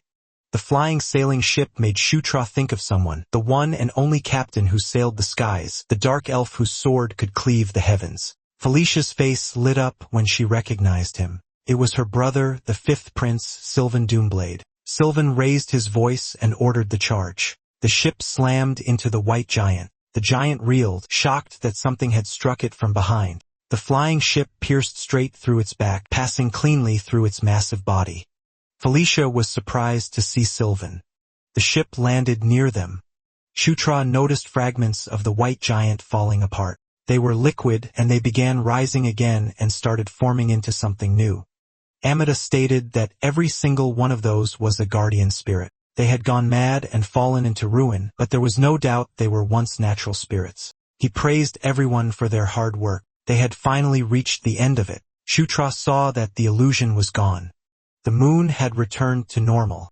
The giant broke apart into the individual guardian spirits it had been made from. Amada was dumbfounded. The attack should have finished everything, but they sensed another energy coming from it. Those guardian spirits were engulfed in purple energy. Shutra looked overwhelmed and confused about what that purple energy was. He realized it must have been holding back its strength all along. It must have planned everything for this exact moment. Felicia instructed Daphne to take Amada and head to the forest temple. Shutra commanded everyone to prepare for battle. It was the start of round 2, and they all charged forward. One guardian remained still, simply observing. Caitlin and Shutra both realized that it looked like the leader. She volunteered to scout ahead, but he told her there was no need. He suggested that they finish it together in one strike. He extended his hand to her. She noticed that he had grown quite gallant. She accepted his hand. They joined hands, and aura burst from her body. The leader of the guardian spirit noticed them. Shutra and Caitlin were fired up to do this. They charged at the same time. The leader of the guardian was alarmed. They struck it together at the same time. The other guardians rushed toward them. Caitlin told him that she would handle the leader while he took care of the purple spirit guardians. He asked if she could handle it alone. She told him not to worry since they had circulated their aura together. She could now use an aura divine fist strike. Her fist landed on it. Caitlin was confident that she could defeat it by herself, but the guardian wrapped its limb around her arm. She was startled. It struck her, and that caught Shutra's attention, but a bear-like guardian leaped onto him. He blocked it, but he was getting annoyed. He yelled at it to stop clinging to him and get lost already. He threw his shield at them, cutting them down. His level had increased. He was now level 25. From this level onward, hidden skills were unlocked. He learned special ultimate move control level 1. He also learned Enkidu's Earthquaker Awakening skill, Destruction Burst. Plus, he learned Ankle's White Suri Awakening skill, Absolute Domain. That meant those enemies were finished. He activated White Suri's special ultimate move. Several guardian spirits surrounded him and charged at the same time. He activated Absolute Domain, and those guardian spirits were swallowed by green mist. It became like a tornado that dragged them away. Shutra was amazed upon seeing Suri's awakening skill. It was his first time using it, but he understood it instantly. The entire area had become his territory. Those spirit guardians were hurled into the air. They groaned loudly. Shutra wanted every last one of them dead. One spirit guardian resisted the pull of the tornado. Shutra created a powerful tornado at the center of the battlefield. After Shutra unleashed his power, he was still standing. But seconds later, he dropped to his knees and groaned in pain. He hadn't expected the aura consumption to be so massive. He was completely drained. When he looked up, the spirit guardian was still standing. It groaned as it tried to move. Shutra couldn't believe it was still alive after taking that hit. The guardian split its limbs, sharpening them into blades. Shutra couldn't move his body. Suddenly, a loud explosion rang out. Smoke blasted toward the guardian leader. Shutra looked up in surprise. It was Caitlin. She extended her hand and told him to take her aura. She was surprised herself but urged him to hurry. There was no time. He agreed. He took her hand. Their aura surged skyward. He could feel her power flowing into him, restoring what he had lost. The spirit guardian charged at them, its blade-like limbs slashing forward. Shutra grabbed Caitlin and stepped back, narrowly evading the attack. With this much aura, it would be enough. He drew back his fist as the guardian rushed him again. Power surged through his arm as he prepared to finish it. He activated Earthquaker's special ultimate move. Destruction Burst. His fist pierced straight through the guardian's body. His aura overwhelmed it from the inside. A massive explosion followed. Shutra gasped for air. The attack reduced the guardian to ash, carving a scorched trail across the ground. Caitlin asked what that technique was. He couldn't answer. Shutra collapsed, losing consciousness. Felicia and Carrick panicked. Suddenly, a deer-like spirit leapt toward him. Felicia spotted it and screamed for him to watch out. Sylvan intercepted the attack. Felicia was stunned. Sylvan ordered his men to wipe them all out. The sailors poured out of the ship. Hours later, a ray of sunlight shone on Shutra, waking him up. He realized he must have passed out again. He was starting to get used to it. When he stepped out of the room, Felicia and Caitlin rushed over and asked how he was feeling. Felicia told him he should have rested more and asked why he was already up. He said he was fine and asked how Caitlin was doing. She replied that she was completely fine. Sylvan also approached when he noticed Shutra was awake. Shutra turned toward him. Felicia told him to introduce himself to her twin brother. Sylvan Doomblade introduced himself as the Prince of the Skies who sails the heavens. He also claimed that he was the benefactor who saved them the night before. Sutra noticed how openly he called himself a benefactor. He expressed his gratitude and asked how he knew to come there. Felicia explained that when she stayed at the lycanthrope villa before, she had briefly contacted him. She was only checking in and updating him on the situation, never expecting him to actually come searching. Sylvan replied that if his beloved little sister might be in danger, he couldn't just sit still. He told Sutra that he was impressive. He had heard many things about him for a long time, but he never imagined he was this strong. He openly acknowledged Shutra's strength. Shutra was left dumbfounded. Sylvan told him to be proud. After all, he had acknowledged him personally. Felicia asked what he was talking about since the Sword Lord had already acknowledged Shutra before. Sylvan was surprised to hear that. He asked what she meant. Shutra thought that Sylvan was strange, but he clearly had a good eye for talent. Amida arrived, carried by Daphne. He said he was relieved that everyone was safe. He explained that thanks to Shutra, they were able to protect the last flame and the guardian spirit. As promised, he would forge him a piece of equipment. But before that, there was something they needed to do. Shutra asked what it was. Amida told him to follow, because the last flame wished to meet the ninth prince. Everyone looked up at the sky. Amida told them to focus and to mind their manners because the last flame was watching everything. They entered the temple, and Shutra was left in awe.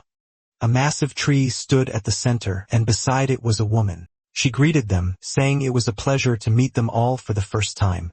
She introduced herself as Kaprang, the guardian spirit of the spider forest. Shutra was surprised and confused that the guardian spirit was just a small child. Green Wind explained that the child wasn't the main body. It was more like a terminal. Judging by her appearance, she guessed that the main body was also a young guardian spirit. The gigantic spider mentioned in legends was most likely the previous guardian spirit. The reason it hadn't appeared in yesterday's battle was probably because it was young and weak, lacking the strength to fight. Shutra realized then that guardian spirits could have children. From that point on, only Amida and the prince would proceed further, so he told the rest to wait behind. They all agreed. Shutra told GW to come out. Green Wind corrected him, saying her name was Green Wind. He asked her to stay behind and talk with the guardian spirit for a while. She questioned what he meant, and he told her it wasn't an opportunity she'd get every day.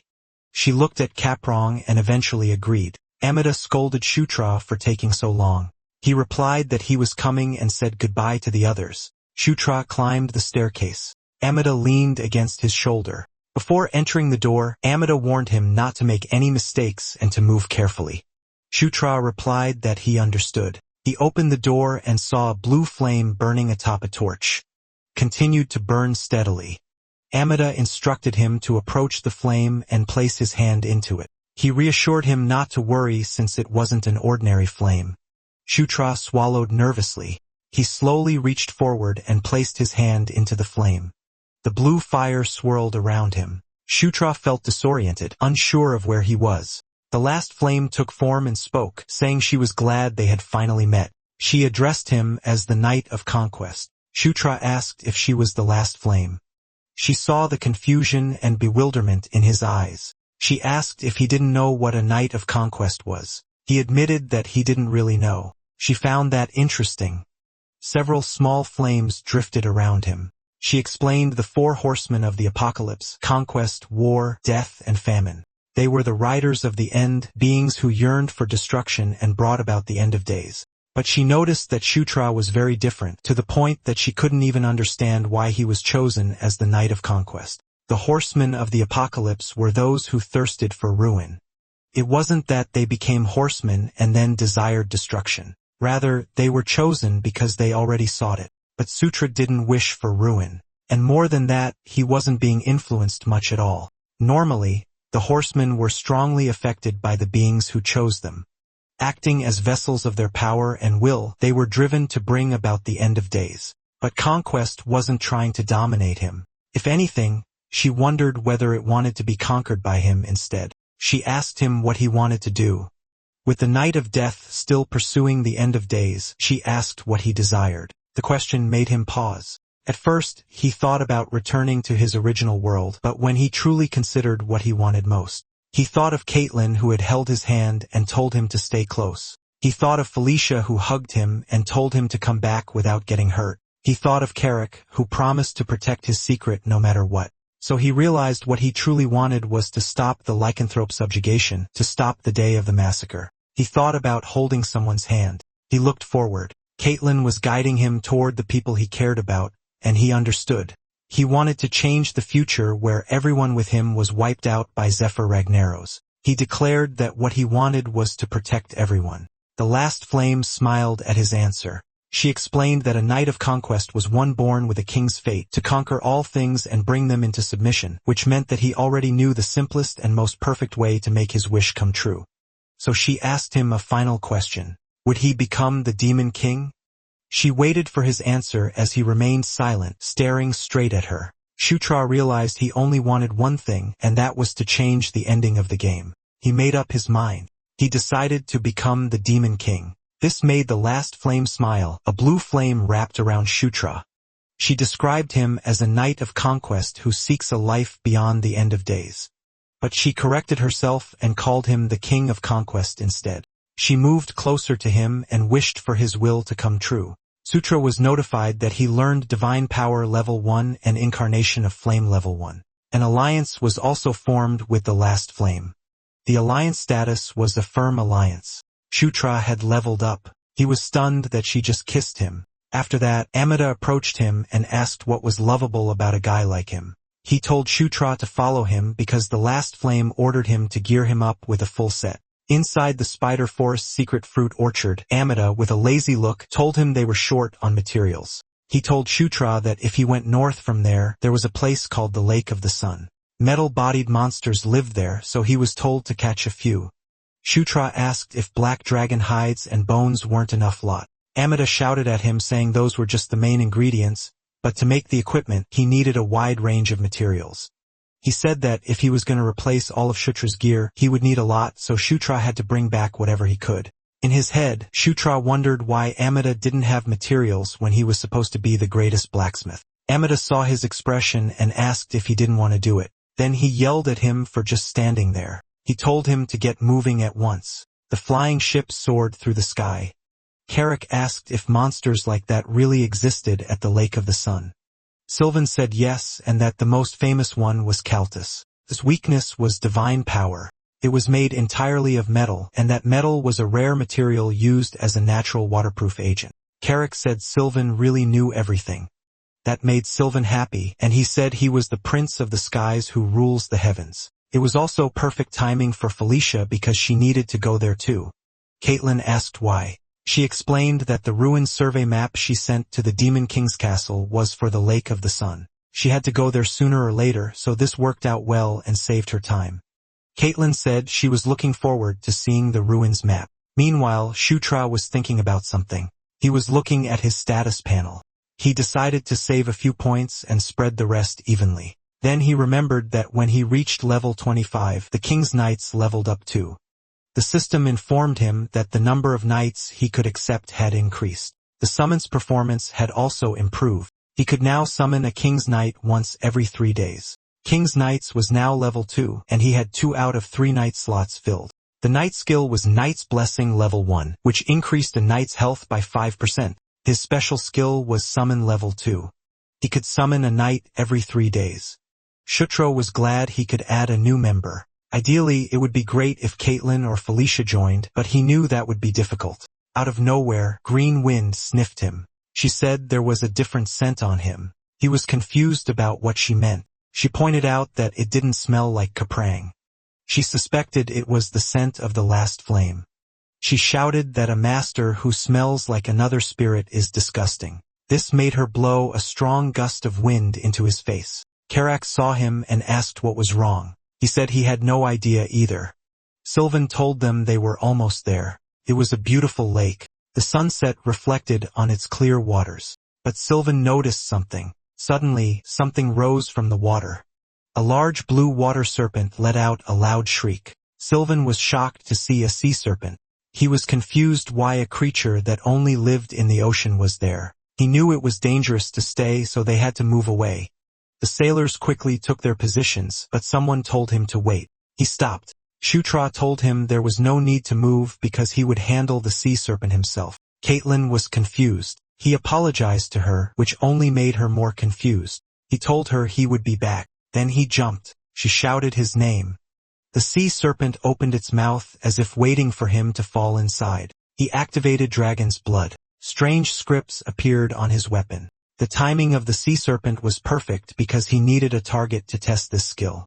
It was Ascalon's special ultimate move. It was called Dragonbane, and our boy easily pierced through the sea serpent's body like a bullet. Sylvan and all the others were shocked by what they had just witnessed. Our boy used white suri to float on the water, and around him was the body of the sea serpent he had just killed.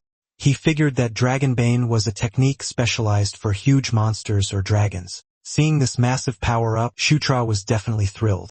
On top of that, he had also gained a new title, the one who killed a dragon in one blow. At the shore of the Lake of the Sun, Caitlin scolded Shutra, saying she wasn't his aura battery. He apologized to her. She admitted she understood, but she wanted him to tell her first before taking her aura. He promised that he would. Felicia hushed everyone, because a pack of Kaltus was right ahead. Sylvan got excited for the fight. He unsheathed his weapon, but Shutra told him to wait. He noticed that Kaltus looked like it was made entirely of metal, but it actually wasn't. The metal only covered its surface. So he decided it was best to focus attacks around its mouth. Also, it was weak to cold, so ice magic was a good way to defeat it. Sylvan said he already knew that. He said he had a more effective method, and that was an aura blade that could cut through anything. He claimed that no matter how hard their shells were, they meant nothing to him. His carefree attitude annoyed Felicia. She acted sweet and flattered him to manipulate him into hunting the cultists. It worked. He accepted the task. He rushed forward saying he could cut them all down on his own. Shutra wondered if it was really okay to send him alone. She assured him that he could handle it. She suggested they go back, eat dinner, and rest because they would be busy again tomorrow. Carrick felt sorry for the fifth prince, who was the only one working. Meanwhile, Sylvan went on a rampage, slaughtering every cultist. He kept going through the whole night. The sun was already up when he finished. He felt proud as Kalthus corpses were scattered everywhere. Sylvan had dark circles under his eyes, but he still bragged that even if those monsters came at him in a full herd, they were no match for the Prince of the Skies. Felicia ignored him and told everyone to collect the dropped materials. Felicia was glad they had gathered all the materials Amida requested. They were ready to move on to the next stage. Carrick, Shutra, and Caitlin were surprised when bubble helmets appeared on their heads. They asked what it was. She explained that it was a spell that would let them breathe underwater during exploration. Carrick was impressed. While tying her hair, she asked if they were ready. She declared that it was time for a fun ruins exploration. Underwater, Sutra checked his map. He waved for them to follow him. Our boy led them towards this place that looked like a cave. They rose out of the water. Carrick was amazed that a place like that existed inside the lake. Felicia asked how he found the entrance. Shutra gave a vague answer and said he just sensed it. Sylvan stepped forward to lead, letting Felicia guide the directions. But she said Shutra was better at finding the path, so she suggested he go in front while Sylvan guarded the rear. He was surprised that he would be in the back. She tried to convince him by saying he was the strongest, so he should protect them from behind. He was convinced. Just as he expected from his little sister, it was a smart plan. He proudly said he would take responsibility for their safety from the rear. Felicia wasn't impressed and told them to move out. The cave was lit up. Shutra realized the place was in worse condition than the Thunderdome fortress, which had been abandoned for hundreds of years. Felicia agreed and said it looked like the lair had been unused for at least 1,000 years. Green Wind pointed something out to Shutra. There was writing on the wall. He asked what it said, but Felicia had never seen those letters before. Suddenly, the system notified Shutra that he had learned a script of the ruined precursor race level 1. He muttered to himself. Then he read the writing on the wall. It said that 10,000 years ago, the end of days came and the 6 pillars collapsed after failing to protect them. He said it seemed like nothing but negative words, but he wasn't sure. Felicia asked how he could understand it. Suddenly, Sutra's gauntlet began to glow.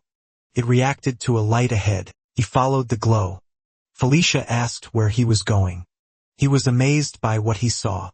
He realized that what he was looking for was there. A mysterious cape glowed in front of him. Sutra knew that this thing is the fierce Kalteen's equipment. Sylvan arrived and said that with just one look he could tell it was a great item. He rushed toward it, saying it would go to whoever grabbed it first, but he suddenly slammed into a barrier. He rubbed his head and mumbled, wondering why there was a barrier all of a sudden.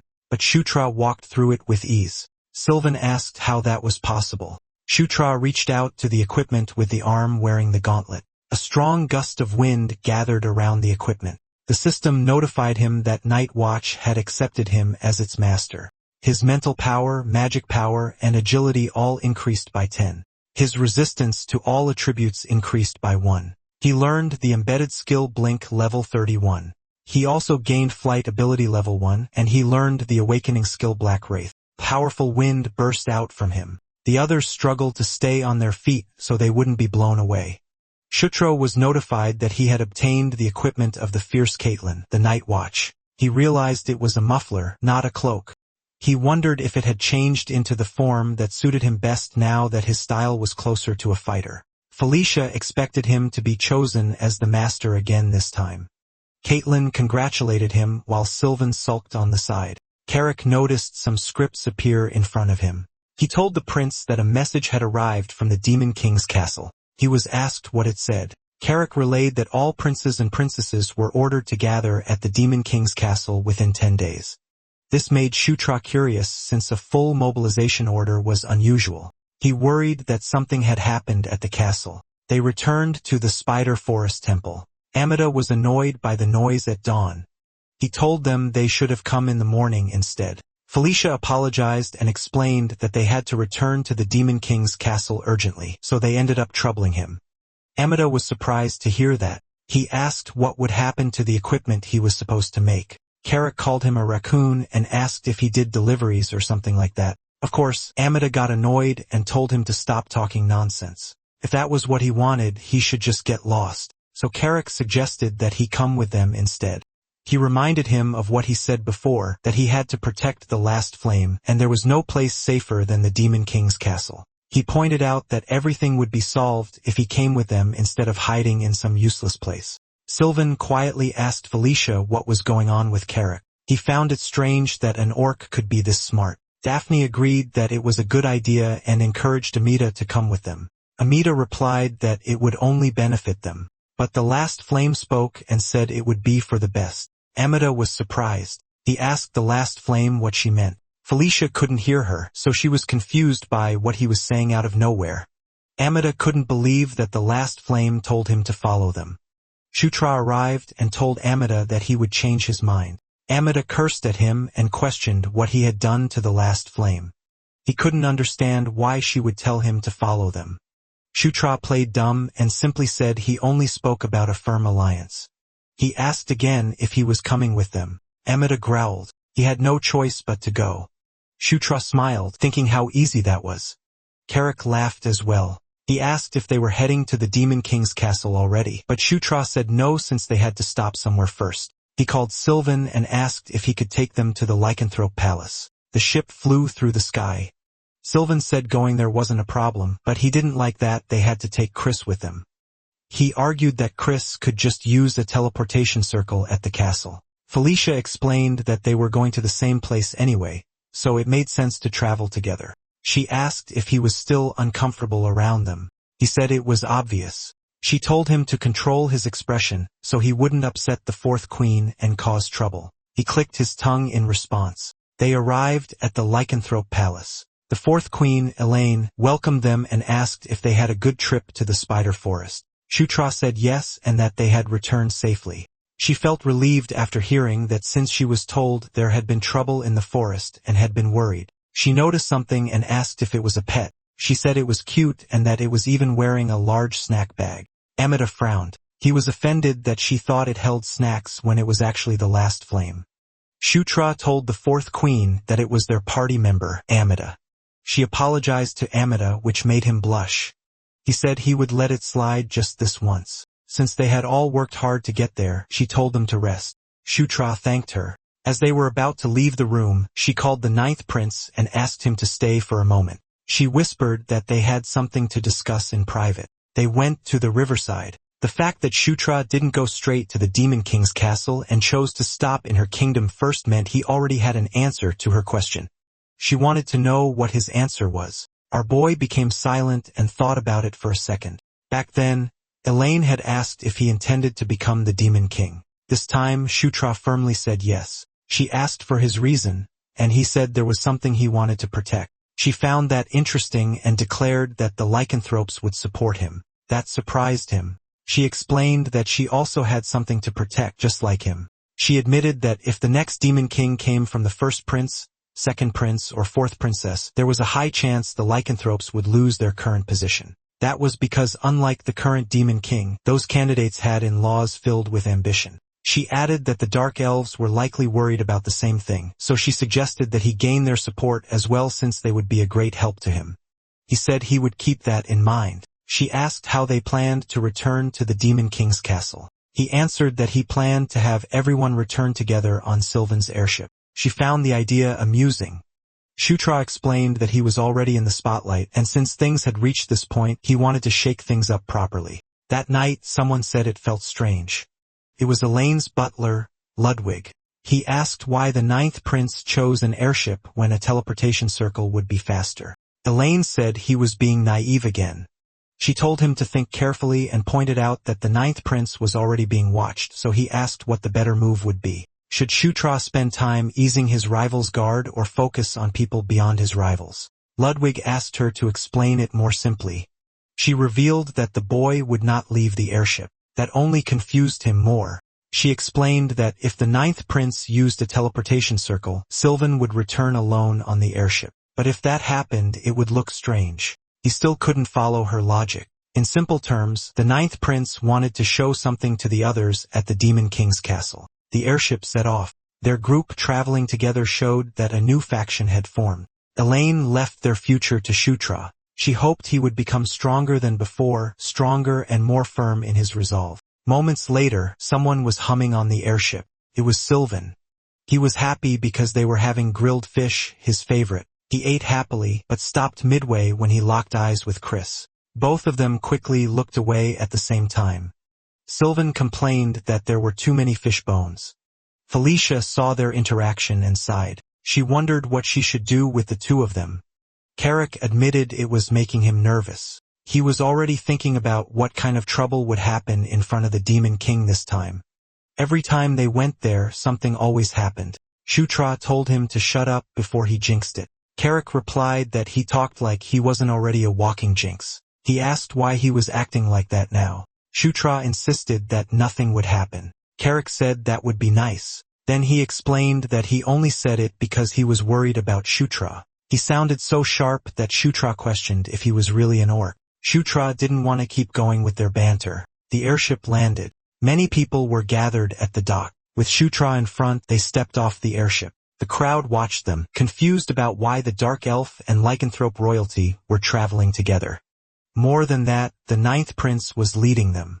Chandra called for Katarov. She told him to go at once and report to Anastasia. She wanted him to say that the ninth prince had formed a new faction. Shutra walked through the streets with confidence. This is basically a declaration of war at Shutra's private residence. Amada called Shutra a con artist because he told him there was a forge there, but it was just an empty room.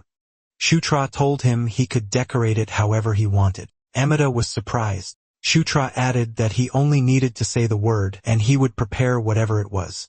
Amada had a bad feeling he would never be able to leave the place. Then he remembered that Amada wanted them to pretend he was just a raccoon while inside the Demon King's castle. Amida explained it was only because he didn't want to get dragged into pointless trouble. He asked why Shutra was asking.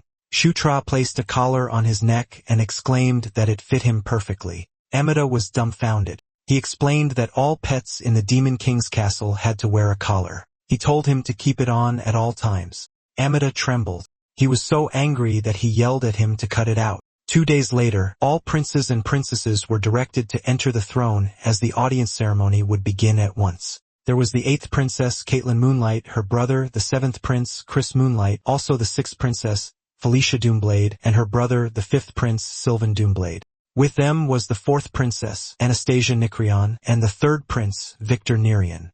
Of course, the 1st prince, Baikal Ragnaros, was also present. Shutra looked around. He was watching the 2nd prince, Zephyr Ragnaros. The Demon King stated that it had been a long time since they had all gathered together. Everyone listened to him with full attention. The Demon King acknowledged that they had traveled far to get there. Shutra still wasn't used to this. He felt nervous. He could remember Carrick's words that every time they went to the Demon King's castle, something would blow up. Just thinking about it annoyed him. Carrick kept saying unnecessary things just to get under his skin. Before they got to the main point, there was someone the Demon King wanted to introduce. Someone entered the room. Sylvan's jaw dropped. It was the Sword Lord. Anastasia was confused about why he was there. Sword Lord Ishigard stopped in front of them. He asked one of them if he had been well since it had been a month since they last saw each other. He specifically mentioned Shutra's name. Shutra was caught off guard. Chris was surprised that he was speaking to Shutra. Of course, the other princes and princesses were also surprised. Shutra simply replied yes. But deep inside, he wondered what was going on, and why he was suddenly going out of his way to stir things up. Sylvan couldn't believe that the Sword Lord greeted Shutra first. Baikal admitted that it was surprising.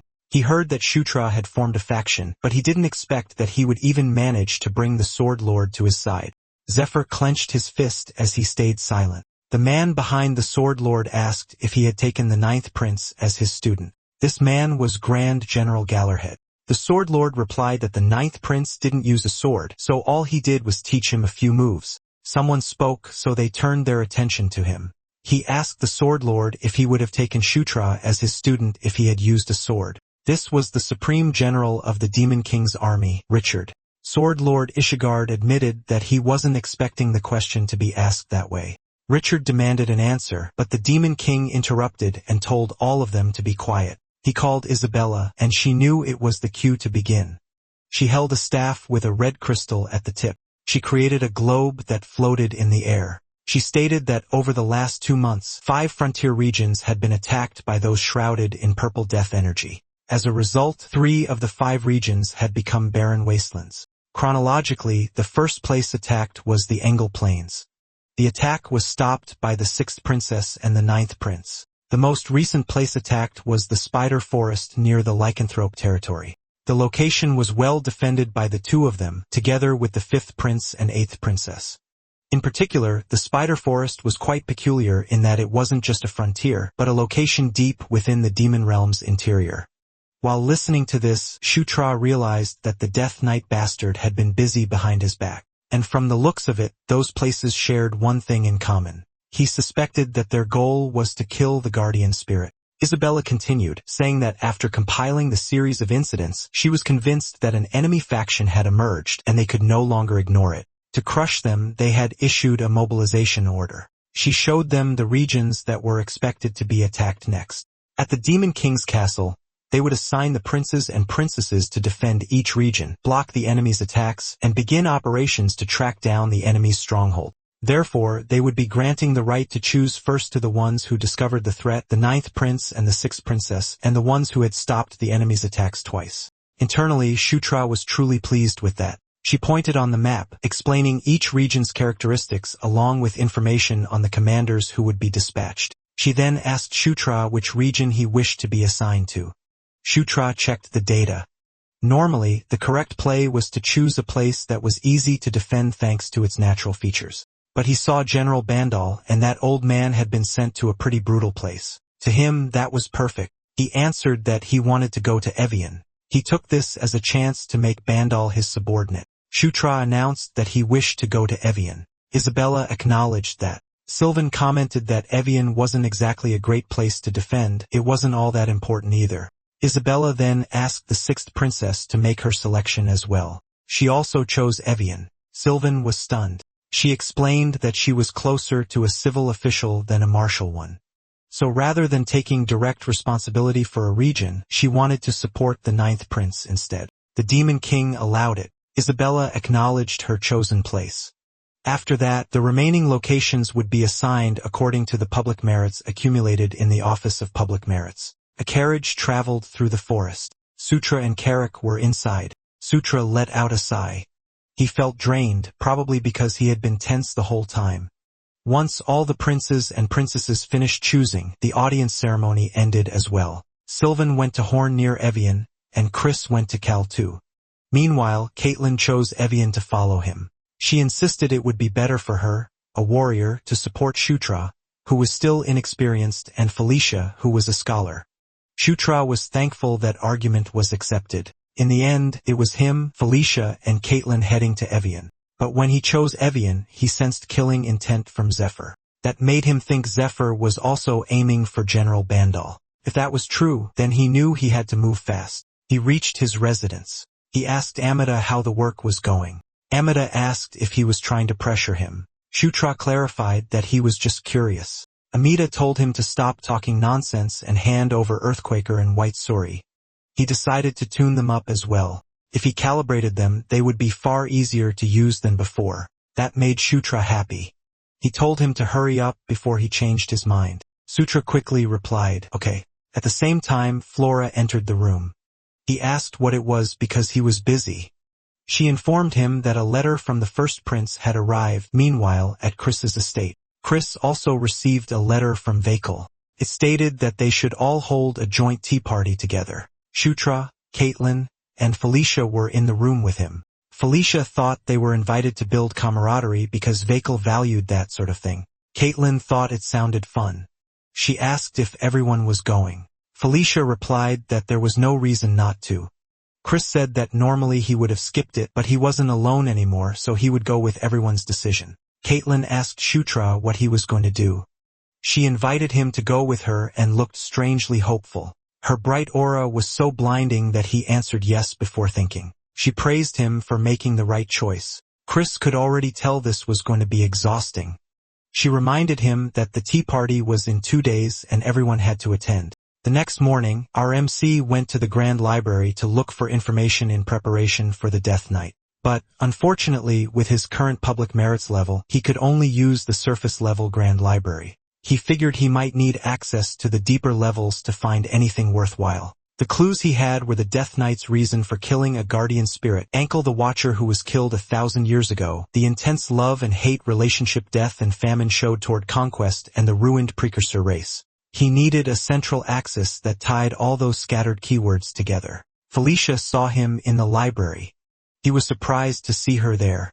She answered that it was her favorite place in the Demon King's castle, and she had something she was curious about, so the timing was perfect. She asked if he chose Evian because of General Bandal. He replied yes since they had met before, and he figured it would be a bit more comfortable. She agreed that it wasn't a bad idea. It was also a good chance to strengthen ties with him. Shutra also shared that there was somewhere near Evian he wanted to visit. She asked where. Then he asked her if she knew about Tar's slave auction house. Tar was an entertainment city. It could be called the pleasure district of the demon realm. And there, he had one of the subordinates he cherished most in Night Saga. It was Nyatara, a succubus escort knight. He needed to secure her before Zephyr made a move in case something unexpected happened. Felicia's expression turned grim. She commented that Shutra was a man after all. She looked disgusted as she asked if there was something he wanted to buy there. He immediately realized she had misunderstood something. Regardless, she was disappointed. He tried to clarify that it wasn't what she was thinking. The next day at the tea party, there were statues of dragons at the entrance. It made Sutra think the estate was grand, just as expected of the first prince. Someone told him that it had been a long time since they had faced each other like this. The person towered over him. It was Baikal. He welcomed him personally. Shutra froze for a moment. The man was huge, respectfully huge. Then Baikal smiled, and Shutra quickly returned the greeting at Baikal's residence. With all the siblings in attendance, the tea party hosted by the first prince, Baikal, began. Zephyr drank his tea. They ate in silence. Victor ate quietly while Anastasia socialized. Caitlin also joined the conversations with ease. In Night Saga, the purpose of a tea party was exactly what it sounded like, socializing but with danger hidden under the sugar. It was an event where people exchanged information, discovered and recruited new talent, maintained reputations, even and ran different kinds of media plays. A tea party could be used for an absurd number of purposes. The conversation mainly revolved around 4 people: Baikal, Anastasia, Felicia, and Caitlin. Meanwhile, Victor kept staring at Shutra the entire time, like he was waiting for a legal reason to start punching. The Demon King did not want his children harming one another, so among his children, rivalry and mutual restraint existed. But there were no underhanded struggles where they openly aimed for each other's lives, at least not before Zephyr. He changed that atmosphere completely because of the day of the massacre that would happen someday. In that incident, Baikal would be affected. That day, the Demon King's children would fail to unite, and in the end, they would all lose their lives at Zephyr's hands. Someone called the prince over to look at something. It was Carrick. He wanted to show him his new equipment. He asked if it suited him. Amita replied that it looked kind of brutish, but that also meant it was sturdy. Shutra wanted to try holding it too. He inspected the shield and commented that it felt solid. Suddenly, the system notified him that his strength, mental power, and endurance had all increased by 5. Plus, he had learned the equipment embedded skill, Combine. He asked about it. Amita realized he had figured something out. He explained that there were extra parts. Carrick looked intrigued. Amita said it was a gimmick that would also fit into his armor. He instructed Carrick to raise the shield and say, "Caltus." Carrick did it with hesitation. To his surprise, 4 metal pieces suddenly flew toward him. He panicked immediately. Then the 4 metal parts attached themselves to the sides of his shield. Shutra muttered, "Wow." Carrick's shield grew in size with metal plates locking onto each side. He shouted that it was amazing. Amita explained that not only did it have magic reflection, but Carrick's physical defense had also increased greatly, making combat far easier than before. Shutra asked about his own equipment and was told it was finished as well. That made him genuinely happy. Amita told him to look forward to it. The shield was completely different from the old white suri. The next day, Felicia reminded Shutra that he was the main character for the day. She explained that the tea party was for introductions. It was the process of confirming who stood on their side. She wanted him to clearly show that he was the head of their faction. It meant building bonds by speaking directly with the people in the faction and leaving a strong impression on those who once followed Felicia and Chris. The tea party lasted a little over 2 hours, but they achieved every goal they had set. At last, the day of departure had arrived. Sylvan tested his equipment. He exclaimed that it was the finest sword he had ever seen. He thanked Amita and promised to use it well. Amita commented that he was more useful than he looked since he could recognize its true worth. He remembered that Shutra was about to depart for Evian. He asked if he could wait half a day longer since the adjustments on Earthquaker were not finished yet. Shutra replied yes. He added that Amita would be coming with them anyway. Amita simply answered that he would wait for half a day. Then he finally realized what Shutra had said, and the truth hit him like a shock. Shutra informed him that Last Flame had already given permission, and if he did not believe him, he could go check for himself. Amita was left frustrated. Eventually, the time came. They stepped onto the teleportation circle to depart. Chris entrusted Felicia and Caitlin to him. Sylvan also saw them off while holding a banner that said, "I love you, Felicia." Shutra told him not to worry. Amita protested that the Last Flame would never do that to him. He claimed something was wrong. Shutra commented that it had been a while since they last used a teleportation circle. Amita did not want to go. A beam of light shot up to the ceiling. They headed to Evian. Shutra looked forward to what was going to happen next. While being teleported, Shutra was thinking deeply. From the information he found in the Grand Library, he wondered if the Elder Dragon was the only one who could help pinpoint the lair of Ruthless Talia.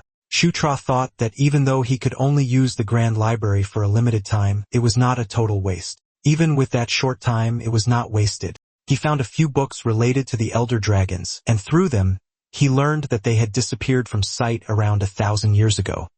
But Qian, the guardian whose main domain was the human world, was an exception. Over the past 1,000 years, he had revealed himself in the human world several times, but the other 5 elder dragons had completely vanished starting 1,000 years ago.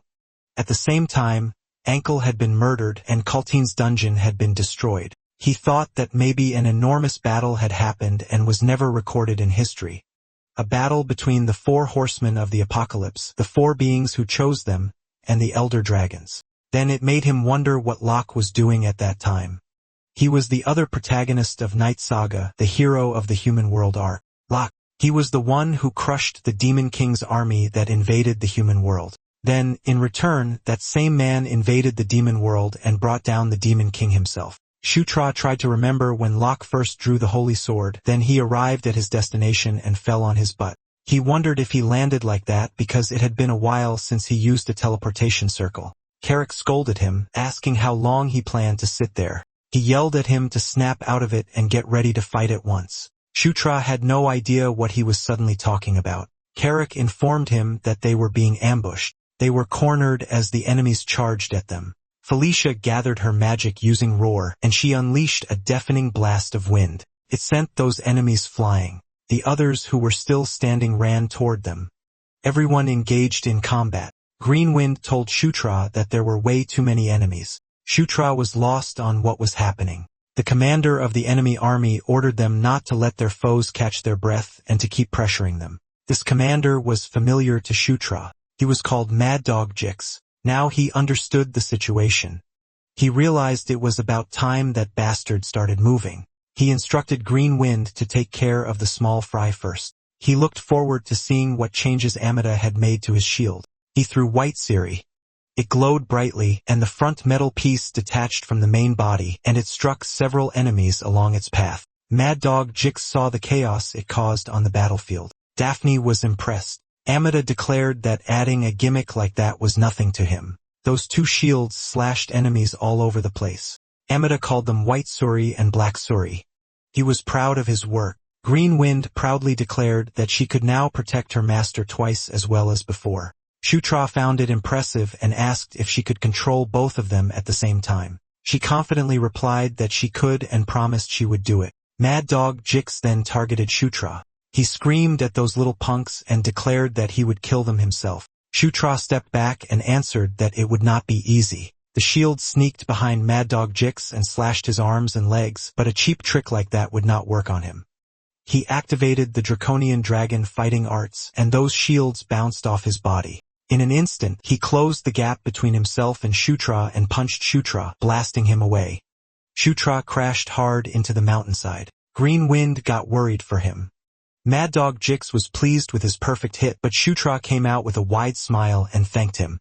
Mad Dog Jix was confused, but because of him, Shutra had just learned something useful. He had acquired the dragon fighting arts. Mad Dog Jix was shocked and confused about how he learned it. Shutra challenged him to a fight to see if he had more tricks. Mad Dog Jix was spooked by Shutra's eyes. He knew they were not normal. He judged that the situation was dangerous, so he decided to retreat. He punched the ground. Shutra noticed the poison he had unleashed. Mad Dog Jix told him that it was a mist made by collecting the venom of all kinds of notorious poisonous insects around Evian. Even if he only breathed it in once, he would be in extreme pain. But Shutra's immunity to 100 poisons level 1 was activated. He ran forward to grab Mad Dog Jix.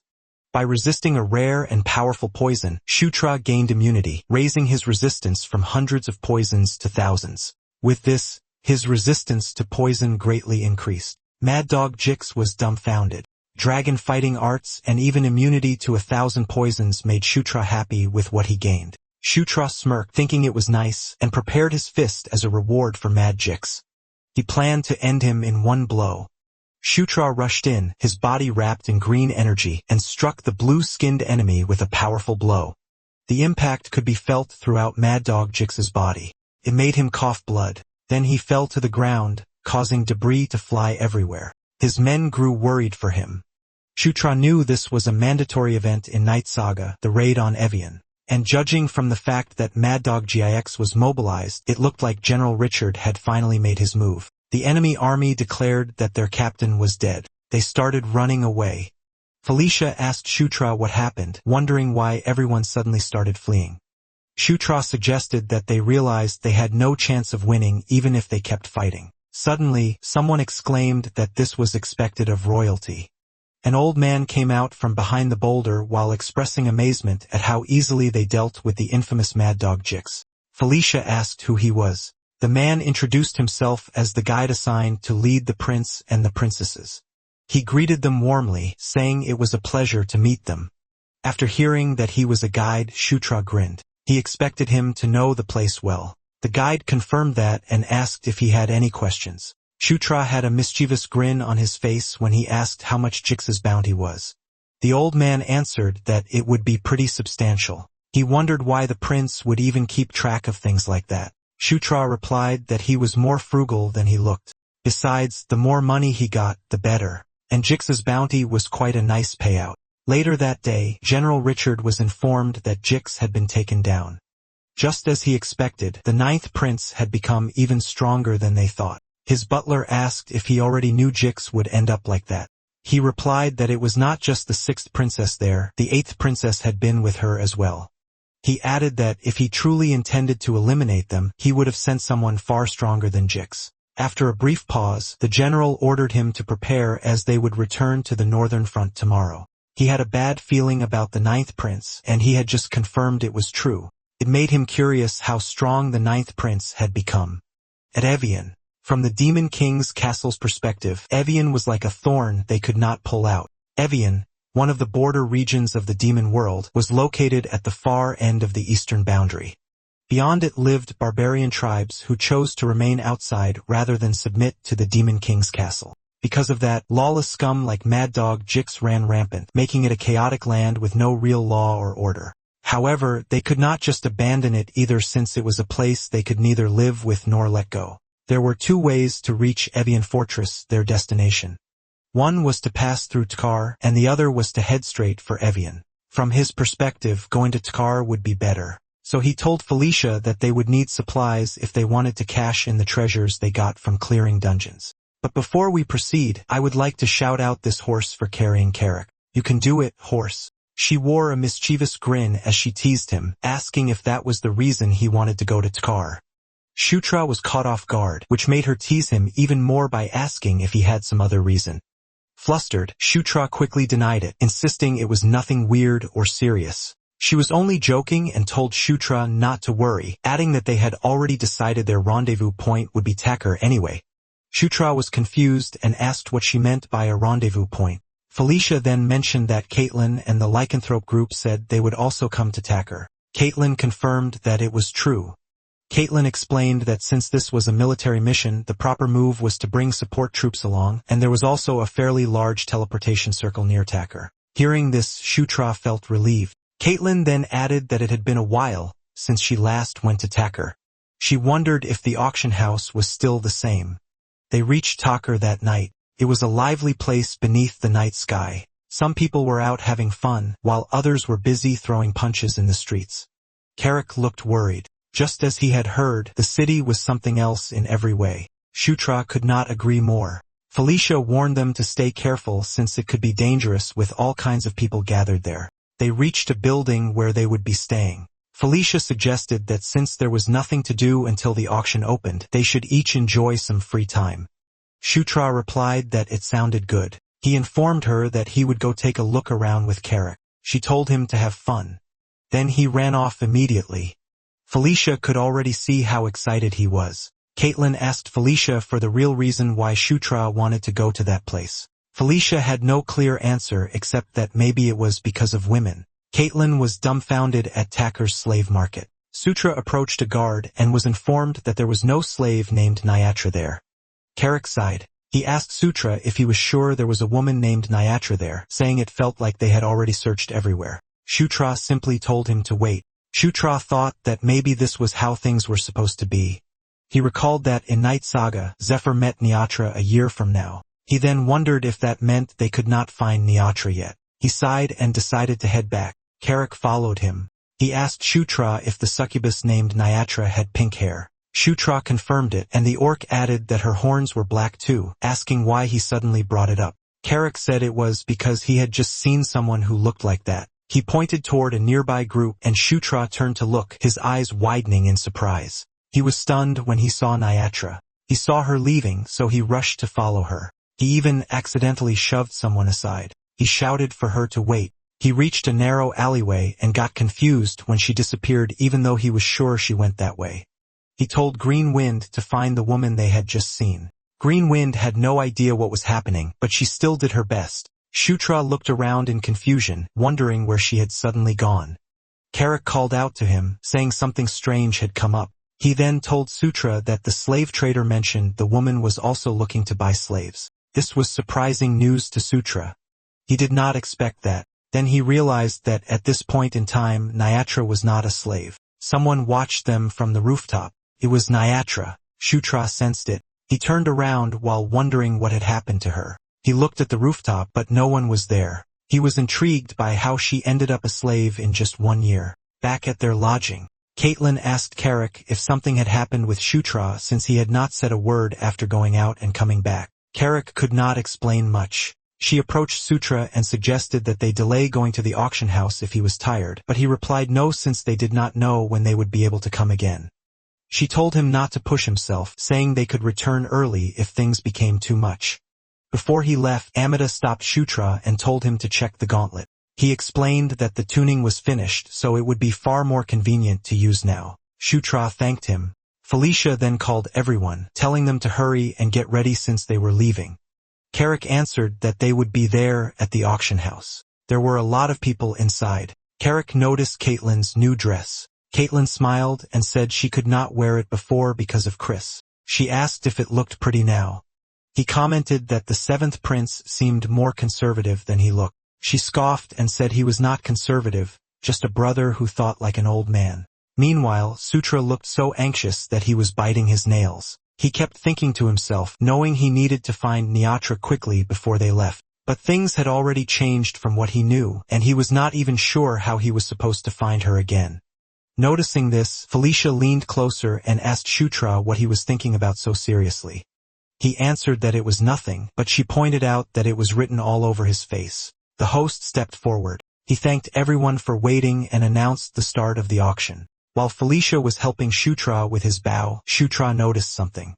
Nyatra was on the other side of the audience. He rushed off while telling Felicia that he just needed to use the bathroom. She was confused because the auction had already started. While Shutra was running, he kept wondering why Nyatra was there. He asked himself if she came to join the auction. He even imagined worse possibilities, until he noticed a man. It was a familiar face. Suddenly, an explosion went off near him. Everyone panicked. Shutra was furious at the culprits. The host tried to calm everyone down, telling them to stay where they were while he checked the situation, but the man Shutra saw shoved the host to the ground. The host died. The man was enraged that they dared lay a hand on their merchandise, so he declared that they would be taking over the place. Some men charged inside the auction house, and they struck the guests without mercy. A woman screamed for help. The intruder grinned as he grabbed her. Suddenly, a fist slammed into his face. It was Shutra. He stepped in and saved the woman. Then he turned his attention to Paratus, the younger brother of the barbarian king, Caratus. He wondered what he was doing there. The crowd suddenly fell into chaos. Carrick was confused about what was happening. Felicia noticed that Shutra was still not there. He answered that he had not returned yet and said they would have to go look for him. Felicia muttered that of all times, Shutra had to step away now. Below, the situation turned brutal as attackers charged in, shouting for everyone to die and drop dead. She told Carrick to go find Shutra on his own because she had to handle the place for now. Meanwhile, in a quiet hall, Paratus searched for something. He stopped in front of a helmet inside a glass case. It was his target, the golden helmet of the heavenly dragon king. But a woman arrived. He turned to see who it was. It was Nyatra, though she wore a mask. She ran at once, but he hurled a glass case into her path. Then he closed the distance. He warned her that if she wanted to escape, she had to put down what she had just taken. He was about to grab her, but she flipped away with a somersault, making him call her an arrogant bitch. He grabbed a pillar and threw it at her. She managed to dash sideways and avoid it. She kept running despite the random objects being hurled at her until a sword came flying. It slashed her side, causing the pouch to rip open and the treasures to spill everywhere. That distracted her, and Paredes used the chance to close in. He challenged her to keep running. He compared her to a slipper loach. She braced herself for his fist. A loud sound rang out, but she was not injured. When she opened her eyes, she saw Sutra blocking the punch with one hand. He greeted her, saying that they had met again. She was surprised. Paredes was annoyed by him and demanded to know who he was. He tried to punch him. Sutra pulled out his shields. He threw 𝖡티Լ𝖺પિＬiyi. The shields kept smashing into Paredes. He could not even defend himself, making him scream loudly under the non-stop attacks. Sutra asked Niatra if she was okay. She asked who he was and how he knew her name. He told her that he would explain everything later. For now, he had to deal with the muscle head first. Sutra used Summon the King's Knights, and Carrick appeared. Carrick was instantly confused, but Sutra had no time to explain. He ordered him to get Niatra out of there immediately. Carrick asked what Sutra was going to do. Sutra said he still had something left to finish. He then faced Paredes. Carrick understood his intention. He princess carried Niatra and said he would go ahead, telling Sutra to catch up once he was done. Of course, Niatra made a fuss. She screamed at him to let her go. Sutra was relieved that he had secured her. Then he was surprised when he saw a familiar helmet. He knew what it was. Out of nowhere, an explosion erupted. 𝖡티Լ𝖺પિＬiyi returned to him. Paredes was offended that Sutra mocked him. He came out looking even sturdier. Sutra recognized it as the barbarian's body-strengthening special martial technique, the body-strengthening art. Paredes told him to go ahead and try whatever he wanted. With a sinister grin, he threatened that he would tear Sutra's body to shreds. Meanwhile, Carrick kept running. Niatra struggled and told him to let her go, but Carrick kept carrying her as he ran. He apologized, saying he had to keep his promise to the prince. Suddenly, enemies appeared in their path. They were all fired up. Carrick punched through them while still carrying her. But it seemed like there was no end to them. And then he realized that Niatra had escaped from his grip.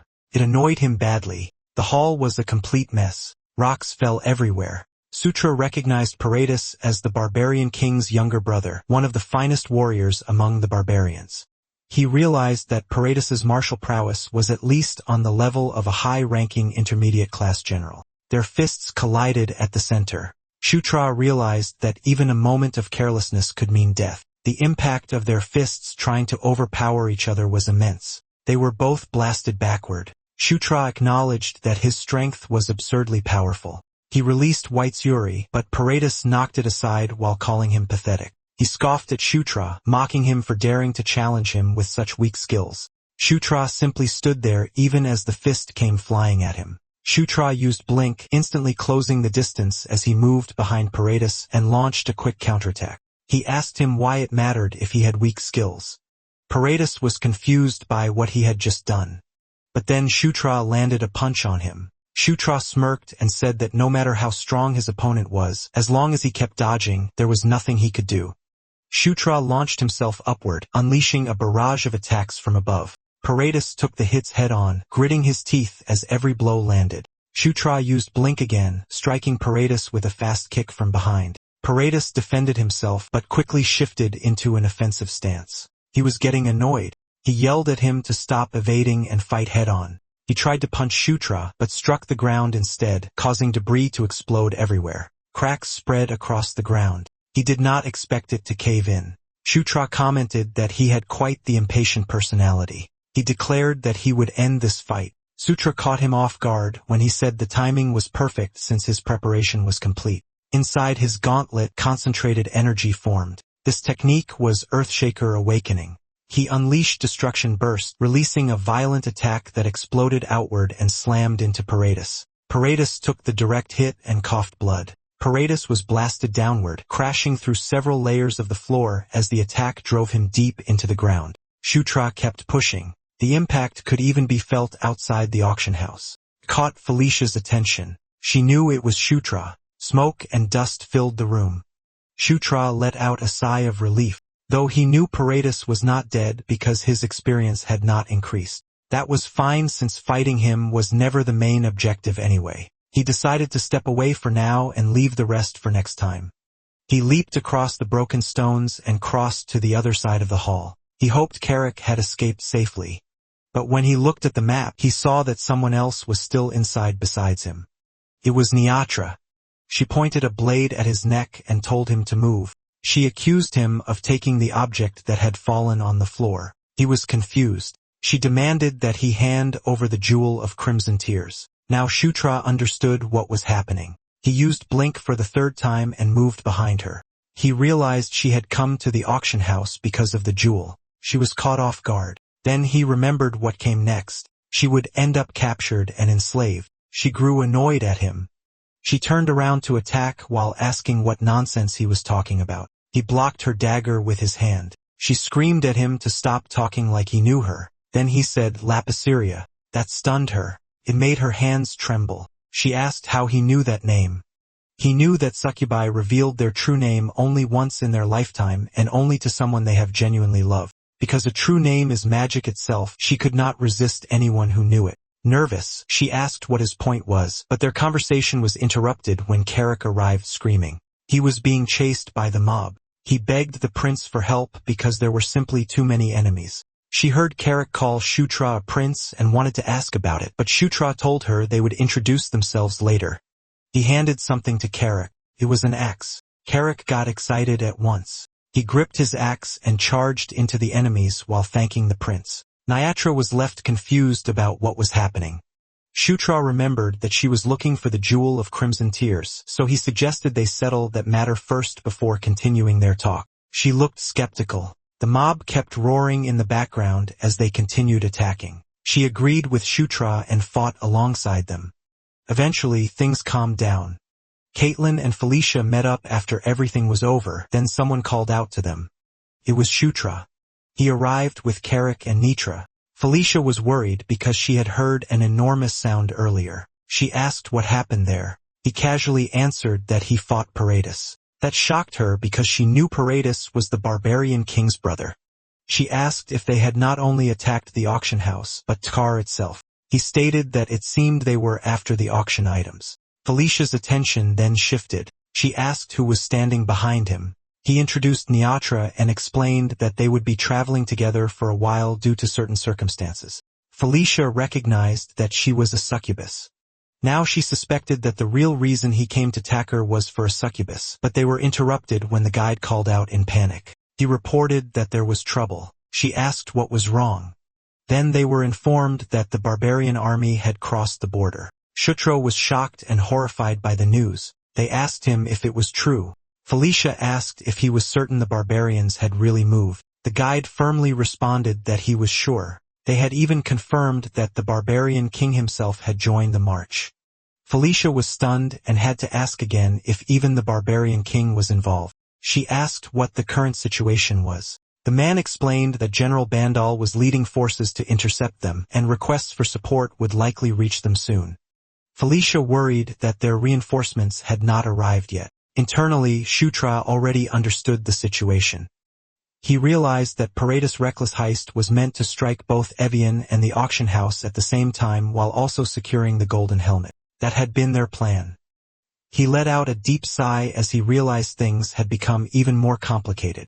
He knew that barbarian King Paradis had been a formidable enemy even to Zephyr back in 515. It was currently 512, 3 years before that. He wondered if he could really face Paradis in a house. Niatra was inside. She turned toward the door when it opened. It was Sutra who entered. He apologized for making her wait. He explained that things had taken an unfortunate turn, so he was late. She answered that it was fine and asked if he could answer her question now. He sat in front of her. First, she asked how he knew her real name. His answer was vague. He simply said there were many difficult things that were hard to explain or understand. That only made her ask what he meant. Shutra apologized and said he would tell her eventually, asking for a little more time. Niatra fell silent. She looked disappointed. Then she asked if Shutra could at least tell her why he brought her there. He said he had a proposal. He told her that he wanted to hire her as his subordinate.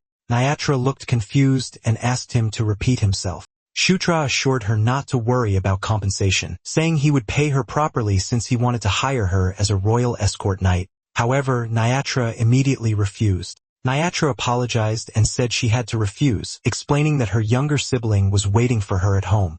Sutra cut her off mid-sentence, suddenly saying that did not make sense. He pointed out that she did not have a sibling. That made her nervous. He added that her parents had passed away when she was young, and she grew up as an only child with no siblings. Shaken, Nyatra trembled and asked how he knew so much about her. Nyatra admitted that she was starting to feel scared. Sutra told her to stay by his side. He promised that he would explain everything someday. After a moment, Nyatra agreed and said she would give it a try to become his royal escort knight. That made him happy.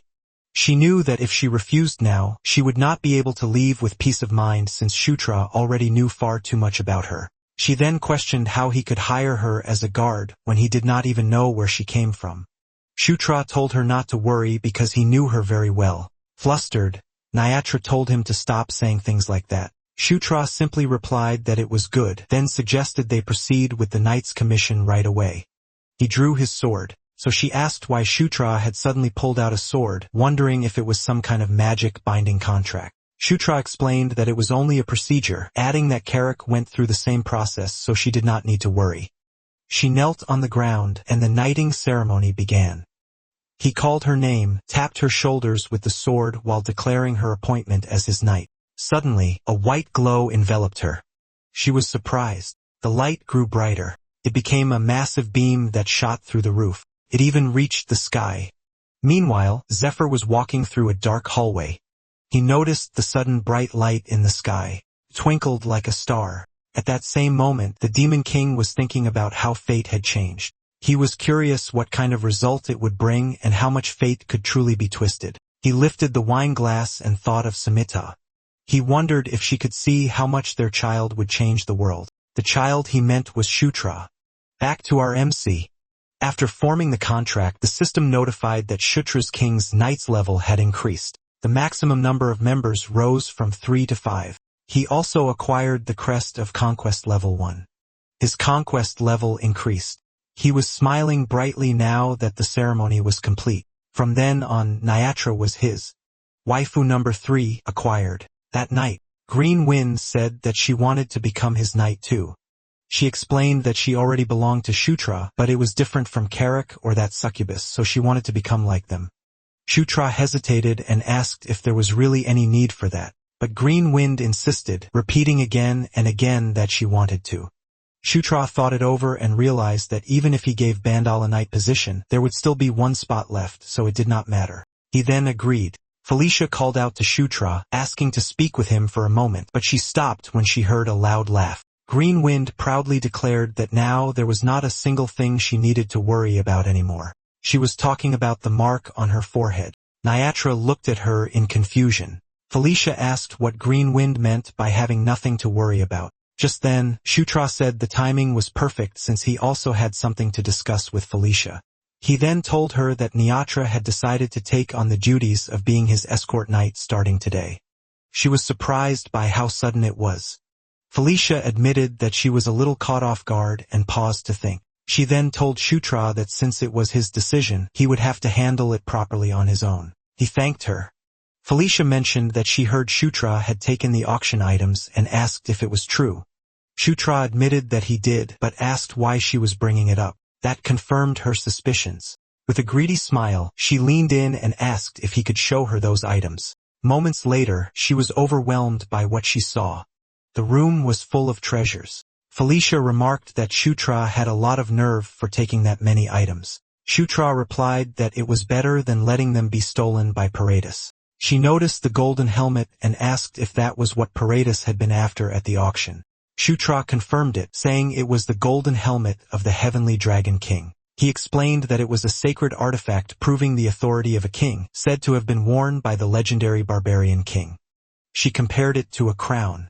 She then said that if that was the case, it would be useful one way or another. He had no idea what she meant. She warned him to be careful not to let anyone find out he had taken it in secret. She added that if Vulcanus, the auction hall manager, found out, things would become complicated. He agreed and said he would keep that in mind. The next day, everyone gathered and formed a circle as Felicia brought up the news of the barbarian king's attack. She then declared that for now, before heading to Evian, they were supposed to meet with reinforcements at the rally point. She expected the Dark Elves to already be there, while the lycanthropes would arrive at noon. They were planning to join them with the supplies they purchased yesterday. No matter what, they would leave the rally point in the afternoon and head back to Evian, so everyone should prepare accordingly. The others agreed, saying they understood and not to worry. Following Felicia's instructions, they finished their preparations and left Car. Not long after, they arrived at the rally point. A short-haired elf approached them and acknowledged that they had a hard time getting there. She respectfully greeted the sixth princess. This woman was Alita Doomblade. Felicia excitedly approached her and said it was good to see her aunt. Alita asked how she had been. Shutra recognized Alita as the last escort knight who protected Felicia in Night Saga. He recalled always seeing her with a serious expression, but now that he saw her smiling, he had to admit it looked better on her. As time passed and it was slightly past noon, the lycanthropes arrived. The total number of reinforcements was around 400 soldiers, not a huge number, but enough given the urgency of the situation. Just then, an urgent report arrived from the stronghold. Alita brought it to Felicia. The report stated that the enemies had begun attacking multiple strongholds at the same time. Shocked, Felicia asked if it had already started. Based on the reports from each stronghold, Alita explained that the enemy seemed to be pinning down General Bandal's forces with their main army while deploying multiple special task forces to seize the strongholds. She warned that if they were not careful, General Bandal could end up isolated. Felicia asked which stronghold was closest to where the urgent report came from. The reply was that it was the 7th stronghold, but even if they left immediately, it would still take at least 2 days to get there. It was a serious problem. Felicia realized that arriving 2 days later would already be too late, and the stronghold would likely have fallen by then. Shutra concluded that they needed to move immediately, and he started by storing the supplies first. The supplies were placed into his inventory. Those two women were shocked when the large boxes suddenly vanished. Felicia was surprised by how many items Shutra could store, wondering how powerful his magic was to hold so much. Shutra then asked Felicia if she could gather the troops for him. She was so stunned by the request that she had to ask again. He instructed her to gather them all in one place in the densest formation possible, and so she did. He praised them for their excellent work. Felicia asked what he planned to do now. They asked Sutra if he had any plan. Sutra admitted that it was his first time doing something like this, and he was not sure if it would work. That made her both curious and worried. He released green wind around his body. He worked with GW to test it. He closed his eyes, and green wind appeared behind him. She smirked and assured him that he could trust her with it. Alright, that's it for today's story. If you want the weekly chapter updates for this series, those will now be uploaded on my second channel, Manhwa Updater. So if you don't want to miss what happens next, make sure to check it out and join the update gang. Thanks for watching. Stay cool, stay awesome, and I'll see you in the next one.